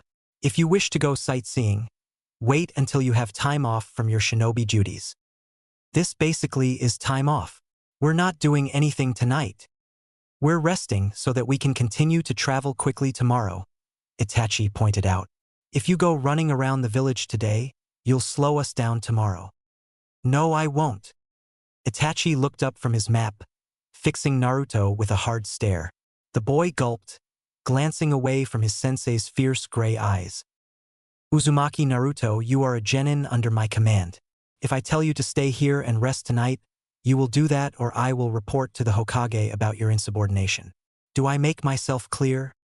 Yes, sensei, Naruto said nervously. Good. Itachi returned to his map. I believe Sasuke brought a deck of cards. Why don't the four of you play some games? Sounds great, Naruto grumbled as he left the room. Itachi looked up as the door slammed and sighed. Nagato and Konan had spoiled him a bit growing up. He needed to become more obedient, rather than questioning everything his superiors said, even when those superiors weren't sharing everything with him. Itachi set down the map and picked up the small flyer he'd found in the village. There wasn't much on it, just an address and time, along with the sentence, "Join us to hear of the true world we shall expose." But what unnerved Itachi was the large symbol that dominated the piece of paper. A triangle pointing down inside of a circle. Such a simple mark, but something about it wasn't right. The XANBU captain put the flyer away in his bag, resolving to ask the Hokage if he had heard about this group, this Jashinist church. Until he knew more about them, he didn't want his students wandering around where they might bump into some cult. In the meantime, the young man stretched out on the bed and closed his eyes. While he was perfectly capable of traveling for several weeks on minimal sleep, he was still only 17. Anytime he got the opportunity for a full night's rest, he took it gladly. In seconds, he was asleep. XXXXXXX. Is he always like that? Naruto complained to Sasuke. Sometimes, I guess, Sasuke shrugged. Maybe you just caught him at a bad time. He glanced at his cards. Check. I've had some tough teachers too, Yujito said. When you get old enough, you realize they really do think it's best for you. Hinata arched an eyebrow at that, but made no comment as she looked over her cards. Check, she finally said. Raise you a shuriken, Naruto said, tossing one onto the small pile. They went around the table adding shuriken to the pot. But seriously, why does he have to be such a jerk? I mean, can't he just say we're not allowed to leave the hotel? I don't know, Sasuke said. He gets like this sometimes. Don't let it get to you. At least with Itachi-sensei, it's only some of the time, Hinata muttered. Everyone looked at the shy girl curiously and she blushed, looking down at the table. It's just, my father is always hard on me when I train, she said. Yeah, Uncle Nagato can be tough too, Naruto sympathized. But he's never as rude as Sensei was. Yujito reached over and patted the young girl's shoulder. Hinata looked up in surprise. It can be really rough when your family's hard on you, she said, but I think they do care in the end. Thanks, Hinata said warmly. Yujito smiled, then turned her attention back to their game. Now then, we're done betting, she said. Show your hands. Full house, right? Sasuke asked. Jacks over eights, Yujito confirmed. 3 queens, Hinata declared. Straight flush. Naruto glanced up at Yujito. She nodded, looking mildly impressed. And I got a better full house than Sasuke, she said. Kings over sixes, but Naruto's straight flush wins. Ha! Naruto looked thoughtful as he scooped up the pile of weaponry. Is it normal for everyone to get big hands like that? The other 3 stared at him in confusion for a moment. Then Hinata sighed as she realized what happened. Naruto-kun, she asked her boyfriend, did you cheat? What? He looked offended. Of course not. Wait, you got a straight flush without cheating? Yujito demanded. Yeah, he frowned. Did you guys try to cheat? We did cheat, Sasuke stated. We're ninja. Not everyone has your kind of luck, Naruto-kun, Hinata explained, giving him a slightly exasperated smile. You should spend a few weekends at a casino with luck like that, Yujito said. Geez, and I was thinking I did so well, too. You were the best cheater at the table, Sasuke pointed out. Yujito laughed as she began shuffling the cards. Your sensei's either gonna love me or hate me for teaching you guys this stuff. The genin glanced at each other. If you don't tell him, we won't, Naruto announced. She grinned cattily. Sounds like a plan. Great. Okay, so how are you guys cheating like that? Sasuke laughed and began to show his friend what they'd been doing. XXXXXXX. 3 more days of travel found them deep in the land of lightning, approaching Kumogakure.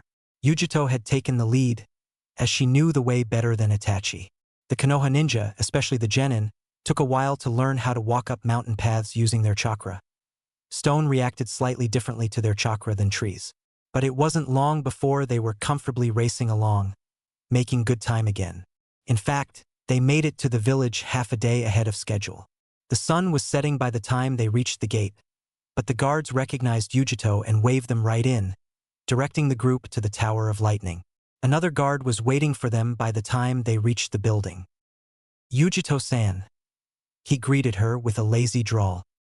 Darui-san. She returned the greeting much more professionally. These are your escorts, huh? You run into any trouble? Just some rock nin. We took them all out. Good to hear. He held his hand out and Itachi shook it. Name's Darui. Uchiha Itachi. Darui raised one eyebrow about half an inch. It was the most interest he'd shown since they arrived, and it only lasted a second before he resumed his apathetic expression. The rakeage's waiting. Come on. The dark-skinned man led them up the tower, going straight past several guards and secretaries until they reached the top floor. Darui strolled into the office casually. Hey, see! He greeted the man standing there. Where's Raikage-sama? He was training with his brother, the guard said. We didn't expect Yujito back until tomorrow. Does he know she's here? I sent a message. Once he gets it, it shouldn't take long for him to get back. He looked up at Yujito and the Konoha ninja. In the meantime, can we get you anything? Perhaps a drink? It was a long travel, after all. Some water would be nice, Itachi said. Thank you. Z left the room. Itachi looked around curiously, but there wasn't much there. Just a desk and a bunch of filing cabinets. He turned to Darui, who was silently staring out the window. The Raikage and his brother, he began. They would be the infamous AB team from the last war? That's right, Darui said. Why? Idle curiosity, Itachi said. I was in that war too. Darui arched an eyebrow again. Pretty young, aren't you, to have been in a war that ended 12 years ago? Yes. No one said anything. Itachi looked away, glancing at the view from the windows. Darui shrugged and let the matter drop. All three of Itachi's students were exchanging looks with each other and glancing at their sensei. Yujito stared at the Uchiha curiously. Itachi and Hinata both tensed up suddenly and turned to one of the walls. Darui opened his mouth to say something at the same time, only to be interrupted as the wall exploded inward, sending chunks of wood flying. A cloud of smoke filled the room, and a large figure stomped forward from the newly made hole. Reikage-sama, Yujito greeted him calmly, as if this happened all the time. Yujito, he greeted her. Job well done, I hope? The smoke cleared, revealing a tall and heavily built man standing there. He wore nothing above his waist save a white coat that did nothing to hide his physique. A pair of gold bracers covered his forearms, matching the gold belt that gleamed around his waist.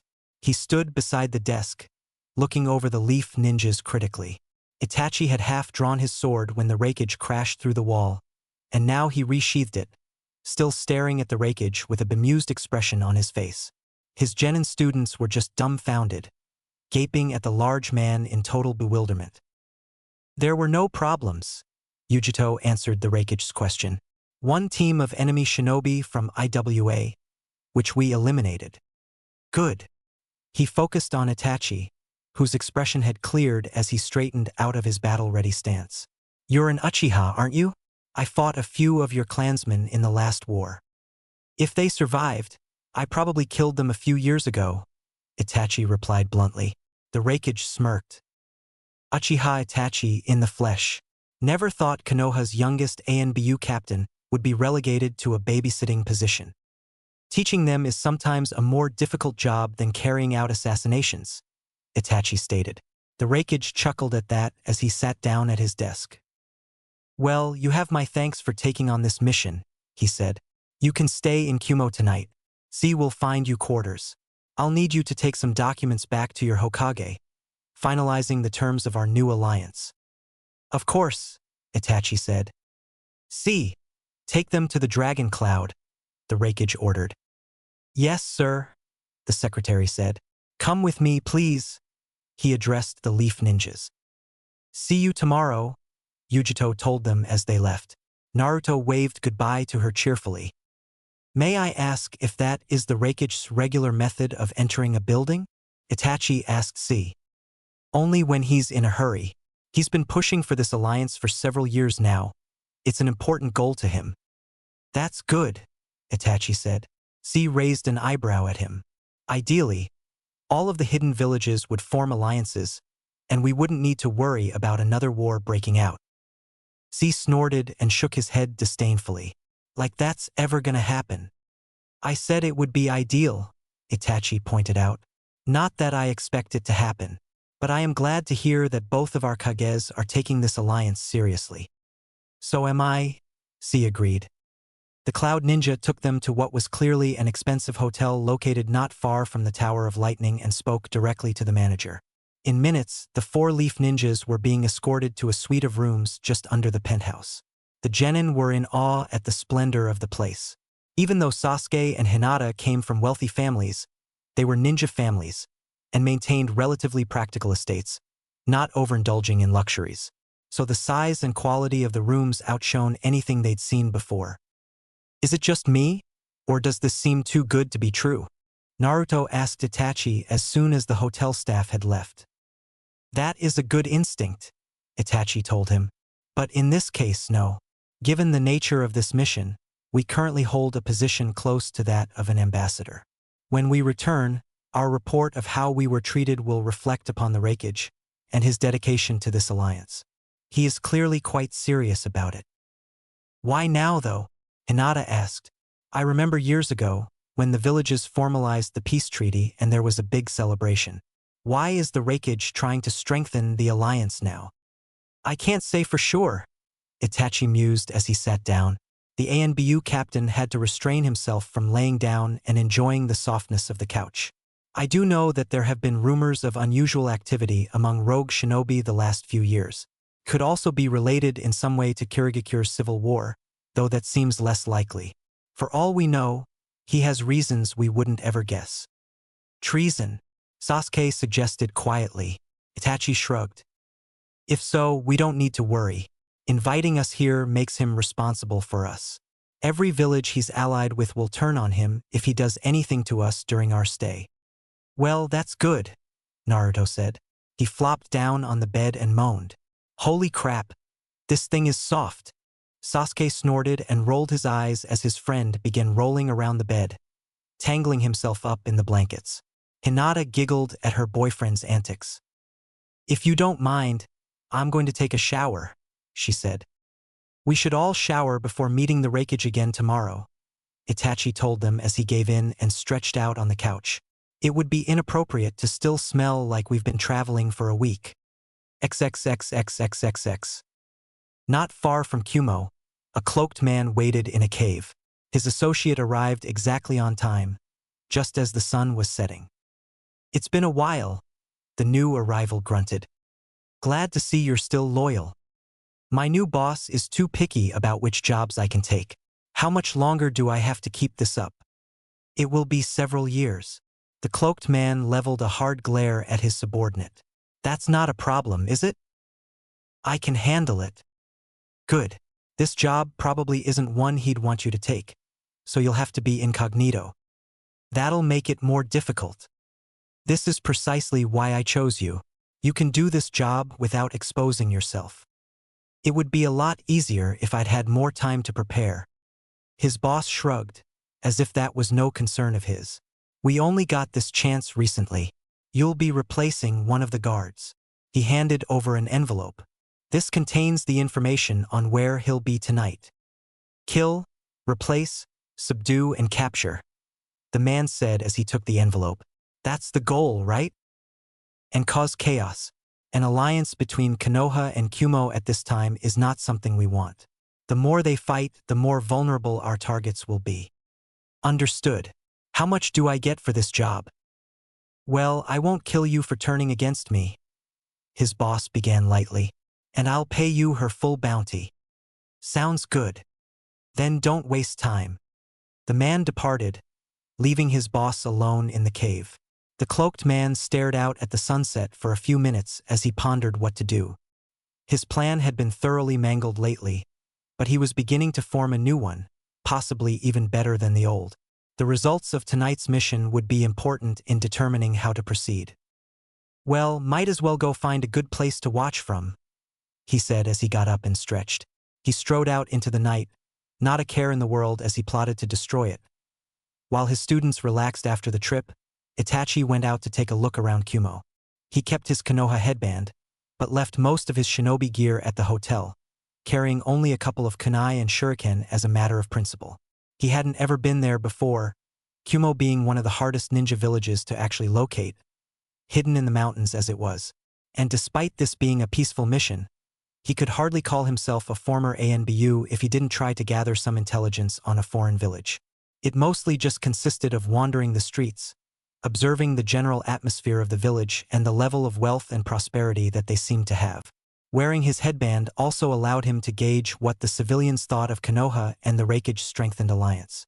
Not surprisingly, some people offered friendly nods while others gave him hostile glares.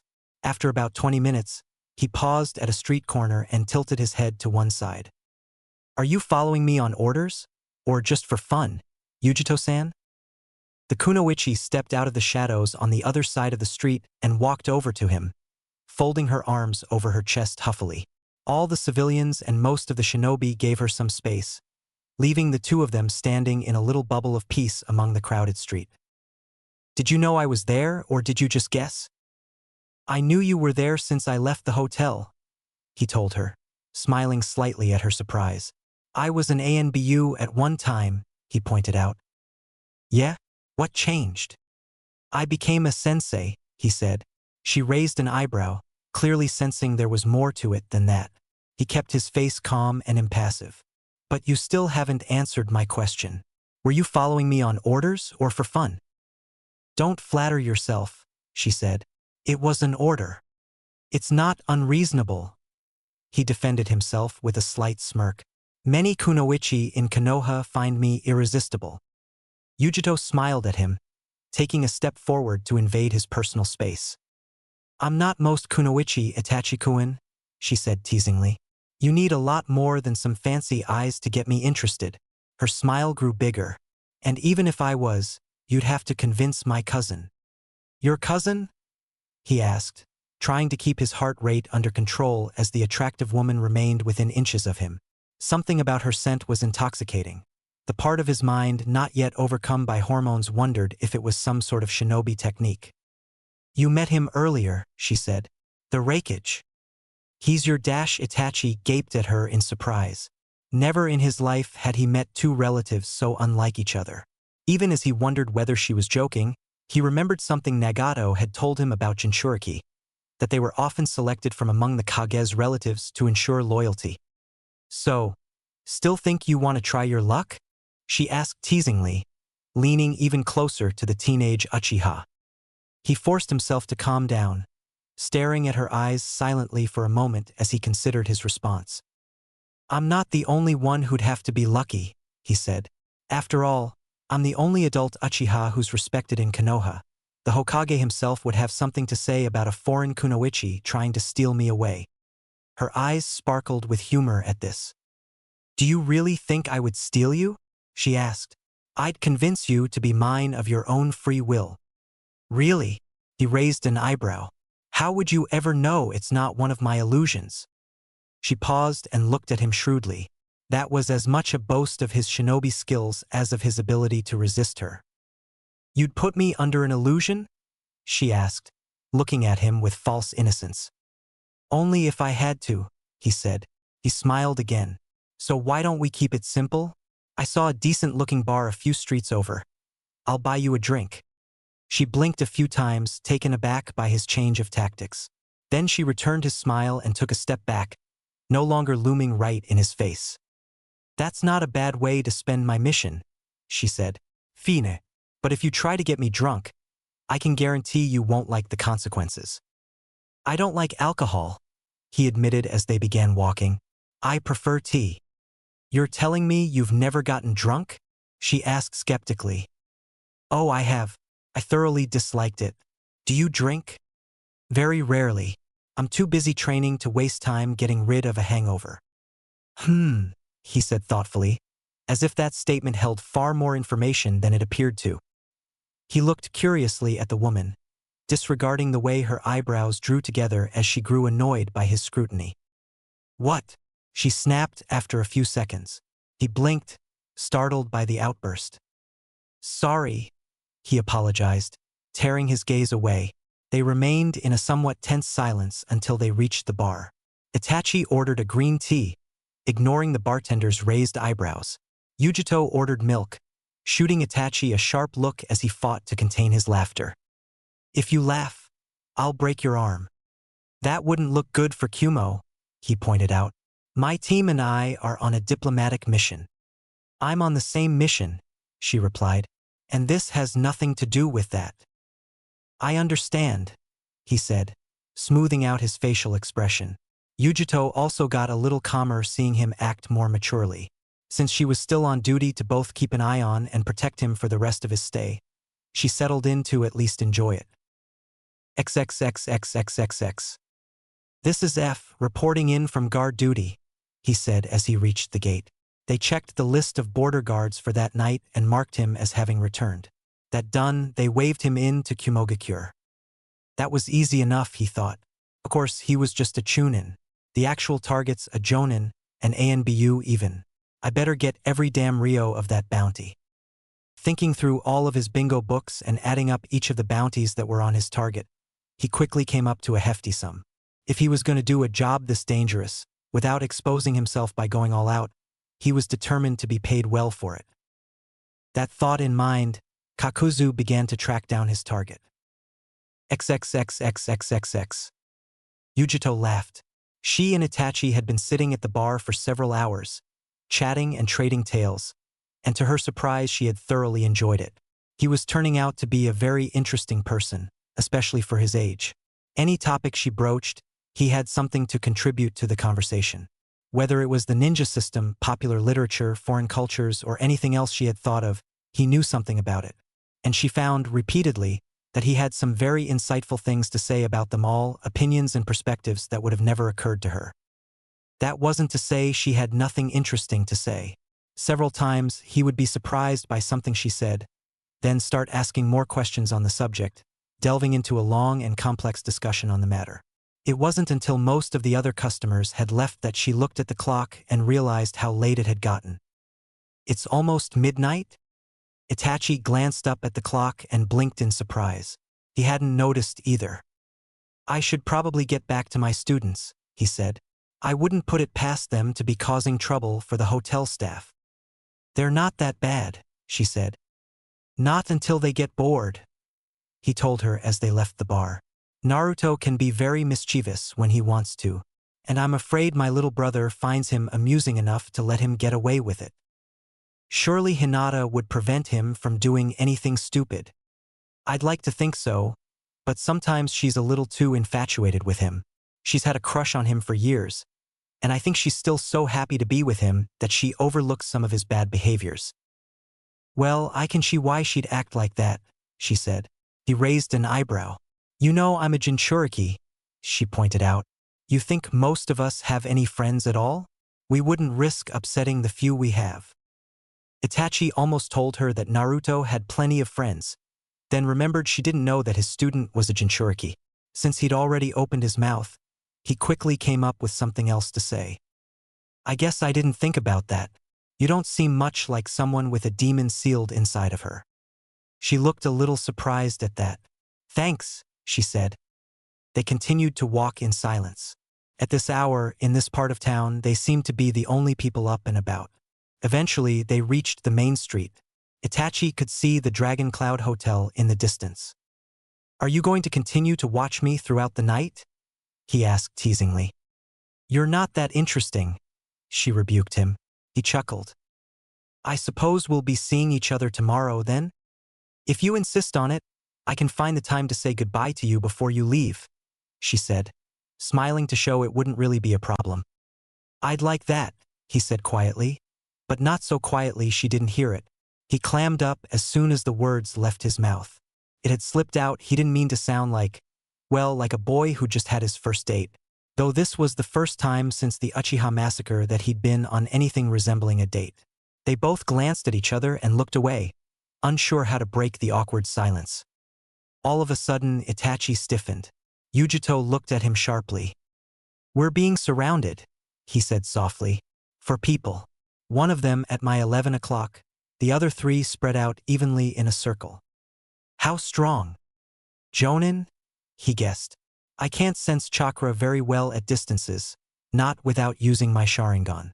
And they might sense that. They're surrounding us, they're going to attack at any minute, she pointed out. No point in not being ready. I really wish I had my sword. He muttered as his eyes turned red and he palmed a few shuriken with his left hand. Typical man wanting a big phallic weapon to stab your enemies with, she replied. He rolled his eyes. It's not that big, he argued. Which sword of yours are we talking about? She asked teasingly. Itachi groaned and would have dropped his face into both hands if he didn't need to see at that moment. I'm not going to answer that, he said flatly. Before she could say anything else, a flash of light in an alleyway ahead of them drew their attention. A second later, a lightning bolt burst out of the darkness. XXXXXXX. Kakuzu hadn't planned to go after his target until her boyfriend left, but then they'd sensed him as he got his creatures into position around her. He cursed the Uchiha mentally. He hadn't expected sensory abilities, so instead he just adjusted his plan slightly, aiming to take down both of them as quickly as possible. He only needed the Uchiha to be incapacitated for a minute so he could capture the Jinchuriki, and they were outnumbered 2-1, even if he kept a second heart inside himself for backup. A single lightning element attack from ahead to distract them, then fire from the side. That should be plenty to put the ordinary ninja out of commission, then he could focus on the Jinchuriki as originally planned. He wasn't surprised when the Uchiha launched a wind element technique to counter the lightning, some sort of ninjutsu that breathed out a multitude of small wind blades, breaking up the lightning bolt so that it struck the ground and buildings all around the Uchiha and the Jinchuriki. Of course, by that time the fire attack was already on its way, and even the Uchiha genius couldn't shift his chakra to a water element in time to pull off another technique. He was not happy to see the Jinchuriki step in front of the stream of flames and counter it with her own blast of fire, overpowering his with ease and sending her attack racing back towards the creature with his fire element heart. It dodged the assault, but now Kakuzu was annoyed. He flashed through hand signs in an instant and opened his mouth to spit out several water bullets that raced towards his targets. Simultaneously, his wind and fire creatures launched projectiles of their elements, leaving the shinobi nowhere to run. All the bullets struck at the same time, sending up a blast of water, fire, steam, and smoke that obscured half the street. Anyone that hadn't realized something was wrong before was now raising the alarm. Kakuzu glanced at the Tower of Lightning. It was much too close. At this rate, the Raikage himself would be here within minutes. He cursed his boss mentally. If he could have gone all out, he'd have already killed the Uchiha and captured the Jinchuriki. As it was, he needed to incapacitate her as soon as he found an opening. The water techniques would help counter her fire, and the lightning would be a good finishing blow. He should be able to do this and make a clean getaway. Several shuriken flew out of the smoke, directly at him. He avoided them all, wondering how they had known to target him instead of any of the three creatures. A whirring sound caught his attention and he looked to the side just in time to see a dozen shuriken curving around the buildings next to him, headed exactly where he was. He jumped up, narrowly dodging them, only to sense a powerful technique being activated by his target. XXXXXXX. The cloaked man sighed as he watched the battle. Kakuzu had underestimated Itachi severely if he thought that simple method of attack would be enough to put him out of the fight. The fool should have been more patient. That was his one failing, was that his temper and irritability could get the better of him. He adjusted his mask slightly so he could see better out of the eye hole. I guess we'll have to implement the long-term version of the plan, he decided. Well, in the end, time is of no essence. Just so long as we obtain them all. Resigning himself to his subordinate's failure, and noticing quite a few other ninjas approaching the battle, he teleported away from the scene. XXXXXXX. Itachi watched closely as Yujito breathed out a massive fireball, then unleashed a wind cyclone with just the right amount of chakra to mix with her technique and form an even stronger tornado of flames. He smiled as his Sharingan showed him their enemy being struck head-on by it. The man was a water element user, so he could have prevented the fire attack, but adding wind to it had made that impossible. 3 left, he reminded Yujito, already turning to find them. I'll take the wind one, she said. Okay, he's at your 3 o'clock, he told her. You take the lightning user too, and I'll handle fire. Fine. They separated, each racing into the darkness to find their target. Itachi could sense dozens of ninja in their surroundings beginning to converge on their location. He and Yujito needed to capture their enemies now, before the assassins decided to run for it. Even as he considered this, his target turned tail before he could close the distance. Snorting in contempt, Itachi threw out a volley of shuriken timed to encircle the man so the wires tied to them could ensnare him. In seconds, the man was tied up and collapsed on the ground, straining against the wires. Itachi approached slowly, ready to defend himself against anything the cloaked man could pull. He wished he could make out even a little bit of his opponent's features. It would have helped to have some idea of what he was up against. Itachi, behind you, Yujito called out. The Uchiha wheeled around in time to see the assassin they'd hit with the fire tornado coming at him. He narrowly ducked the first punch and then jumped away from the second. He didn't get a break though as his opponent kept going, launching an impressive martial arts assault that Itachi barely managed to fend off. Even worse, he soon found out, his opponent wasn't just fast. He was as strong as Itachi's old friend Mike Guy. Itachi realized this when he used his left arm to deflect a kick and the impact broke his arm. Sensei, Itachi grimaced as he heard Naruto from somewhere behind him. The last thing he needed was for his students to get involved in a fight like this. Itachi, sword, Sasuke called out. Hearing his little brother's exclamation, Itachi smiled and flung himself in Sasuke's direction, turning in time to see Sasuke throw his sword at him. He caught it with his right hand, turning back to his opponent as he removed the sheath with a flick of his wrist. As his opponent attacked him again, Itachi sidestepped the punch and angled his sword so that the man's own immense strength would drive the point of the blade through his chest. For a moment, the man's armor resisted. Then the ANBU issue assassination blade won out, piercing armor and skin, sliding between two ribs, and sinking into the man's heart. Having seen just how much damage a man could do in his final moments, Itachi quickly yanked out his sword and put some distance between himself and his enemy. His students rushed up behind him as he observed the assassin collapsed in a dead heap. "Thank you for the sword," he told his brother. "Now all of you stay back. You're not ready for enemies of this caliber." "We can help," Naruto exclaimed. Itachi turned his head just enough to give Naruto a firm stare with one eye. "No," he ordered. "Stay back. Do not complicate the situation." Without waiting for a response, he ran back into the fight, headed for the fire user he'd left tied up. He wasn't surprised to find the man gone. Down the street, a series of explosions told him that Yujito was still fighting, so he went to provide backup. She was probably the target, not him. If the fire user wasn't already escaping, he had probably gone to join the attack against her.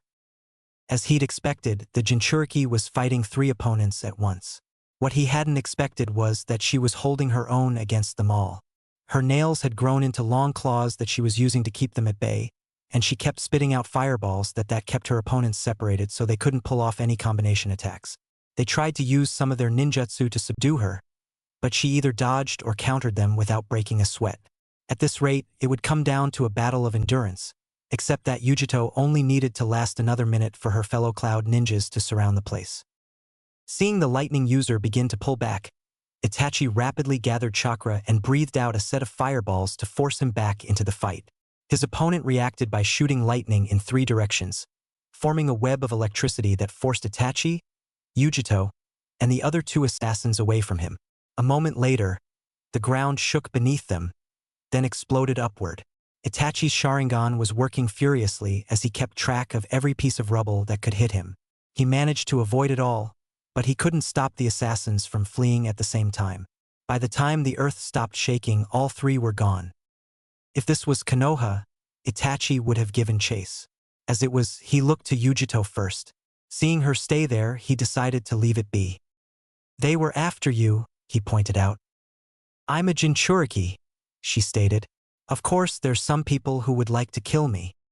"I don't think they were trying to kill you," he remarked.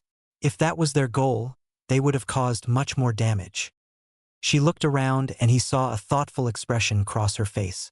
The street may have been torn up and a few buildings damaged, but that was nothing compared to what would have happened if they were really aiming to kill her. "Did you see anything that could identify them?" she asked. "No," he shook his head. "But I did kill one." He gestured towards the body. His students ran up to him just as the Cloud Ninja began to arrive. In moments, there were dozens of ninja on the scene, all demanding to know what happened. The Raikage showed up seconds later and rapidly took charge of the situation. Before long, a team of trackers had been sent after the assassins.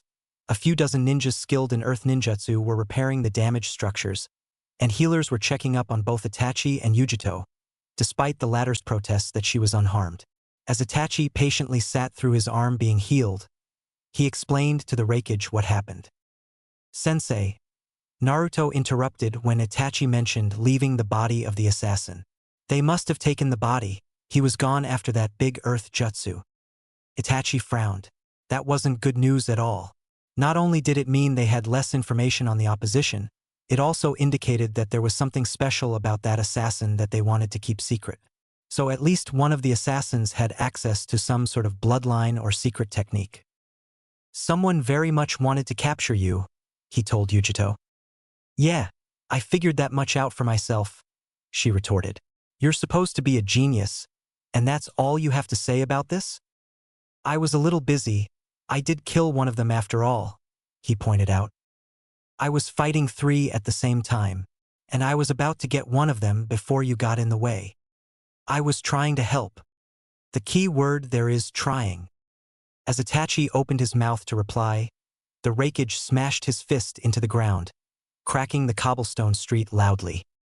"Shut up," he snapped at them. "We're in the middle of a debriefing. Quit acting like children." My apologies, Reikage-sama, Itachi said contritely. Yujito apologized as well.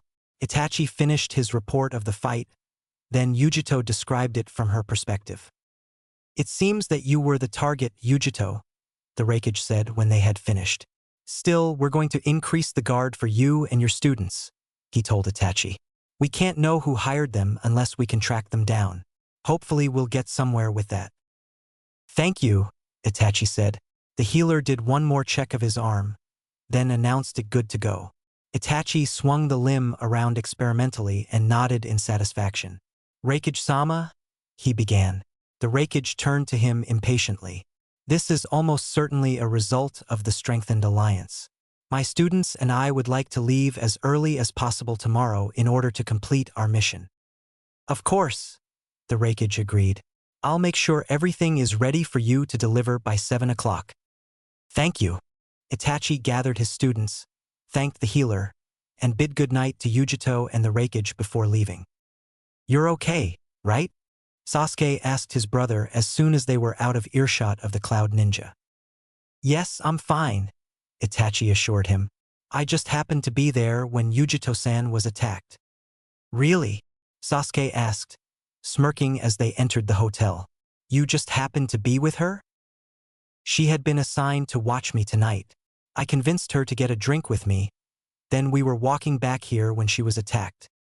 All three of his students exchanged grins with each other. So that's where you were all night? Naruto asked. Drinking with Yujito-san? We were not getting drunk, Itachi stated. You were still spending time together, Hinata pointed out, for about 4 hours. Neither of us had anything else to do. Suyer, Naruto said. You couldn't think of any other way to pass the time. Exactly, Itachi agreed. They entered their suite and he pointed them to their beds. Get some sleep. We're leaving early tomorrow. They trudged off to bed, though Itachi could practically see the gears churning in Naruto's mind as he tried to figure out how to bother his sensei. Shaking his head ruefully, Itachi settled for sleeping on the couch, leaving the beds for his students. As soon as his head hit the pillow, he was asleep. XXXXXXX.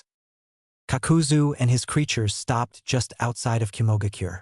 All four removed their concealing cloaks, revealing a man with a sword wound in his chest, and 3 creatures made of a mass of black tendrils, with only an animalistic white mask to distinguish each of them. A similar mask protruded out his back. His body tore open as more black tendrils emerged, engulfing the creatures and drawing them back in. Now all 4 masks sat on his back. You failed, his boss announced from behind him. Kakuzu twitched reflexively. He was an experienced and highly skilled shinobi, but this man still managed to sneak up on him. The Uchiha brat got in the way, he said. You were impatient, the masked man pointed out. You understand how essential the bijou are to our plans, do you not? Of course I do, Kakuzu sneered. Then you understand that, should you ever fail again, you will not survive to see the next day, his boss declared. The only reason I am sparing you is that you did not reveal yourself to them. Leave before they can find you. I will contact you when I have need of you again. Kakuzu turned around only to find the man gone. Snorting at his theatrics, the bounty hunter continued on his way. XXXXXXX. As promised, Itachi and his students were at the Tower of Lightning at 7 in the morning, packed and ready for the trip back. The Reikage was waiting for them, all business as he gave Itachi a scroll with his seal on it to deliver to the Hokage. As they were about to leave, the Reikage called Itachi's name. Yes. He turned to the large man, curious what else he had to say. You fought to defend my cousin. I owe you one. They attacked me as well, Itachi pointed out. But thank you. He gave the village leader a short bow, then departed with his students. Darui escorted them to the front gates, just as lazy and apathetic as the day before. Itachi couldn't help but smile as they approached the gate. True to her word, Yujito had stopped to see them off. Getting out of our hair already? She asked. I'm hoping I'll have a lot less fights to the death once you're gone. If I were you, I wouldn't be so quick to get rid of the man who saved you last night, he retorted. You were convenient, she allowed him reluctantly. But I could have handled them either way. I guess we'll never know, will we? He smiled at her obvious irritation. Good luck, you guys, she told his students. I get the feeling you're going to need it to put up with him. You don't know the half of it, Sasuke told her. She laughed and hugged them all goodbye. Stay alive until we can see each other again. Okay? You bet, Naruto agreed. Sasuke and Hinata also gave her their assurances. You too, Itachi told her gently. She looked up at him, a challenge ready on her lips, only for it to die when she saw the concern in his eyes. No matter how skilled she was, they both knew that a good assassin could take out anyone. Of course I will, she said confidently, throwing him a grin. Good. I look forward to seeing you again, he told her with a smile. They hesitated for a moment, not sure whether to shake hands or what, then decided to just leave it be. Itachi and his students left, beginning the long trip back to Konoha. So, Darui drawled from behind Yujito. Yes. You've got a boyfriend? Excuse me? Well, I'm just saying you and that Uchiha guy seemed pretty chummy. Never seen you like that with anyone. If you don't shut up, you won't see anyone ever again, she snapped. Sorry, he apologized. Yujito sighed heavily. Doesn't matter anyway, she muttered. I mean, how often are we going to see each other? XXXXXXX. Itachi pushed his team to make it back to Konoha as quick as possible. The sooner they returned home, the less time any enemies had to plan an attack. It seemed to work too. The worst thing to happen during the trip was Naruto's nonstop babble about how much he wished they could have gotten in on the fight in Kumo, and how awesome Yujito was. After the first few days, even Hinata was tired of hearing him talk about it. They arrived in Konoha in the middle of the night. Itachi had had them push on despite how late it was, knowing that they were close to home. Even though Sasuke and Hinata were clearly tired, Itachi had all three of them report to the Hokage with him. Itachi, good to see you back so quick, Sarutobi greeted him as they entered the man's office. I didn't see any point in wasting our time, Itachi told him. He handed over the Reikage scroll. The Hokage took it but didn't open it right away. How did the mission go? Not bad. We encountered a team from Iwagakure and eliminated them all. There was no further opposition, but while we were in Kumo, a team of unidentified shinobi attacked Yujito-san. I aided her in fighting them, and managed to kill once, although the other three retrieved his body and escaped. You are certain she was the target? I am, Itachi said. If I am wrong and it was me, I do not believe the Reikage had anything to do with it. He seems to genuinely want this alliance. That is good to hear, the Hokage said as he opened the scroll. He read through it briefly, sucking on his pipe thoughtfully. After a minute, he rolled it back up and set it down. Congratulations on completing your first C-rank mission, he told the genin with a smile. He opened a drawer, searched through it for a few seconds, then took out several checks, handing them out to the four of them. Thanks, old man, Naruto said happily as he took his check. So, when do we get the next one? Not for some time, I think, Itachi told him. Naruto looked disappointed, but Sasuke and Hinata barely hid their relief at the news. If there's nothing else, then I think that's everything, Sarutobi concluded the debriefing. Actually, I do have something to discuss with you, Itachi said casually. He looked at his students. You all go home and get some rest. I'll see you at our usual training ground tomorrow morning, 8 o'clock. Sasuke looked suspiciously at his brother, but nodded and left, pulling Naruto along before the hyperactive blonde could start asking why they had to leave. Hinata, as always, obeyed his orders. Once the door closed, Sarutobi looked expectantly at Itachi. There are two things actually, Itachi began, rummaging in his bag.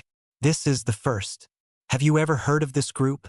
He handed over the flyer from the Land of Hot Water, the one promoting the Jashinist Church. The Jashinist Church, Sarutobi mused. Very little. I believe my sensei once fought them, but he never said much about it.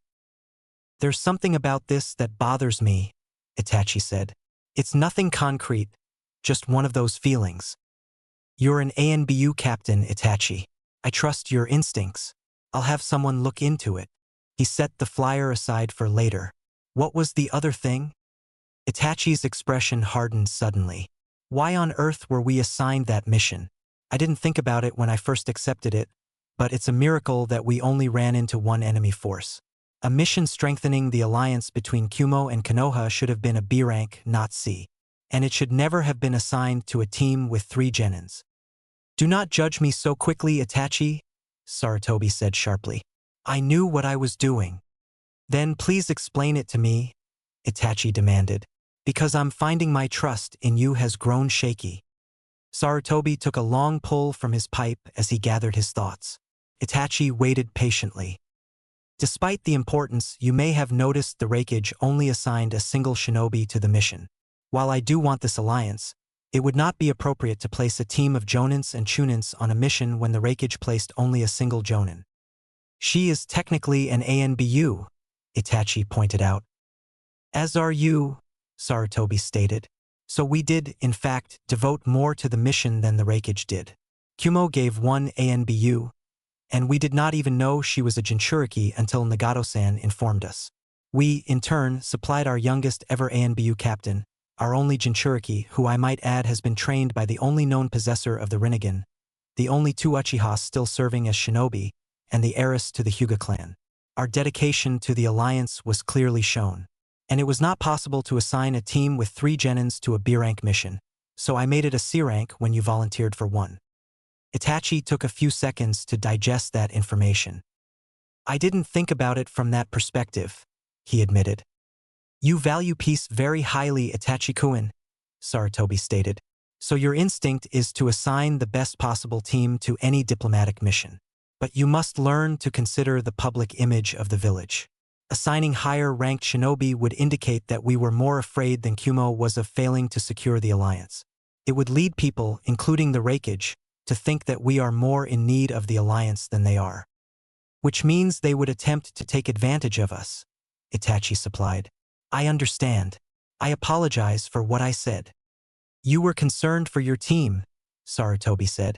I understand that, but in all honesty I was not worried about the mission. Both Konoha and Kumo are very powerful at this time. There are few forces that would risk making us their enemies. I see. Well, is there anything else? Sarutobi asked kindly. No, Hokage-sama, Itachi said. That was it. Good. I will expect your team to resume taking missions within 3 days. Understood. That won't be a problem, he promised. Sarutobi nodded and waited for Itachi to leave. Then he picked up the scroll from the Raikage and read it over again carefully. One section in particular stood out as the reason he suspected the Raikage had started this alliance. I have recently become aware of a group known as Akatsuki. They are so far composed of rogue ninja, but their actions lead me to believe that they are planning to infiltrate the hidden villages. While their final goals are unknown, it is clear that we ought to put a stop to them before they get that far. I hope we can openly share information on this group to the benefit of both our villages. Sarutobi thought it over. He had also heard rumors of this group, but he hadn't spoken with Jiraiya about them, so he didn't know yet just how dangerous they were. For the time being, he decided that the Raikage's proposal was a good one. He looked at the flyer Itachi had given him and grimaced. It was just one thing after another these days. Something told him that things were going to get very interesting in the next few years. Naruto was happy. Naruto was learning new jutsu. These facts were related. Again, Naruto, Itachi ordered. Naruto wove the hand signs quickly, then took in a deep breath. A second later, he exhaled, breathing out a cyclone as big as himself that tore up the ground as it flew across the training field. Naruto struggled with controlling it, keeping it from veering off course. To his joy, this time it hit the targets head-on instead of flying over them as it liked to do. The 3 tree stumps he'd been aiming at were picked up and shredded by the cyclone of sharp chakra, falling to the ground as a rain of splinters. Yeah, he cheered, pumping a fist in the air. Uncle Nagato had taught him some wind jutsu before, but nothing this powerful.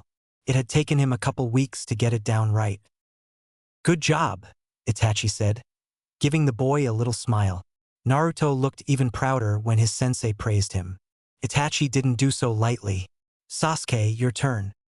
Sasuke also took in a deep breath while weaving hand signs. Unlike Naruto, he breathed out fire, shaping it as it left his body, so it took the form of a dragon head. While that part of the technique was less than perfect, leaving it looking like just a fireball with eyes, it was a powerful enough fire to reduce his targets to cinders. As soon as it was done, Sasuke leaned over with his hands on his knees, gasping for breath and struggling to keep standing. He looked up at his brother hopefully. Good, Itachi told him. It can be improved, but that will come with time. Your chakra reserves are still barely capable of using it, so in a real fight it must be saved for a last resort. Sasuke nodded understandingly. Itachi turned to his last student. Hinata wove hand signs, then gestured towards the lake next to them.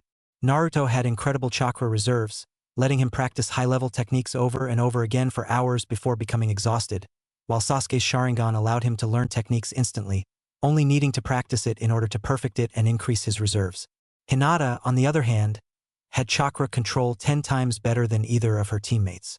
Unlike them, she didn't need to use the more chakra-intensive method of producing the element purely from her own chakra reserves, instead merely taking control of the pre-existing element and shaping it into her jutsu from a distance. As they watched, the lake water burst upward, spinning itself into a tall vortex. As Hinata focused, it left the surface of the lake, gathering speed as it rushed across the training field. To her and her teammates' relief, it stayed active long enough to hit the targets, sending the tree stumps flying in all directions. Hinata let go of the technique gladly, bending over and gasping for breath like Sasuke. Well done, Itachi told her, smiling. His students all grinned at each other happily. I think a reward is in order, don't you? Oh, Naruto jumped up excitedly. Can we do another C rank? Itachi looked thoughtful for a moment. That's a possibility. He turned to Sasuke and Hinata. What would you think is a good reward? Taking tomorrow off, Sasuke said. We could do something fun as a team, Hinata suggested. Itachi nodded slowly, looking up at the sky as he considered all of that. I'll let you know what I've decided tomorrow, he told them. For today, we're done. Hinata-chan, you want to hang out? Naruto asked as they all left the training field. I'm too tired, Naruto-kun, she said apologetically. He frowned and she immediately felt bad. He looked so sad like that. We haven't spent time just the two of us since we became genin, he complained. I'm sorry. She sighed and looked down at her feet. I just don't have much energy after doing missions and then training for so long. Most days I just want to go home and sleep. She hugged him and planted a kiss on his cheek. We'll find some time to be together, she promised. But not today. Okay, he agreed sadly. He kissed her back, then watched her walk away despondently. Sasuke walked up beside him. You know she doesn't have anything close to your stamina, he reminded his friend. No one does. You can't expect us to keep up with you. Well, what am I supposed to do? Naruto complained. I want to spend time with my girlfriend. You had about a year together in the academy, Sasuke pointed out. You can handle only going on missions with her and training with her and spending most of your waking hours with her, right? Naruto leveled a glare at Sasuke, who gave him a look that dared Naruto to argue with him. The Jinchuriki grunted and looked away. Sasuke sighed and slung an arm around his shoulders. Come on, let's go get something to eat. I can hang out for a while. Naruto grinned. It wasn't spending time with his girlfriend, but being with his best friend was still pretty good. Just don't say dash. Ramen, Naruto announced, cutting off Sasuke. He proceeded to ignore his friend's groan of protest as he raced down the street. Sasuke resigned himself to it as he followed Naruto to the ramen store the boy loved. Sasuke didn't really dislike the dish, but he got tired of it after seeing Naruto eat it so often. Itachi watched his students leave. They were doing surprisingly well, although they were still children. They had the enthusiasm and energy of youth, but so far they lacked the motivation of a mature shinobi. At some point in their lives, they would face the truth of what being a shinobi meant. They would understand what a real shinobi had to sacrifice in order to do what was right. Some people he knew couldn't handle that truth, but he had faith in his students. And for the time being, he was glad to let them remain children. They should have as many happy childhood memories as possible before being stripped of their innocence. He had worried after their mission that Hinata might have had trouble because of killing one of the enemy shinobi, but when he brought it up with her, she explained that several of her clan members had already talked to her and helped her come to terms with it. So far, she seemed fine. He shook his head. There was no need to brood on such matters. No, what he needed now was to figure out how to give them all the right reward while still carrying out his training plans. He headed to one of the shinobi-exclusive bars. There were a few people he needed to talk to. XXXXXXX. His students gathered at their usual training field at 8 the next morning, as always. Itachi arrived shortly after them. "Good morning," he greeted them. "We'll only be doing some light exercise today. Then we'll go get a mission." Sasuke and Hinata both looked happy with that. Naruto, workaholic and training maniac that he was, looked briefly disappointed, then shrugged it off when he saw how happy it made the others. They did their usual morning routine, with the exception of sparring and practicing any ninja techniques. Without doing those, they wound up at the mission assignment office 2 hours earlier than usual. Irika was there for once, and he greeted his former students happily. "You're early," he noted as he looked over the list of D-rank missions they had available. "Yeah, Sensei's rewarding us for doing a great job with our training," Naruto said. "We're getting a light load today." "That's good," Irika said, nodding approvingly to Itachi. "All work and no play is a bad combination for shinobi." "I thought so too," Itachi said. "Well, if you're taking today easy, how about this one? Delivering packages for a merchant. It should only take a couple of hours for you." Itachi nodded, and Irika wrote down their team on the mission register before handing over the information. As promised, it was a simple and easy mission. The client was from the land of Frost and had bought and sold a lot of items, so the team delivered his merchandise to his customers and took his purchases back to him. After that, they only had to help package all of his property to be safely transported back to his home country. To their surprise, as they were helping him put away all of the little things he'd brought with him to sell, he offered them a discount on anything that caught their fancy. Sasuke wasn't interested, but Naruto asked if Hinata wanted anything. She looked at it all for a minute, then shyly picked out a necklace with a blue gemstone on it. Despite her protests that she could buy it, Naruto insisted on paying for it. When she looked like she was still about to say something, Itachi gently put a hand on her shoulder and silently shook his head when she looked at him. Naruto's family wasn't poor, but they weren't terribly well off either, and Itachi had noticed that Naruto was sometimes touchy about money. It would only hurt his self-esteem if Hinata paid for the necklace after he offered to buy it. A moment later, when Naruto handed her the jewelry, Itachi had to hide a smile as he realized why she wanted it. The gem was the exact shade of blue as Naruto's eyes. They finished the mission soon after, and were back at the assignment office getting paid just after noon. Naruto, Sasuke, and Hinata started automatically walking back to the training field once they left the building. "Where are you going?" Itachi asked calmly. They all paused and looked at him. "To train," Sasuke asked rhetorically. Itachi gave them one of his small smiles and shook his head. "Not today. No more training, no more missions." "So what are we gonna do?" Naruto asked. "Lunch," Itachi said, glancing up at the sky. "It's a bit early, but that means the restaurants won't be crowded." He smiled again. "My treat." As expected, none of them wanted to pass up a free meal. Although Naruto asked if they could have ramen, they wound up at a yakiniku restaurant. To the Genin's surprise and delight, they found some of their old friends already there. "Shika, Choji, Ino," Naruto called out as soon he walked in the door. He ran over to their table, greeting them enthusiastically. Shikamaru responded in his usual lazy manner, and Ino was more occupied with waving at Sasuke to get his attention. Naruto's teammates joined them at the table, and they were quickly introduced to Team 10's sensei, a bearded man named Asuma. Itachi was apparently familiar with him as they greeted each other by name. "Only one more," Asuma said as he peered out the window. "Your girlfriend's team, right?" Itachi asked. "We're not dating," Asuma protested. Itachi raised his eyebrows curiously. My mistake, he apologized. Asuma waved him off understandingly. The genin all talked with each other as the food came out. Their senseis insisted on waiting until Team 8 showed up to start eating. Luckily for all of them, especially Choji, it didn't take long before their friends arrived. Kiba and Sakura were talking to their sensei as they walked in, Shino strolling along behind them silently. Come on, sensei, Kiba pleaded as they reached the table. You'll find out tomorrow, she sounded a little exasperated, as if she'd already said the same thing 100 times. It's not dangerous, is it? Sakura asked nervously. We're shinobi. Our lives are filled with danger, she replied, smiling a little at her student's expression. She sat down, greeting Asuma and Itachi, and her students joined them at the table. Naruto-kun. Sakura greeted him cheerfully. Hey Sakura, he said. Hinata gave the girl a polite nod.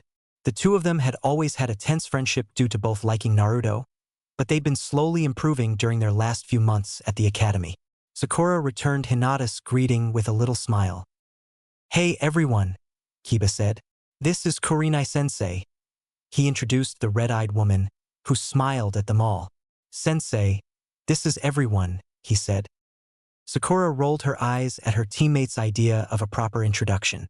She quickly went around the table, telling her sensei all about her friends. They were all used to the girl's energetic approach to life, so they sat back and let her talk. By the time she was finished regaling Kurinai with their tales from the academy, everyone else was eating. Even Naruto had always had a hard time interrupting the girl when she got on a roll about something. Finally, when she took a break to start eating, Asuma jumped into the gap. Some of you might be wondering why we're all here today, he began. Itachi-sensei said it was our reward, Naruto said, 'cause we're doing such a great job with training. True, Itachi agreed, but there's a reason why all three of our teams came here. Now all the genin looked curious, except for Shikamaru. The lazy boy just shrugged and went back to eating. So what is it? The 9 of you are going to do a joint training exercise tomorrow, Asuma announced. Cool, the Jinchuriki exclaimed. A few of his friends also looked interested by the idea, but the others looked a little apprehensive. Is it going to be difficult? Sakura asked. Well, Itachi looked at the other 2 jonin, who both smiled at him. Yes, I think it will. Sensei doesn't think anything's worthwhile if it's easy, Naruto told his friends. Itachi nodded so solemnly that they all had to laugh. Anyway, we're all meeting at Training Ground 9 tomorrow, Asuma said. 8 in the morning, nice and early. For now though, just relax and enjoy yourselves. No need worrying about something that'll happen anyway. They did as he suggested, spending the rest of the meal just talking to each other, catching up on what they'd done since graduating. But there was an undercurrent of tension running throughout their conversation. They all shared information about their shinobi techniques, knowing it would help them in tomorrow's training. Shikamaru looked bored as ever, but he kept asking questions to clarify certain points about their abilities. When the restaurant started to fill up with customers, the shinobi left. The genin all went off, some in pairs and some on their own. Naruto and Hinata were looking forward to finally getting a little time together. Their senseis all reminded them when and where to meet before they vanished. Tomorrow will be fun, Itachi predicted once it was just the 3 of them. Definitely, Kurinai agreed. XXXXXXX. 8 a.m. found all 9 genin waiting at Training Ground 9. Their senseis arrived together exactly on time. Are you all prepared? Itachi asked. Yeah, Naruto said. They all answered in the affirmative, though none quite so loud as the blonde boy. Good, good, Asuma said. So here's the objective of today's training. We will each take our team to a different place within this training ground. 20 ANBU masks have been hidden here. At exactly 8:15 you can begin searching. After 3 hours, the team with the most masks wins. He saw realization immediately dawn on some of the genin, while the others just nodded calmly, not yet seeing where this was going. Of course, the fun part is that there's no rules preventing the teams from taking masks off each other. Now they all understood what was being set up. The 3 teams instinctively stepped away from each other. They quickly began to throw suspicious, calculating, or intimidating looks at the other teams. The Jonin shared an amused grin. Also, Itachi added, the ANBU themselves may or may not come to reclaim some of their masks. He forced himself not to laugh at the shocked expressions on the genin. Not all of the masks were donated, he said, shrugging as if it didn't matter. The only restriction is that you can't use lethal techniques on each other, Kurenai said. But unless you kill or maim your fellow Leaf Nin, you can do anything you want. Any questions? Itachi asked. They were all silent for a minute. Then Shikamaru surprised them all by being the one to speak. Just how hidden are the masks? You won't be able to see them from a distance, Asuma said. But you won't have to go digging them up or hacking through vegetation to uncover them. Shikamaru nodded, looking alert for once. No one else had any questions, though a few of them still looked nervous. Okay, Team 8, follow me, Kurenai ordered. She and her team went to the north section of the training ground, which was dominated by a rocky area with a tall cliff overlooking a lake. Team 10, Asuma said, beckoning over his shoulder as he headed into the dense woods on the east side. Itachi just walked to the western end, where a short drop placed them in front of the entrance to an old mine shaft that hadn't been used in years. Can we go in there? Naruto asked as soon as he saw it. Be very careful, Itachi ordered. Anything man-made in there is likely to be fragile. I would advise against it, but I doubt that will stop you. Naruto shrugged, admitting that his sensei was right. Why do we have to fight our friends? Hinata asked sadly. It's just practice, Itachi told her. And some friendly competition is healthy. He smiled knowingly at her. If you don't put your full effort into this, Sakura might beat you. Hinata stiffened for a moment, then her gaze became sharper. She threw Itachi a look that said she knew what he was doing. I'll do my best, she said firmly. I know you will, he answered. All of you, he added, looking at Naruto and Sasuke. They both smiled proudly at his praise. Now then, he glanced at his watch. In exactly 10 minutes and 20 seconds you can begin. Good luck. He left them there, heading for the vantage point he and the other two had set up ahead of time. They were already there when he arrived, looking down from the cliff at the large training ground. From here, they would see almost everything that occurred. They should be starting soon, Asuma said, glancing at his watch. All bets are final, Itachi reminded him. Yeah, I know. My students will win, of course. Don't underestimate them too much, Kurenai warned him. My team will surprise you. You're both underestimating Shikamaru, Asuma said. That kid's the best strategist I've ever seen. The other teams won't know what hit them. He chuckled as he lit a cigarette. Well, no matter who wins, this is going to be fun to watch. For a while, the wind blew silently across the training ground. All three Jonin strained to see what their students were doing. Somewhat to their surprise, the genin weren't rushing into it, but were instead trying to gather every mask in their area. Naruto created several clones out of paper, water, and stone to search, while Hinata walked slowly in a grid pattern, looking everywhere with her Byakugan. Kiba sniffed out any foreign scents, and Shino's bugs flew out in a thin net to cover everything. Lacking enhanced senses and large numbers, Team 10 just moved as fast as they could, relying on Shikamaru's surprisingly accurate guesses about where the masks could be hidden. While Ino moved fast, Choji and Shikamaru followed behind at a much more relaxed pace, with Choji occasionally using his enhanced strength to move obstacles like trees and boulders that might be hiding masks.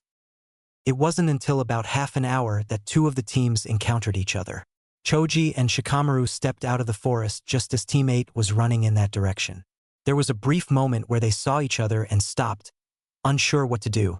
Then Kiba looked at Choji, who was carrying 3 masks, and Shikamaru looked at Sakura, who was carrying 2. Move, Choji, Shikamaru ordered as his hands jumped into a seal.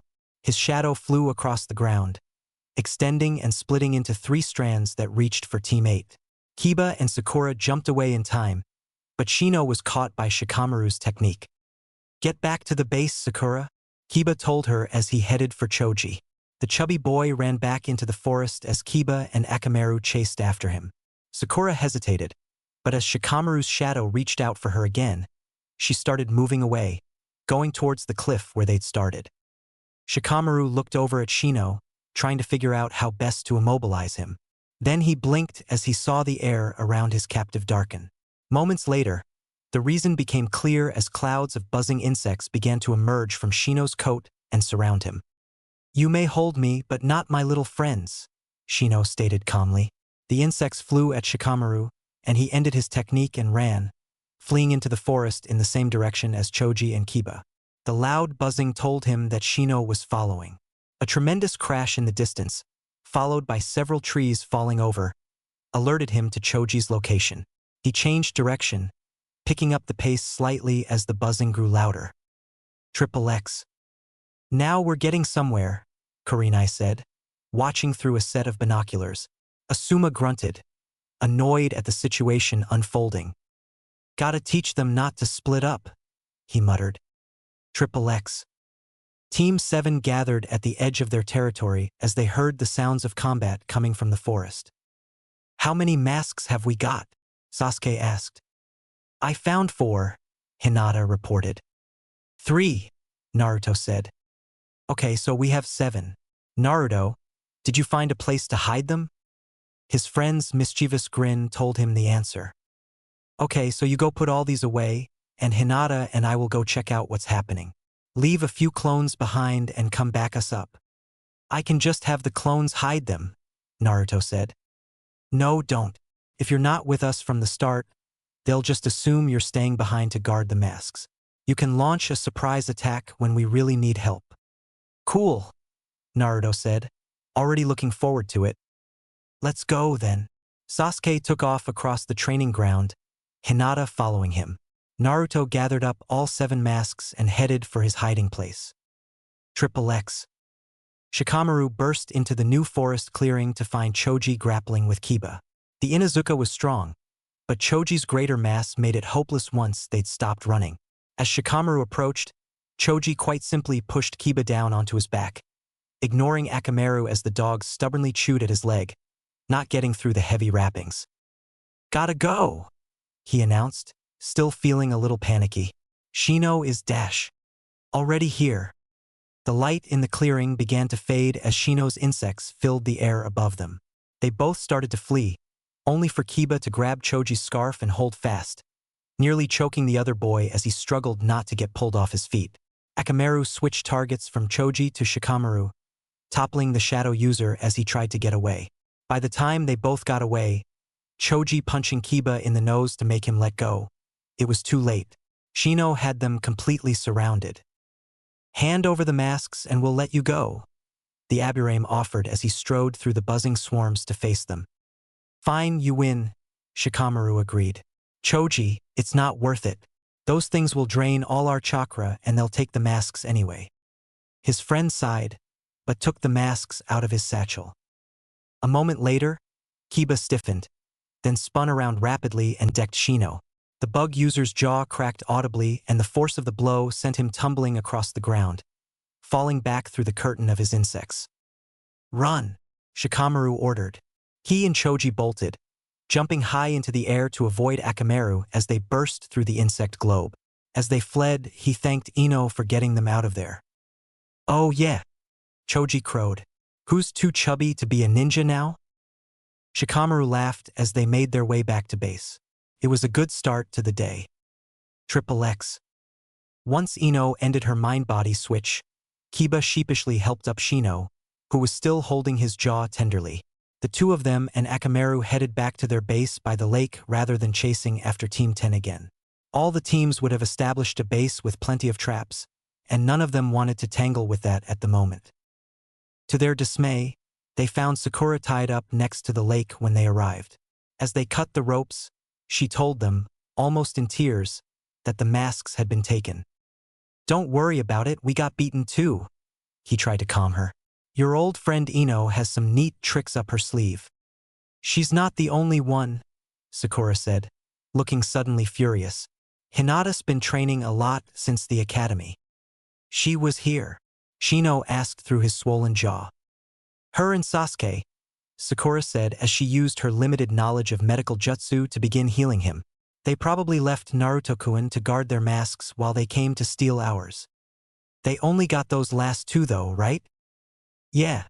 I didn't tell them where the other 5 we'd hidden are. Good. We've at least got that much. We must reevaluate our plans, Shino stated. Should we continue to search for masks? Or should we attempt to take them from the other teams? We only know that 10 have been found out of 30, Sakura pointed out. The other teams will have found more, Shino said. We found 7, so between 3 teams at least 20 masks are likely to have been found. The rest are likely more difficult to find. And if 20 masks have been found, we're probably in last place with just 5 of them, Kiba said. He began to grin. So, what do you say we get some payback? Triple X. Sasuke and Hinata waited patiently just inside the entrance to the mine shaft. It kept them out of sight of the rest of the training ground and provided some shade from the scorching sun. The 9 masks they'd gotten their hands on were spread out in front of them. Hinata had been admiring the artwork on them, though she shut up when it became clear that Sasuke wasn't interested. She wondered who each mask belonged to, and why those particular animals had been chosen to represent each of the ANBU. He's here, Sasuke said, interrupting her musings. She looked up to see a butterfly with black and white wings flutter into the mine shaft, landing delicately in front of them. With a large puff of smoke, it turned into her boyfriend. No jokes about the butterfly, Naruto immediately said, pointing at Sasuke. The Uchiha smirked at him. Don't worry, it's very manly, he said. Naruto sighed. My aunt made me learn how to use that form for spying. It's the only good one I've got. It's fine, Naruto-kun, Hinata assured him, shooting Sasuke a look that told him to shut up. And it looks very beautiful. He twitched at that last part, but didn't say anything. Hinata figured he didn't like being called beautiful, but it was the truth. His transformations were always more realistic than anyone else's, and butterflies were beautiful creatures. So, what did you find? Sasuke asked. They have 5 more masks, but they didn't say where they were hidden. They're planning to start going after Team 10 to take some of their masks. Leaves us plenty of time to search their place, Sasuke said. Not with Shino's bugs, Hinata said. He won't be careless now. He'll leave some to alert him should we get anywhere near their base. Good point. Maybe we should also go after Team 10. If so, let's be careful, Naruto said. Apparently Ino was able to stop both Kiba and Shino, and from what I could see, Shino's face was pretty messed up. The Yamanaka clan specializes in mind-based ninjutsu, Sasuke said. Packs one hell of a punch if it hits you, but the user's body tends to be vulnerable. I'll be able to see her no matter where she hides, Hinata said confidently. I'll take her out if she tries anything on you too. And what if she does it to you? I'll protect her if that happens, Naruto said, smiling at her. She blushed a little, but returned his smile. All right, Sasuke said agreeably. We need to find Team 10's base and assess the defenses. Put those masks away again, and let's get going. Triple X. They followed the trail into the forest left by Team 8, who were presumably following Kiba and Akamaru's noses. It took them in an arrow-straight line, deep into the trees, until they had to quickly come to a stop as they spotted their old classmates up ahead. Recalling all of Itachi's lessons on stealth, they approached carefully and from downwind to avoid being detected. Sakura and Shino stood still, waiting as Kiba and Akamaru returned, carefully sniffing their way across the ground. Finally, they reached their teammates again. Kiba straightened up to talk to them. They've got the entire perimeter covered. I don't see anywhere to enter that doesn't have some sort of trap rigged. So how do they get in? Sakura asked. There must be some path that I didn't find, but there's no spot where their scents are stronger. If there was a definitive entrance, their smell would be all over it. I can't find anything like that. He was scowling heavily as he reported this, clearly upset with himself. My insects still have not detected any humans within the perimeter, Shino said, but they have stationed sentries at many points around. When they return, we shall know exactly where they are entering from. Okay, Let's make sure we're not standing out in the open like this. Then, Kiba said, "Come on, I found a good spot to hide in earlier." Once they were gone, Team 7 moved away to discuss what they'd heard. "Look, whatever those traps are, I can get them out of the way with some clones or paper constructs," Naruto reminded them. "We just want to make sure the others won't take advantage of it." "I think the more important question is where Team 10 is," Sasuke said. "If they're not out searching for masks, then they're looking for either our or Team 8's base." "They won't get to the masks," Naruto reassured him. "I made sure of it." He chuckled nervously. "Actually, even I might have a hard time reaching it safely." "Wonderful," Sasuke said dryly. "Then what should we do? We can fight Team 8 and then search Team 10's base, but they might return by that time. Or we could go find where Team 8 hid the rest of their masks," Naruto said. "If we get their 5 plus our 9, we'll have almost half the masks. We'd be almost guaranteed to win." "True, but they also seemed confident that the masks were very well hidden," Sasuke pointed out. "What do you think?" Naruto turned to their other teammate, who so far hadn't weighed in on the discussion. "Hinata-chan," he asked, noticing she wasn't paying attention to them. "Just a moment," she said, waving him off distractedly. Her Byakugan was active, and she was looking intently in the direction of Team 10's base. After a few silent moments, she broke into a grin. "That's brilliant," she said, "and it's a great way to fool Kiba's sense of smell." She looked over at them excitedly. "The traps they set up form a spiral path. You have to walk all around the perimeter several times to reach the center. Their sensors spread evenly across the entire perimeter. That's why Kiba can't find a point where they're stronger." "Clever," Sasuke agreed. "But as soon as we go in, they'll figure it out and follow us." "No, Team 10 thought of that too," she said. "There's several traps along the path that aren't activated yet. I can do it though, even on the move. They'll chase us in and get caught by those traps." "Then let's do it," Naruto said eagerly. Seeing them both hesitate, he looked annoyed. "Come on. The longer we wait, the less time we have to search before Team 10 comes back." "He's right," Hinata agreed. "Let's do this now. Just follow my lead." They broke their cover, Hinata leading the way as they raced for the hidden entrance to the hideout. The two boys were careful to follow her footsteps precisely as they went, both glimpsing the tripwires spread across the trees around them as they ran. In the distance, they heard Team 8 crashing through the undergrowth as they figured out the trick and raced after them.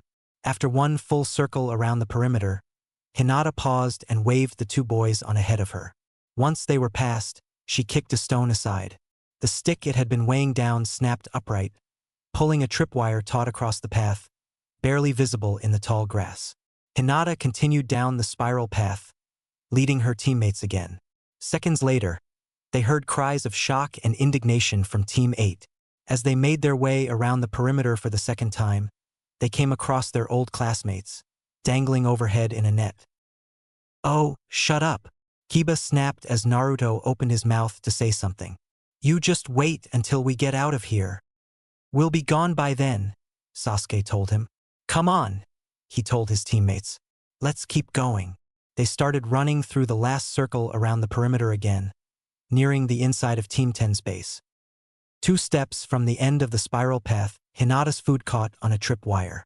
She stumbled and the two boys ran into her, nearly sending all 3 of them tumbling to the ground. A moment later, a net flew out of nowhere, entangling them and pinning the team against a tree. "What the hell?" Naruto exclaimed. "Where did that come from?" "I don't know, it wasn't there before," Hinata said desperately. "They even anticipated your Byakugan," Sasuke growled. "They somehow set a trap that even you couldn't see." "Great," Naruto snarled. "Let's get out of here now." "How?" Sasuke asked, struggling against the net. "Even if we can make hand signs, all our jutsu are too destructive." "Naruto's paper jutsu aren't," Hinata pointed out. "Yeah, but can they cut through ropes?" "Point taken," Naruto grunted. "Just try to get a kunai or something," Sasuke suggested as he tried to work his hands free. The 3 of them struggled for a few minutes, trying to pry their hands free of whatever they were pinned against. Hinata, being the smallest member of the team, had a bit more success than the others. As she tried to take out a kunai without cutting any of the three of them, Sasuke managed to get one hand free as well. Unfortunately, he found it pressed against something else. "Sasuke?" she asked, irritation slipping into her voice as she looked at her teammate. He blushed furiously. "It was an accident," he promised. "I really didn't mean to."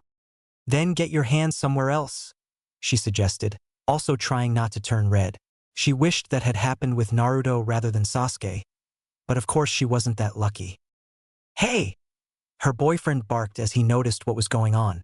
"Sasuke, stop groping her." "It was an accident," Sasuke repeated as he dragged his hand off of Hinata's chest, still red-faced. Triple X. The three Jonin roared with laughter as they spied on the captured genin. Asuma turned to the other two, holding up his watch. 1 hour and 8 minutes in before they had an awkward moment. "I bet an hour and a half it's my win." Itachi and Kurenai sighed and passed him some bills. "Don't worry," Kurenai said. "We still haven't seen anyone knock out their own teammate by mistake." "The day is indeed young," Itachi agreed. Triple X. Hinata groaned in disappointment. She had sawed away at the rope with her kunai, only to find that it had a steel core. Team 10 had been astoundingly well prepared. "We can't cut it," she told them. "Well, only one thing left to do," Naruto declared. He inhaled deeply and, before the others could stop him, breathed out a small cyclone of sharpened air.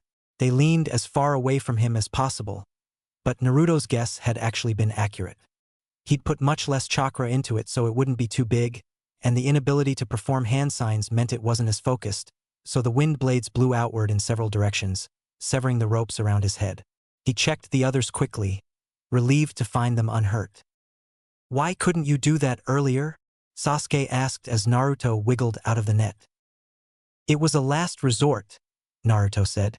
Once he was out, the ropes holding the net to the tree relaxed and the other two were able to step out easily. Before they could say anything, a battle cry drew their attention to Kiba as he charged at them. He leaped into the air, spinning rapidly to turn into something resembling a drill as he flew at them. Team 7 scattered, leaving Kiba to plow into the tree they'd been tied to. His technique carved a large chunk out of it, causing the whole tree to fall over with a loud crash, setting off several of the traps that Team 10 had set up. Team 7 escaped into the hideout, followed by Kiba and Akamaru. "Behind us!" Hinata cried as they prepared for Kiba's next attack. Naruto and Sasuke looked over their shoulders to see Sakura falling from the trees, followed by a cloud of Shino's bugs. Grimacing, Naruto turned fully around to face his fangirl. With a quick hand sign, 2 clones made of earth rose up to join him. Hinata engaged Kiba in a taijutsu fight, preempting his attempt to use the Tsuga technique again. Naruto's clones jumped to meet Sakura in midair, caught by surprise when she displayed impressive taijutsu ability to counter them both, planting a kunai in each of their stomachs as she descended. She landed in front of the real Naruto as his clones turned into chunks of dirt and stone that rained down around her. "You've gotten better," he said, surprised. "Of course I have. You wouldn't notice me while I was still a weak little girl."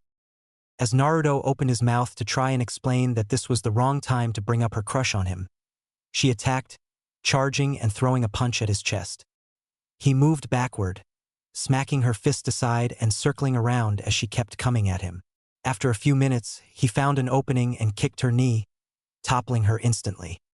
He backed off as he took out his sealing scroll and unsealed a mass of paper from it. Sakura came at him again, only to find the cloud of paper coalescing into a snake coiling around her. She caught it as it began to squeeze, but couldn't keep it from overpowering her. Finally, her arms gave out and the snake wrapped around her body and held her still. "Sorry," Naruto apologized. "I don't have time to keep fighting." He turned away from her. Hinata had disabled Kiba and Akamaru, while Sasuke had burned up a lot of Shino's bugs, making the Aburame reluctant to keep attacking. "Naruto, find the masks," Sasuke ordered. "Sure," he agreed. He went to start searching the area only to suddenly pause. A moment later, he jumped at Sasuke, fist cocked back for a strong punch. Luckily for Sasuke, he had a better reaction time than Shino. He managed to duck Naruto's punch and plant a fist in his gut, forcing the air out of his friend's lungs and knocking him to the ground with one move. Seeing the blonde's face look pained, he knew at once what had happened. The real Naruto would have shrugged off a punch like that. "Ino, get out of him now," he told her. "Naruto will recover from a lot, but you'll still feel whatever I hit him with while you're in there." Naruto shuddered, then relaxed. A moment later, the vacant look in his eyes cleared and he sat up. "Damn it," he cursed. He didn't get any farther than that before a rock flew through the air and, with amazing accuracy, hit him in the back of the head. He jumped up, cursing again, only to see a much larger rock, more akin to a small boulder, falling towards him. He and Sasuke ran, almost tripping over themselves in their haste to get away from the projectile. The person-sized rock hit the ground hard, making it tremble. A moment later, Shino re-entered the fray, taking advantage of the distraction to go after Sasuke. The Uchiha was surprised by his opponent's aggressiveness. It seemed that, despite the Aburame's aloof disposition, he was quite enraged by the destruction of his insects. But before long, Sasuke gained the upper hand in their fight and brought him down with a rapid combo of punches. As soon as that was done, as if it had been a signal, Sasuke found himself paralyzed. Then his body moved against his will, straightening up and turning to face a nearby tree. To his dismay, he then began to run at it. Naruto, having noticed Sasuke's plight during a brief lull in his taijutsu battle against Choji, decided to solve it in his typically unpredictable manner. Flashing through hand signs, he inhaled deeply, then breathed out a focused cyclone. His timing was excellent, tearing down the tree Sasuke was running at without also hitting Sasuke himself. The cyclone continued on, ripping through the forest for a good 40 meters and drawing everyone's attention to it. Shikamaru was so distracted that his jutsu slipped and released Sasuke. The Uchiha immediately made for his teammates.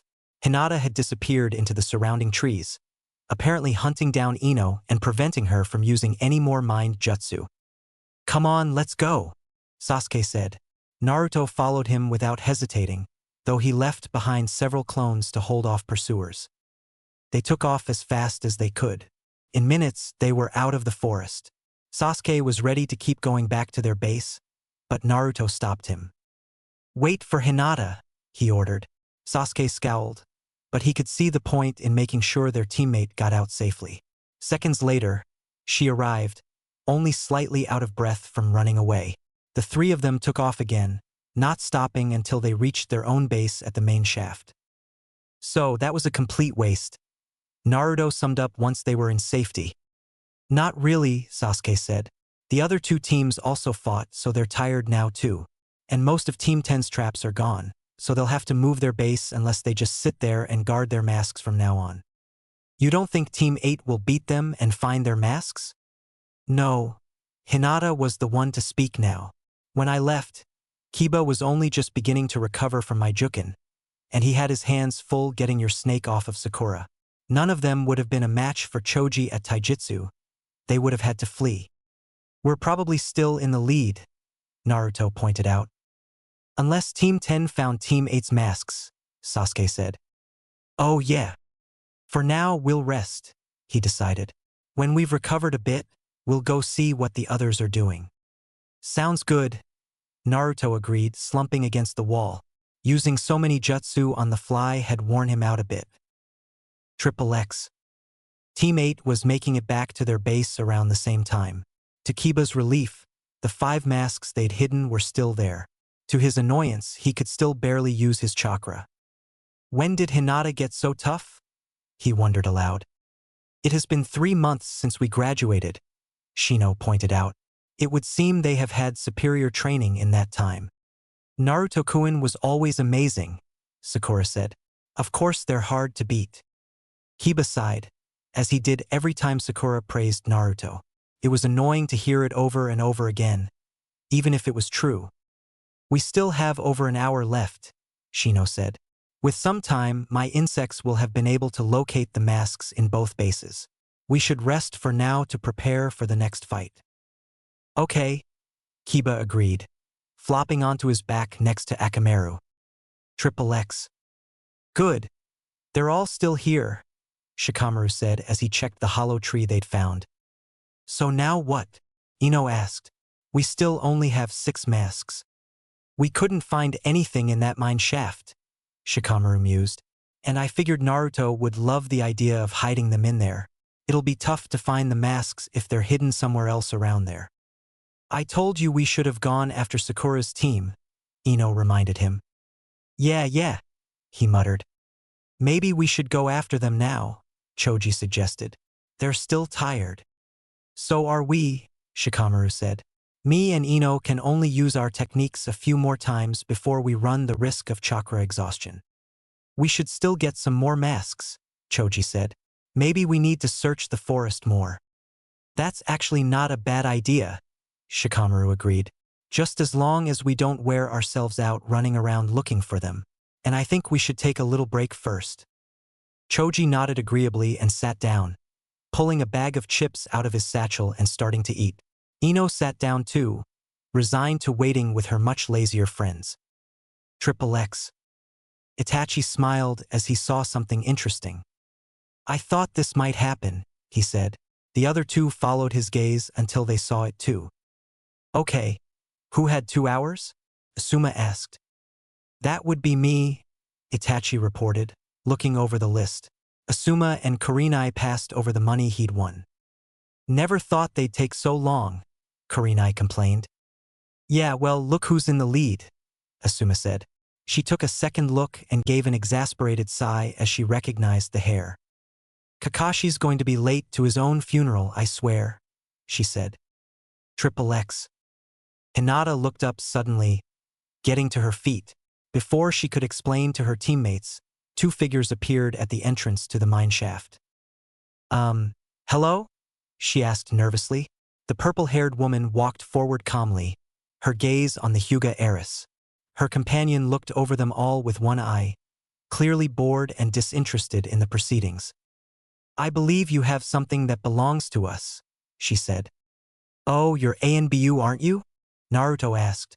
Hey, yeah, Itachi-sensei said this might happen. Could you wait another hour or so? Sasuke asked. We're competing with 2 other teams to see who can collect the most masks. I'd rather not. Okay, Naruto said, surprising his teammates. Come on, I'll show you where they are. He headed deeper into the mine shaft, followed by the 2 ANBU and his teammates. In spite of being annoyed at Naruto for just giving in like that, they were curious to see how he'd hidden the masks, since they hadn't been told. They followed him along the walls and ceiling of the tunnels until they reached a small ledge. So where are the masks? The woman asked.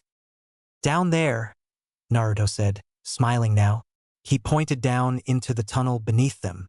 Peering over the ledge, the 2 ANBU could make out a small platform hanging from some ropes. If you jump down, I'm pretty sure the fall would break the ropes, he said. Even if you walk down the walls and then leap over to it, the thing is pretty unstable. Could easily fall. Then how do you get down there? She asked suspiciously. His smile widened. Then he made a hand sign and transformed with a puff of smoke. A small butterfly floated down the tunnel and out of sight. Hinata began to giggle at the dumbfounded expression on the ANBU woman's face. A minute later, Naruto appeared on the platform. So, you want to try? He called up to them. I think we can wait for an hour, the one-eyed man said, laying a hand on his companion's shoulder. She scowled, but didn't argue with him. Naruto transformed, and soon he was up on the ledge again. The ANBU looked appraisingly at him, no longer bored. You know, in a few years you should think about applying for ANBU, he suggested. We could use someone who thinks like you do. Naruto blinked, taken aback by the compliment. Sure, he said. I'll think about it. Good. Now then, I believe you had a training exercise to finish. Oh yeah. He looked at Sasuke and Hinata. So, should we go try to get some of the other masks? Are there any more ANBU here looking for theirs? Sasuke asked. Yes, the woman said. Several. Then odds are we'll be in the lead at the end. The Uchiha shrugged. We can just wait here and be done with it. Seriously, Naruto complained. That's no fun. Come on, Let's at least go see if we can find where they were hidden. You just want to prove you can beat them, Sasuke accused his friend. What, and you're not curious? Don't want to know if the Uchiha clan is superior to the others? Sasuke scowled as his friend's smirk grew bigger. Fine, he snapped. Let's go. We have 40 minutes. Awesome. Naruto headed back out of the mine, forcing the other two to keep up with him. The ANBU followed at their own pace. They'd already memorized the path to the exit. Very interesting, Yugao mused. Isn't he? Kakashi asked. No, I meant you taking an interest in someone, she replied. He glanced at her, but didn't say anything. Kakashi, she began softly. He's the fourth Hokage's son, isn't he? Kakashi remained silent. I won't tell anyone. I understand why it's been kept secret, but how come you weren't made his sensei? Naruto gets along very well with Sasuke, and they figured Itachi should be the one to teach his little brother. And I think the ANBU missions were beginning to get to Itachi. I see. Still, maybe you should try to reach out to him. Why? He seems fine, very well adjusted. His aunt and uncle take good care of him. He's got friends and a good teacher. I'm not saying it for his sake, she said. Kakashi looked sideways at her, then looked away when he saw her worried gaze. They didn't speak again until they had left the mine. Triple X. Team 8 and Team 10 had met at the edge of the forest, both holding white flags of truce. You too, huh? Shikamaru asked. 3 of them took their masks back, Kiba growled. We lost 2 of ours. And from Ino's little look into Naruto's mind, we know they have 9 masks. Even if they also lost 3, that means they have 6 to our 4 and your 2. Then what do you propose? Shino asked. En alliance. We go after Team 7, take their masks, and then fight it out between us. Sounds good, Kiba said. We should hurry, Sakura said. We don't have much longer. Yeah, you're right, Ino agreed. Come on, we'll plan on the way. The 6 of them took off in the direction of the mine shaft. Whatever else happens, I need to use my jutsu on Naruto. He's the only way to get their masks. Got it, Kiba said. Choji or Akamaru and I can fight him. Then you can get him while he's distracted. It won't be that easy, Shikamaru said. I'll have to catch him with my jutsu first. Fine. But that means 3 of us will be focusing on Naruto. The other 3 will have to hold off Sasuke and Hinata. Fighting Sasuke again would not be a wise move on my part, Shino admitted. His fire jutsu are very detrimental to my swarms. I'll take care of him, Sakura said. By yourself?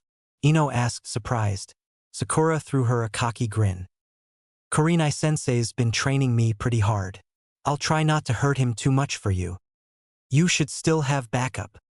I cannot handle Hinata by myself, Shino interjected. And she has already defeated Kiba and Akamaru. Choji should back me up against her. Sakura will be sufficient against Sasuke. He will not risk using fire jutsu against a fellow leaf ninja. Good point, Shikamaru agreed. Okay then, everyone knows dash. A white beast sprang up over the edge of the cliff and barreled toward them. Choji and Kiba reacted quickly, both moving ahead of the others and preparing powerful attacks. Choji expanded in size and body slammed the origami bull. Then Kiba shredded it with Itsuga as it staggered back.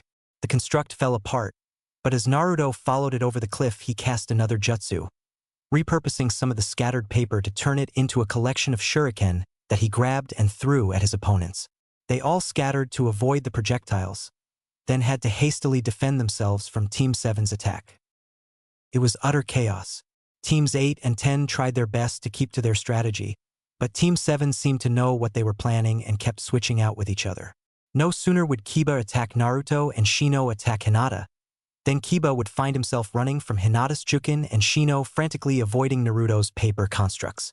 Even when Kiba got a moment to give Akamaru a soldier pill so his canine partner could turn into a copy of him, they were outmatched by Hinata. Shikamaru tried to catch her with his shadow, but she could keep track of it even as she fought Kiba and Akamaru, and it only took a few seconds before Sasuke or Naruto would throw a weapon or a jutsu in his direction, forcing him to stop his jutsu in order to run. Ino's mind jutsu was useless if he couldn't hold them still, so she joined Choji in fighting Naruto. Unfortunately, even with his powerful attacks and her more precise taijutsu, they couldn't keep up with the Jinchuriki and his army of clones and origami animals. Sakura, true to her claim, was able to keep up with Sasuke in a taijutsu match, making her eternally grateful to Kurenai-sensei for all those long and hard hours of sparring. Of course, once Sasuke realized that, he switched to using weapons, throwing out shuriken and kunai with wires attached to circle and entangle her. She even managed to escape that with a substitution just in time, but then he just had to keep her at a distance with more projectiles, which he had a huge supply of. The Sharingan made for excellent accuracy, so Uchihas tended to carry lots of shuriken and kunai with them. They were ninjas. If they had any sort of advantage, they capitalized on it as often as possible. Still, in the end, the three teams only stopped fighting when their senseis arrived and ended things by forcibly pulling their students out of their battles. "I'm afraid your time is up," Itachi told them. Naruto groaned as he dangled by his jacket from his sensei's grip. "Come on. We were just about to win. If you didn't finish in time, that means you weren't good enough," Itachi said. "Fine, so who won?" Shikamaru drawled, looking bored now that the exercise was over. "Well, we gotta see how many masks each team acquired," Asuma said. Choji rummaged around in his pouch and took out 5 masks. "Hey, you said you had 4. Kiba reminded them as he dug in his own pouch. "It's called pickpocketing," Sasuke told him, holding up a mask. Kiba's jaw dropped for a moment as he recognized it as one of the masks his team had found. He glared at both the other teams when he realized he had exactly 0 masks. "We had an alliance," he barked at Shikamaru. "Ino did that, not me," he said. "And what about you?" Kurenai asked Team 7. "We left the rest of ours back in our base," Naruto said, jerking a thumb over his shoulder. "I'll go get them." "No need," a lazy drawl interrupted them. The 2 ANBU who'd spoken with Team 7 sprang up lightly over the edge of the cliff. The silver-haired man deposited a small pile of masks on the ground. He and his partner had already reclaimed their own masks, leaving 7 of them. Sasuke tossed the one he'd stolen from Kiba on the pile, making it 8. "How did you get those?" Naruto demanded. "If you ever join ANBU, maybe I'll show you." "Kakashi-senpai," Itachi said, giving him a short bow. "I hope you don't mind the brief theft? I wasn't able to find you yesterday to ask permission." "It's nothing," Kakashi said dismissively. "And if you were able to steal it without my noticing, I'm not so sure you should be calling me senpai anymore." "You will always be a senpai to me," Itachi said politely. He turned back to the others. "It appears my team has won," he told Asuma and Kurenai. They sighed and dug out the money they owed him. "We've still got some outstanding bets," Asuma reminded him. "Indeed, perhaps we'll do this again sometime." "That sounds like a good idea," Kurenai said, looking at her team. They shuffled their feet nervously. "But I think we have a lot of training to do before that." "Great. But can we not do that today?" Shikamaru asked. "How about we go eat?" Itachi asked. "My treat." "Sounds fair," Kurenai agreed. The 3 teams left the training ground, heading into town to find a good restaurant. Most of the ANBU departed, but Kakashi hung back for a minute to speak with Itachi. "It's good to see you again," Kakashi told the younger man. "You've taught your students well." "I cannot claim all the credit," Itachi said modestly. "They have had very good teachers." "Including you." Kakashi looked Itachi over curiously. "You seem well. I think this suits you better than ANBU work." Itachi shrugged non-committally. "At times it can be a little dull," he said. "But Naruto usually fixes that quickly. He seems quite promising." "All of them are." "Oh, certainly. I don't think either Naruto or Hinata are truly cut out for ANBU, however," Itachi said. "They're too kind. Some of the things done there would break them." "Well, we'll see. You think Sasuke could handle it, though?" "Perhaps. He's been through terrible things already, and he's quite well adjusted despite that. But let's not rush anything, senpai. They're still just children." "Of course," Kakashi said complacently. If you'll excuse me, I have to go to lunch with everyone, Itachi said. It was nice catching up with you. Kakashi pulled his mask into place and gave a short wave before vanishing. Itachi walked out of the training field at a more sedate pace. That exercise had turned out as he'd hoped. Asuma's team had been unexpectedly good, but Kurenai's team needed some improvement. That boy Shino appeared to be the most effective, but Kiba and Sakura were too rash and emotional. He had the feeling she would whip them all into much better shape before their next exercise, though. In the meantime, he intended to finish granting his students' wishes. The training had clearly paid off, putting their strength, speed, and stamina head and shoulders above their peers, and proving that they were smart and had a decent grasp of tactics.